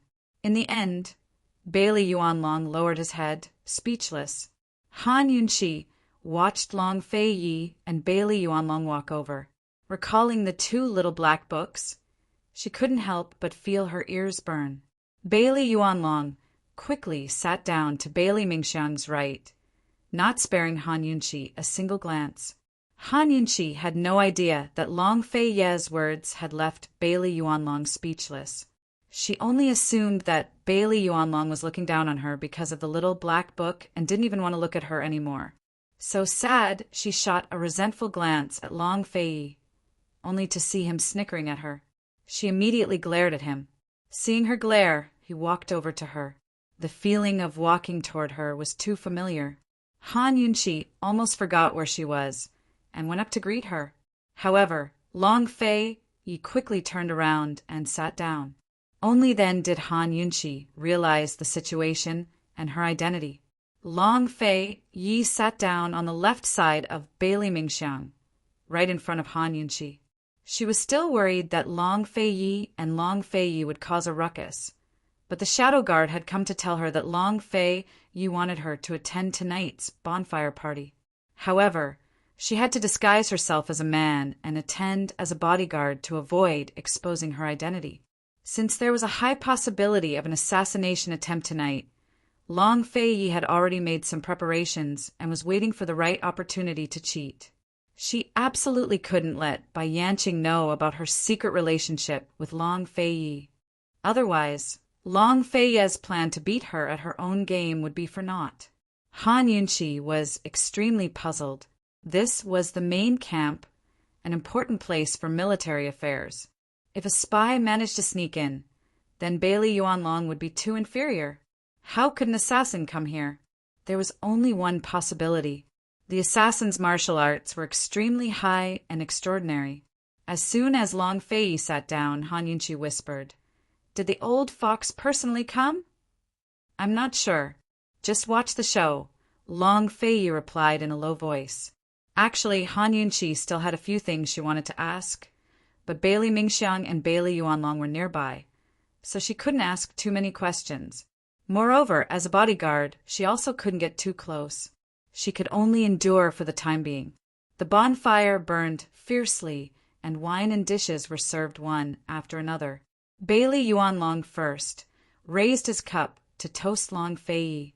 Soon after, the soldiers all stood up to toast, and the scene gradually became lively. The liveliness belonged to the people sitting down.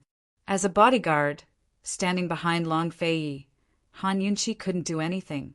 She couldn't ask anything, and she couldn't even reach the food and wine. She was extremely bored. She only hoped that the good show Long Fei Yi had mentioned would quickly begin. Apart from Han Yunqi, the second woman present was Bailey Mingxiang. Unlike Han Yunqi, Bailey Mingxiang was the only woman sitting, and she even sat next to Long Fei Yi. Qin Wangfei had already become an unbearable past for His Highness, and most of the soldiers didn't know the truth. These days, they saw Bailey Mingxiang frequently accompanying His Highness, so they naturally made their own guesses. Moreover, most of the people present were from the mermaid race. If Bailey Mingxiang could obtain His Highness's favor and become a concubine or even empress, it would be a great honor for the mermaid race if she gave birth to an heir for the imperial family. "Miss Mingxiang, you're the only one present who didn't toast His Highness. Hee hee. Aren't you afraid His Highness will blame you?" Deputy General Xie opened his mouth, his tone somewhat ambiguous. Bailey Mingxiang was worthy of being a daughter of a noble family. She calmly explained, Mingxiang is just a woman. How can I toast His Highness with the soldiers? Mingxiang is terrified. These words were too high for the masters present and belittled themselves, but they were also in accordance with the rules and etiquette. When everyone present heard this, their ears and hearts felt comfortable. If they wanted to make things difficult for Mingxiang, they naturally wouldn't make things difficult for her. However, they didn't want to make things difficult for her. They wanted to matchmake her. Deputy General Zhao smiled and said, Miss Mingxiang has served His Highness by his side and has contributed greatly. How can a crude person like me compare to her? Naturally, she can't toast with us. Haha, why don't you toast His Highness alone? As soon as he finished speaking, many people began to jeer. Miss Mingxiang, it's His Highness' first time attending a military banquet, and he only brought you along. If you don't show off, it won't be fun. Haha, Miss Mingxiang, our by clans ladies can't even drink wine, right? General Bailey, Miss Mingxiang isn't really going to join the army, right? You can bear to, but His Highness can't. Everyone chatted and laughed happily. Bailey Mingxiang couldn't hold back any longer and hurriedly poured wine. Your Highness, Mingxiang toasts you. On this night of prayer, Mingxiang doesn't wish for anything else but for your Highness' good health. This wasn't a suitable place to explain, nor was it easy to do so. It wasn't appropriate to tell too many people the real reason she stayed by His Highness' side. She could only quickly toast this cup of wine to get the uncles to stop talking. Otherwise, if they continued talking, she didn't dare imagine what the bodyguard behind her would think. In the face of Bailey Mingxiang's toast, Long Fei Yi only nodded and didn't drink with her. Bailey Mingxiang had long known that His Highness was fond of tea and not wine. Unless it was a special occasion, even someone of her father's status would find it difficult to drink with His Highness. Moreover, His Highness would never drink with a woman. Bailey Mingxiang raised her cup and drank it all in one gulp. Her exquisite heart had long seen through everything, but this fragrant wine still tasted bitter and hard to swallow. Bailey Mingxiang couldn't help but secretly turn her head to look at Han Yunqi. Unexpectedly, she saw that she didn't mind at all and was playing with her sword with her head down. Long Fei Yi had actually turned his head twice, but when he saw that Han Yunqi didn't mind at all, his originally slightly knitted brows immediately knitted together. He didn't turn his head again, but there was a hint of displeasure in his deep eyes. After 3 rounds of wine, a burst of lively drum music came from afar. Everyone looked towards the source of the sound and saw a group of gorgeously dressed women singing and dancing under the lead of several soldiers. There were regular singing and dancing performances in the military as a way to console the soldiers. On the night of Chinese Valentine's Day, a bonfire festival was inevitable. However, tonight's group of dancers was different from usual. Each of them was wearing revealing clothes and had seductive eyes. Han Yunqi glanced at them and felt that these women were dressed boldly. Although they were wearing long skirts, there were slits on the sides of their skirts that reached the base of their thighs. A pair of snow-white embroidered legs were faintly discernible and were especially alluring. She was puzzled. Who arranged for them to come? The dancers stopped in the middle of the stage, and all of them knelt before Long Fei Yi. Only one of them was especially beautiful and alluring. When she bent over, she revealed a charming spring scene. Seated next to Bailey Yuanlong, Senior Governor Luo quickly rose to his feet. Your Highness, this is Luo River's most famous dance troupe, the Luo Goddess Dance Troupe. We've specially prepared a step song to liven things up for Your Highness. We hope that Your Highness will grant us a reward. So it was the Luo Goddess Dance Troupe. This troupe wasn't just famous in the Luo River region, but all of Cloud Realm Continent. Han Yunqi had heard of them before, but this was her first time seeing them in person. Long Fei Ye's troops were stationed in the Luo River region, originally part of Tianing. After the East Qin army took over, Senior Governor Luo had surrendered. Step song wasn't just a single dance, but a general name for all kinds of dances. Han Yunqi was bored. Since the show hadn't started yet, why not admire the art of dance instead of sitting around like an idiot? Long Fei Yi glanced at Bailey Yuanlong without a word before raising his hand to signal the start of the dance. Thrilled, Senior Governor Luo quickly rose to his feet and clapped his hands 3 times at the Luo Goddess Dance Troupe's lead dancer. To be able to perform for His Highness is a blessing cultivated by 3 lifetimes. Perform well. The dancers all nodded. When the drums started again, they rose to their feet and began twisting their bodies and moving their feet to the beat of the song. Step song wasn't something just anyone could dance. Pulling in the shoulders, tucking in the chin, covering the arms, swaying the back, loosening the knees, twisting the waist, and tilting the hips were the most basic movements. It had to be said that this group of dancers was indeed a famous song. At times, they danced leisurely, and at other times their movements were smooth and their steps were light and graceful, showing off the grace of young girls. Paired with their bold clothing and their flirtatious grace, many of the soldiers present were infatuated and mesmerized. Men liked women's beauty, but there were only 2 kinds of beauty, graceful and alluring. This group of dancers had both. Han Yunqi thought that it was a good thing that the troops that could enter the army were all strictly selected and vetted. Otherwise, a few women could destroy an entire army. Men, they could conquer the world, but they could easily be conquered by women. Just as Han Yunqi was inwardly despising men, the most beautiful and alluring lead dancer suddenly danced in Long Fei Ye's direction. She moved her graceful and proud body step by step until she stopped 10 steps in front of Long Fei Yi. 10 steps was the shortest distance. Outsiders were not allowed to get within 10 steps of Long Fei Yi. She flicked her sleeves twice in front of Long Fei Yi. Her long silk sleeves brushed past Long Fei Ye's table leg, like a seductive invitation. When she pulled back her sleeves, she threw him a coquettish glance. She didn't know if Long Fei Yi was looking again. Han Yunqi only saw this woman's charm when she was so close. Her every move, even her gaze, was extremely bewitching. How was this dancing? She was just trying to seduce Long Fei by eating fruits. This woman danced in front of Long Fei Yi for a while. The dancers behind her stepped forward and stood in front of the other soldiers. Among them, there was a particularly tall woman who stood in front of Bailey Mingxiang. Han Yunqi was puzzled. Why did this group of dancers not even let Bailey Mingxiang off? Thinking of this, she suddenly realized the danger. She realized that the good show had already begun. However, at this time, the lead dancer's sleeves once again flung onto Long Fei Ye's table. Unlike the previous time, when she immediately withdrew her sleeves, she stopped. The lead dancer delicately nodded. Her gaze followed her arm and looked all the way to Long Fei Ye's table. Then she raised her eyes and looked at Long Fei Yi with incomparable charm. Han Yunqi's heart was filled with vigilance.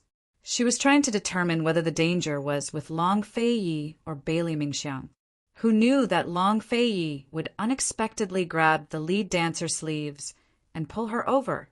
Chapter 861. Long Fei Yi pulled the lead dancer away from Long Fei Yi and pulled her over. Han Yunqi was instantly stunned.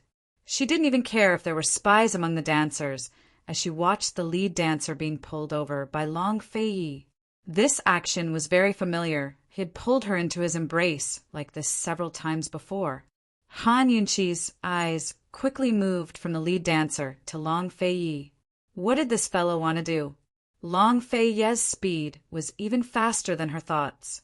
Han Yunqi did not even have time to think before the lead dancer slammed into the table in front of Long Fei Yi. The lead dancer's slender waist slammed into the table and her upper body leaned down.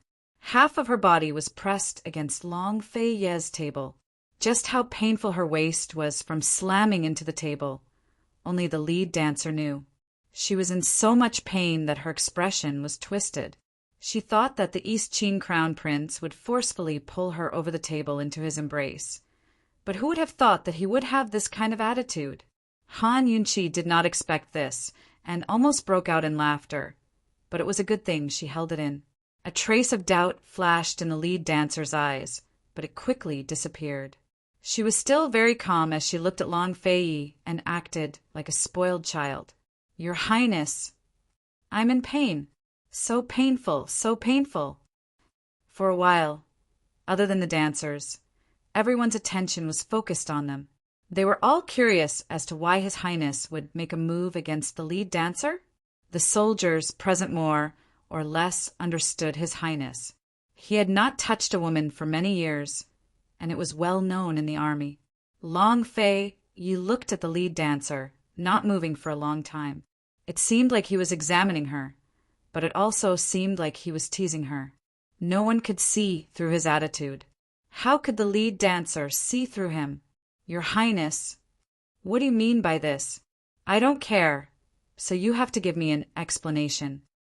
The lead dancer's voice was so soft that it entered one's bones. Many people present felt goosebumps, and their hearts began to race. This lead dancer was a stunner, an absolute stunner. Not doing anything and just standing in the distance was enough to make many people's imaginations run wild. Not to mention acting like a spoiled child. His Highness making a move against her. Perhaps he really did have some thoughts. His Highness only favored Han Yunqi before, but after Han Yunqi's identity was exposed, His Highness must have been hurt. In this kind of event, it was not impossible for him to indulge himself. Although His Highness had Bailey Mingxiang by his side, Bailey Mingxiang was the official consort of the palace. No matter how beautiful these dancers were, they were only there for entertainment. The lead dancer couldn't figure out Long Fei's intentions, so she quickly twisted her body and shot him a coquettish glance. "Your Highness, speak. Why did you drag this servant here? If you don't speak, then let this servant dance."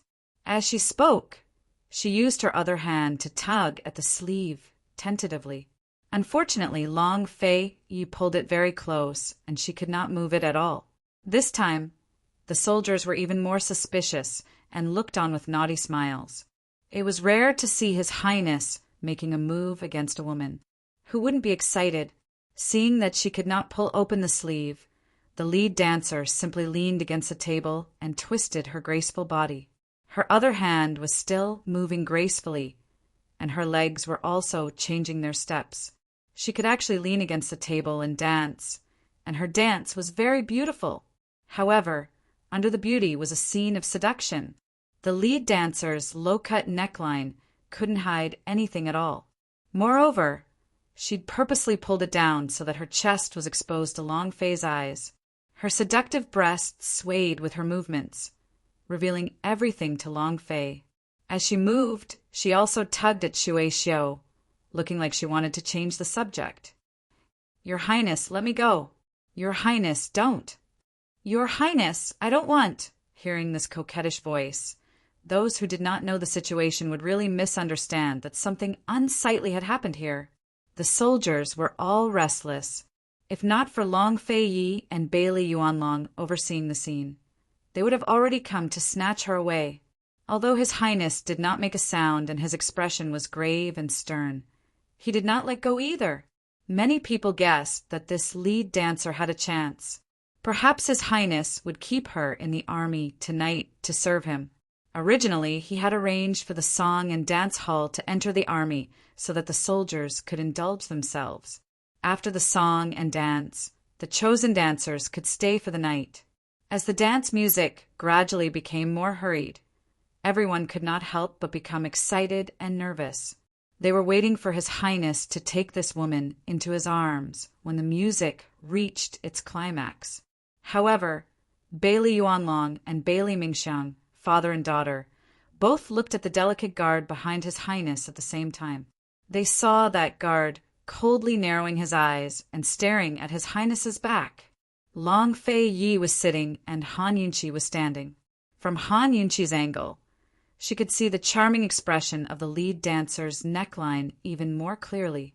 She almost went up to cover Long Fei Ye's eyes, but in the end, she restrained herself because of her status and this place. That hateful Long Fei! What was he trying to do? He had not taken the next step after pulling for so long. Could it be that he had not seen enough? Was this the good show he wanted her to watch? Clang, clang, clang, clang.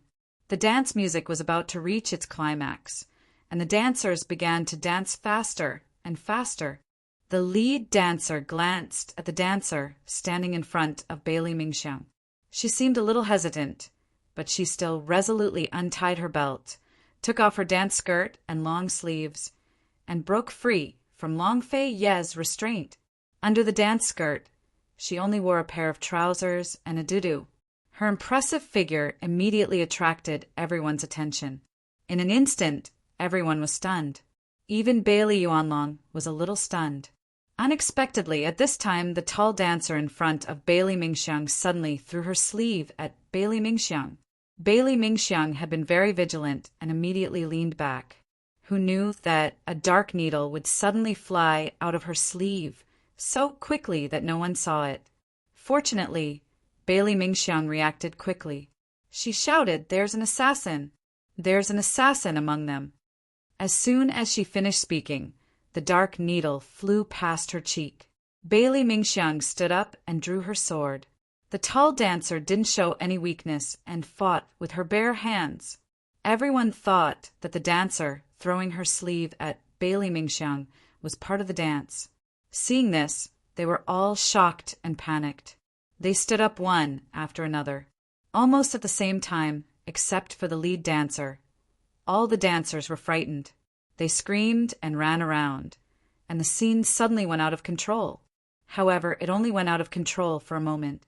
When all the dancers fled to the side, the soldiers and a few shadow guard rushed over and surrounded the tall dancer, dealing with her together with Bailey Mingxiang. At this time, the lead dancer stood in front of Long Fei Yi, and Long Fei Yi didn't move at all. He just stared at her. Suddenly, Long Fei Yi stood up. The lead dancer's lips curled into a sneer. She grabbed the dance dress and used the water as a weapon to attack Long Fei Yi. Long Fei Yi leaned to the side and avoided the lead dancer's attack. "Your Highness, sword!" Han Yunqi threw a sword over. "Your Highness, Miss Bailey can't hold on any more." Long Fei Yi looked over and saw that the tall dancer was an expert. In just a short while, she had injured quite a few soldiers. If Bailey Mingxiang wasn't protected by the shadow guard, she would have already lost her life. Long Fei Yi caught the sword and pointed it at the lead dancer. "How long do you think you can trap this prince?" "That will depend on what your Highness chooses." The lead dancer revealed an enchanting smile. "If it's here, it'll depend on your Highness' skills. If it's on the bed, it'll depend on this servant's skills. Your Highness, will you choose here or on the bed?" Was this provoking Long Fei Yi or teasing Long Fei Yi? This was simply seeking death. Han Yunqi was so angry that she almost used poison.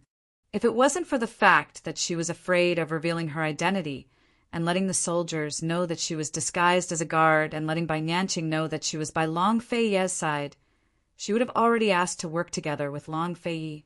Helplessly, she could only sulk. Provoking this prince is a very heavy crime. As soon as Long Fei Ye's voice fell, 10 sword-wielding shadow guard flew out from the side and surrounded the lead dancer. Long Fei Yi did not need to make a move against the lead dancer at all. He easily escaped and landed in front of Bailey Mingxiang.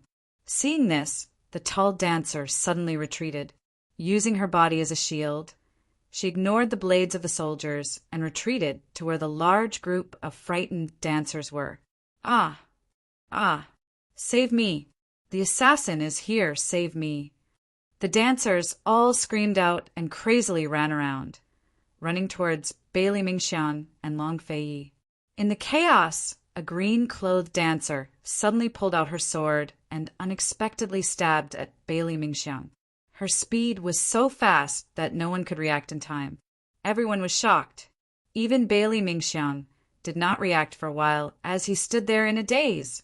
But when the sword was about to pierce Bailey Mingxiang's heart, Long Fei Yi suddenly raised his leg and kicked her out. The green-clothed dancer flew out with her sword. She flew a long distance before falling to the ground and spitting out a mouthful of blood. The tall dancer had already been surrounded by a large number of archers lying in ambush nearby. The lead dancer was trapped by the 10 shadow guards. The rest of the innocent dancers were surrounded by soldiers lying in ambush nearby, unable to move about in a chaotic manner. The originally chaotic scene suddenly quieted down. The reason why it was chaotic before was because Long Fei allowed it. If it was not chaotic, how could the person who really wanted to assassinate Bailey Mingxiang take action? If they did not catch the person who really wanted to assassinate Bailey Mingxiang and only caught the tall dancer and the lead dancer, there would be trouble in the future. Long Fei Yi did not look at these dancers again. Instead, he said coldly, "Put them all in the water dungeon. I will interrogate them tomorrow." Han Yunqi looked on from the side and was quite shocked. She never expected that there was another person besides the lead dancer and the tall dancer. If Long Fei Yi had not seen it with his sharp eyes, this green-clothed dancer would have found an opportunity to pounce on Bailey Mingxiang and kill him in a matter of minutes. When the participating soldiers saw the soldiers and shadow guard lying in ambush, they realized that His Highness had long known that there would be an assassin tonight. Long Fei and Bailey Mingxiang didn't tell the crowd because they wanted to make their act more convincing and make the scene more chaotic. Bailey Yuanlong hurriedly stepped forward and whispered, "Your Highness, are you not going to interrogate them tonight? Tonight is the Double Seventh Festival. We can't dampen the soldiers' mood. Take them away and let's continue." Long Fei Yi said loudly. "Your Highness is mighty," everyone shouted in surprise. Long Fei Yi glanced at Han Yunqi and sat back down. Once he sat down, everyone else followed suit. Su Donglin immediately brought over clean water and knelt on one knee beside His Highness, holding the water with both hands. With His Highness's mysophobia, he would definitely wash his hands after touching the dancer's clothes. Long Fei Yi dipped his hand into the water and did not move for a long time. Su Donglin kept sending Han Yunqi meaningful looks, but Han Yunqi did not understand what he meant. Chapter 862. Long Fei Yi soaked his hands in the golden basin as he prepared to wash his hands. Everyone looked over. He hadn't moved his chopsticks or cups yet, so who would dare to eat, drink, or chat? Naturally, they all had to wait quietly for him to start eating. Only then would they dare to let loose and continue with the banquet. Under everyone's gaze, Long Fei Yi acted as if there was no one around as he patiently soaked his hands. Su Donglin was so anxious that he broke out in a cold sweat. He wasn't as calm as His Highness. If the princess didn't come over, he wouldn't be able to hold on. Han Yunqi really didn't understand what Su Donglin meant. If Long Fei Yi wanted to wash his hands, then wash his hands. What did it have to do with her? Su Donglin was a martial artist, so how could he not be able to hold that basin of water steadily? Or did he need her to go over and get a handkerchief for Long Fei Yi to use to wipe his hands? She was about to walk over when Su Donglin couldn't help but whisper, "Fei Yun, what are you doing in a daze? Come over and serve me." Fei Yun was the fake name Long Fei Yi gave Han Yunqi. She took the Fei character in his name and made it sound like Fei. She took the Yun character in her name and made it sound like Yin. Yes. Han Yunqi strode over and was about to take the handkerchief from Su Donglin's shoulder when Su Donglin whispered, "Wash your hands, wash your hands." Not only did Han Yunqi hear it, Long Fei Yi also heard it very clearly. He looked down at his hands. His entire person was very quiet, but the corner of his mouth hooked up in an extremely beautiful arc. Han Yunqi finally understood what was going on. She cursed in her heart. Long Fei Yi, this guy, really knew how to enjoy life. He needed 2 people to serve him just to wash his hands. One held the basin of water, and the other helped wash. What was the difference between this and those pampered masters in the palace? Very soon, Han Yunqi realized that she'd made a mistake. This fellow was a master of the imperial palace to begin with, not a brute on the battlefield. It was perfectly normal for two people to help him wash his hands. He had never been accustomed to being served by maidservants, so it was normal for her and Su Donglin to be served by two bodyguards. She was finally enlightened, so under everyone's watchful eyes, she calmly leaned over and reached her slender hand into the cold water, carefully holding his large hand. As soon as she touched it, she didn't know why, but her heart inexplicably skipped a beat. There was an indescribable feeling in her heart. They were obviously very intimate, but why did their hearts race when they held hands? She inadvertently raised her head and met his deep black eyes. He had a faint smile on his face, as gentle as the water in each other's hands. She also smiled and quickly lowered her head, afraid that she would be exposed. Under the watchful eyes of so many people, he had to restrain himself, who knew that the moment she lowered her head, his 10 fingers would latch onto hers, refusing to let go. She was shocked and struggled slightly, but he refused to let go. Fortunately, the golden basin was deep enough. Otherwise, everyone present would have seen it. This guy, he was really too much. Su Donglin had seen everything. He also felt that His Highness really knew how to play. Enough. Everyone in the audience was watching and waiting. If this continued, there was no way they wouldn't be exposed. Bailey Yuanlong and Bailey Mingxiang had long known that Yunfei was Han Yunqi. The father and daughter were both watching. Bailey Yuanlong couldn't hide his anger. His Highness was simply fooling around. If he wanted to be good to this woman, he couldn't stop him, nor would he bother to stop him. However, he couldn't play around like this in public. However, Bailey Mingxiang bitterly lowered her head. She knew that His Highness wasn't an extremely licentious person. Just now, the soldiers had kicked up a fuss between her and His Highness, which must have caused His Highness to be dissatisfied. His Highness had done this to warn her father to watch his subordinates' mouths. In fact, the soldiers only dared to kick up a fuss because they had her father's permission. Otherwise, who would dare to use this kind of thing to kick up a fuss? His Highness was also stupid. It could be seen with a single glance. Ever since the princess identity was exposed, she had always been by His Highness' side. Her father began to have thoughts of wanting her to stay by His Highness' side. This is truly outrageous. It's fine if His Highness is fooling around, but she actually doesn't know how to restrain herself. This is my East Qing camp. Bailey Yuanlong couldn't help cursing in a low voice. Father!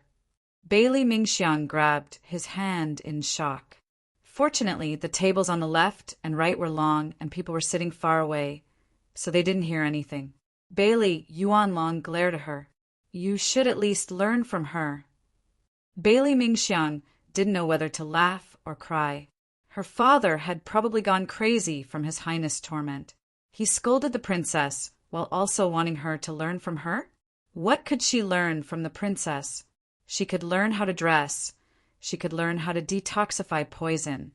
But there were some things that could never be learned. They were innate. Bailey Mingxiang said in a low voice, Father, His Highness only wants the princess. The princess is your daughter's savior. Your daughter. So what? When the two sides fight in the future, my East Qin will definitely wipe out all of her Western Qin allies. Even if His Highness keeps her, she will at most be given the position of imperial concubine. It's impossible for her to have a future. It wasn't unprecedented for an enemy country's princess to be an imperial concubine. It was just that she was only an imperial concubine in name, but in reality, she was just a prisoner of war used to humiliate the enemy country. Even if His Highness only wanted her and didn't intend to humiliate her, he absolutely couldn't make her the empress. The empress was the mother of the country, the main wife, the mother of the world. She absolutely couldn't be stained. In Bailey Yuanlong's eyes, there were no feelings between men and women. No true feelings and no mutual affection. There was only the equality of status, the matching of qualifications and titles. His daughter was much more qualified than Han Yunqi. Unable to refute her father, Bailey Mingxiang lowered her head and didn't say anything else. At this time, Su Donglin finally couldn't take it anymore. He reminded in a low voice, "Your Highness, the good wine you ordered has been delivered." Long Fei Yi immediately let go. Han Yunqi let out a sigh of relief and secretly glanced at him. She took a handkerchief and placed it in his hand, then immediately took a step back. There was no way she was going to help him wipe it. Long Fei Yi didn't make things difficult for him. After wiping it twice, he threw the handkerchief into the basin and indicated for Su Donglin to withdraw. "Go bring up the good wine this crown prince has prepared. Today, this crown prince will properly reward the soldiers. No one will go home until they're drunk." Bailey Yuanlong finally spat out the stuffy breath in his heart. He stood up, picked up the wine, and loudly declared, "This general has already made the necessary arrangements for tonight's defense. Everyone, this is the first time His Highness has personally come to the military camp. Everyone, drink to your heart's content. This general won't forgive anyone who spoils His Highness' mood." After he finished speaking, he downed the wine in his cup and fiercely smashed it to the ground. "Drink! No one will go home until they're drunk." Following that, there was a bang as the wine cup shattered. Everyone cheered. After the good wine was delivered, it wasn't long before everyone was toasting each other. It was a lively scene. Long Fei Yi, who rarely drank, was in a good mood. After a while, he drank several cups with the deputy generals who came forward to propose a toast. Several cooks cooked delicacies over the bonfire and respectfully presented them to Long Fei Yi. Long Fei Yi waved his hand, indicating for the soldiers to divide the delicacies. There was a crispy fat lamb, a roasted pig that was crispy on the outside and tender on the inside, and delicious game. Everyone was overjoyed. Long Fei Yi called over a cook and instructed, "Divide the fat lamb. The brothers on night watch have worked hard." When everyone heard this, they all praised. His Highness looked high and mighty, but he was still very close to the people. The cook cut up the roasted fat lamb.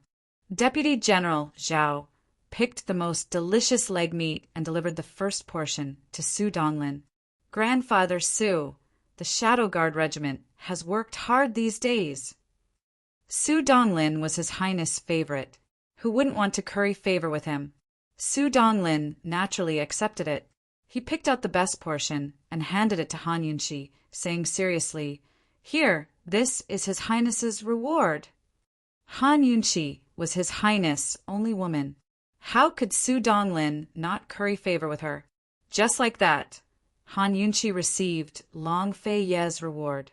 She received the most tender delicacies. Long Fei Ye looked back at her with a smile. He was very satisfied. After everyone had eaten their fill and drank a few rounds, someone suggested a sword dance.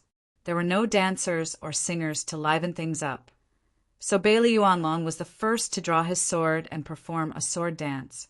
A few soldiers immediately ordered someone to bring over bells, drums and bells. They played a passionate melody to accompany Bailey Yuanlong. Soon, a few deputy generals joined Bailey Yuanlong. Their dance was magnificent and beautiful. Long Fei Yi was excited. He also stood up and drew his sword. Han Yunqi watched and couldn't help but become excited. She thought of a poem. "Drunk, I look at the sword under the lamp. In my dream, I blow the horn and link the barracks. 800 li of soldiers under my command, 50 bowstrings fluttering beyond the Great Wall. Soldiers on the battlefield in autumn."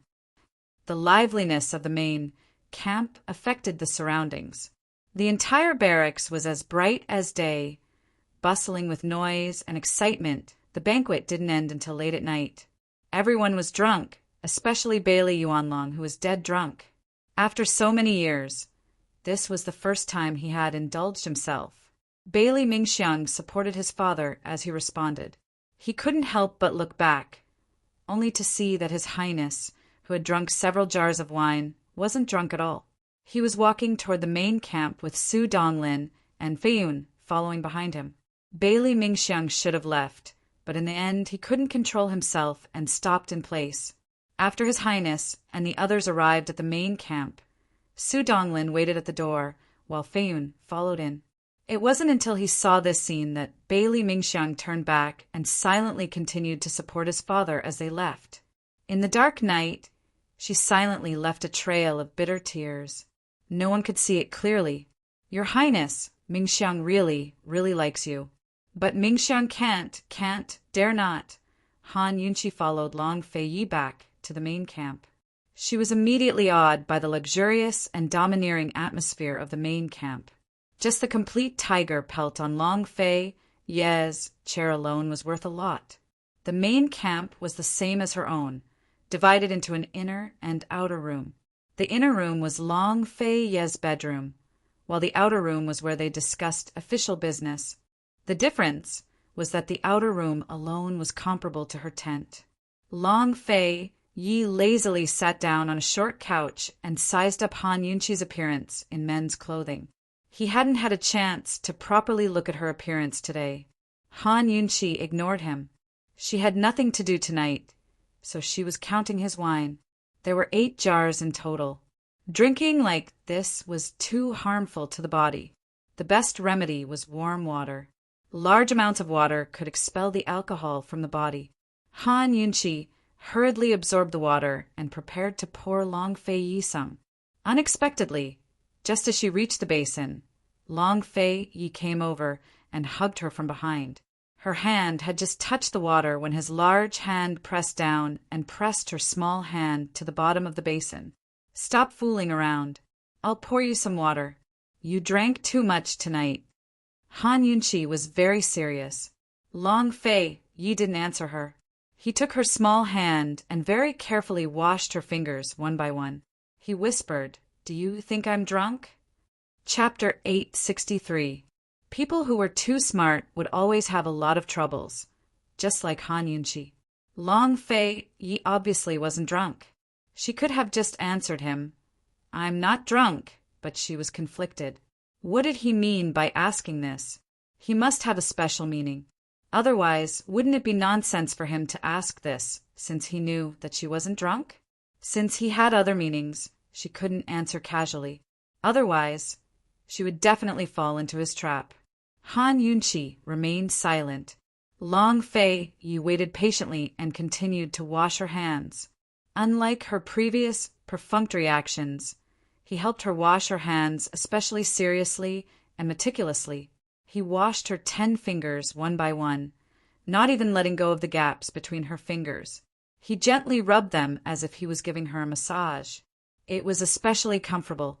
After that, he rubbed circles on her palms and gently rubbed them. Her hands weren't dirty, so why did she need to be so meticulous? How was he absorbing? He was clearly massaging and serving her. Han Yunqi originally hated needing someone to serve her for such a small matter. But after being served, she realized how comfortable it was. She relaxed her hands, and her body gradually relaxed as well. She wished that Long Fei Yi would never stop. It seemed like it was extremely necessary to keep a servant girl by her side to serve her. Why was she so silly before? Han Yunqi felt that she was spoiled by Long Fei Yi again. He helped her wipe her hands clean before wrapping his arms around her waist. His tone was still indifferent as before. "Do you think I'm drunk?" Han Yunqi turned around and raised one finger. "How much is this?" "1." Long Fei Yi answered honestly. Han Yunqi raised another finger. "How much is this?" 2. Long Fei Yi answered again. "Then how much is 1 plus 1? Han Yunqi said as she raised 3 fingers. Long Fei Yi didn't react for a moment. He looked at her fingers and said, 3. Han Yunqi immediately burst out laughing. This little trick was used to fool people. It worked every time. Long Fei Yi actually fell for it. 1 plus 1 equals 3? You're drunk. Han Yunqi laughed loudly. Long Fei Yi shook his head, helplessly. He was so gullible and defenseless against her. "I'm not drunk," he said seriously. "He's obviously drunk," Han Yunchi quibbled, although she did have the slightest bit of desire to see how this fellow looked when he was really drunk. How many jars of wine would it take to make him drunk? "Good. Are you drunk?" Abruptly, Long Fei picked her up in his arms and turned to enter the rooms. Han Yunchi panicked. She was just joking with him. She had some business to discuss with him. If they didn't talk about it in detail tonight, who knew when it would be? "Long Fei, I have something to discuss with you. This prince is drunk. We can't talk." Long Fei replied. "You're clearly not drunk." Han Yunchi panicked. "Long Fei, can you be a bit more serious? I really—" Before she could finish speaking, he passed through the curtain and carried her into the inner room. In that instant, she was shocked, and all the words she was about to say stopped in her mouth. She saw that the room was filled with sunflowers that shined in a golden light. The entire floor was covered with palm-sized sunflowers. On the table and on the cupboard, there were several large vases with large pots of flowers in them. They were in full bloom. Beside the large tatami mats, there were 2 large vases that fell to the ground. There were only 2 or 3 stalks in them, but these 2 or 3 stalks were especially large. The flower plates were as large as pots, so beautiful that it didn't seem like something from this world. Han Yunchi's favorite flower was sunflowers. When did Long Fei find out?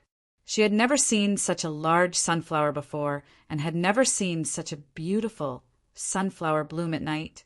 Long Fei was he giving her flowers? He gave her a sea of flowers before, and now he was giving her a flower room? Han Yunchi had already forgotten that she was the one who taught Tang Li this method. Seeing the room filled with this brilliance, she was so moved that she didn't know what to say.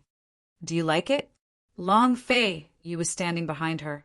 Han Yunchi turned around and suddenly stood on her tiptoes with a scream. She placed a heavy kiss on his handsome face. "I like it." Long Fei was easily satisfied as he gave a loud laugh. "It's good that you like it." He took out a small, round brocade box from his sleeve and handed it to Han Yunchi. Han Yunchi opened it and saw that there was a ring inside. The holder of the ring was none other than a very small sunflower. Although it was small, it was extremely exquisite and lifelike. The color and petals were handled to perfection. At first glance, one would think that it was a real sunflower. Han Yunchi was marveling at the thought behind this gift, when Long Fei's words almost made her heart stop beating. He said, "Han Yunchi, no matter what happens in the future, as long as you and I are both alive, will you marry me again?" How could there be such a person? How could there be such a person? Marry him again? Who would marry their husband again after getting married? Only the 2 of them would do that. Han Yunchi looked at Long Fei and pursed her lips tightly.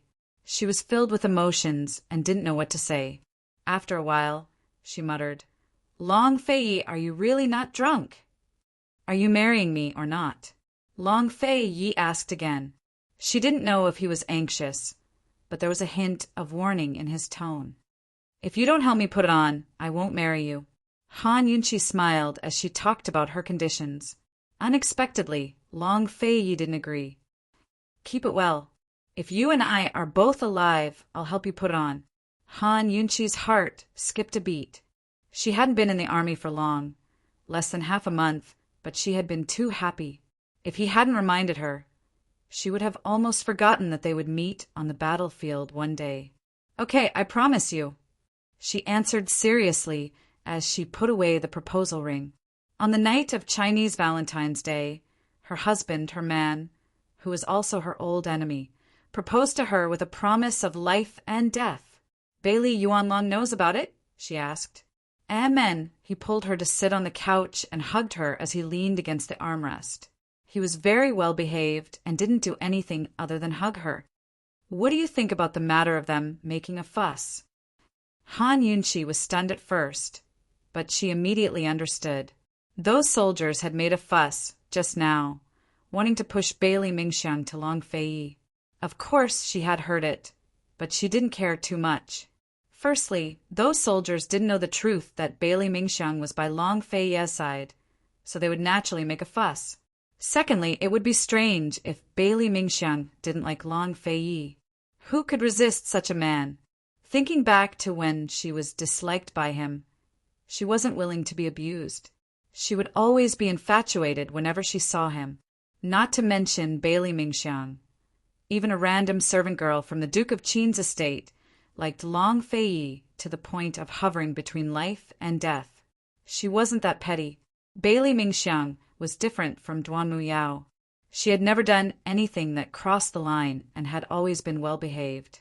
She could persuade Bailey Mingxiang to leave and not let herself suffer as a servant girl. But she couldn't chase her away just because of Bailey Mingxiang's love for Long Fei. Everyone had the right to their own little thoughts and secrets. If she exposed Bailey Mingxiang's carefully hidden love, what was the difference between that and humiliating her? Of course, if Bailey Mingxiang did something that crossed the line one day and exceeded the level of love, she wouldn't be polite or soft-hearted. Han Yunqi raised her brows and looked at Long Fei. She smiled and said, "Long Fei, what do you want me to think?" Long Fei knitted his brows and looked at her for a long time.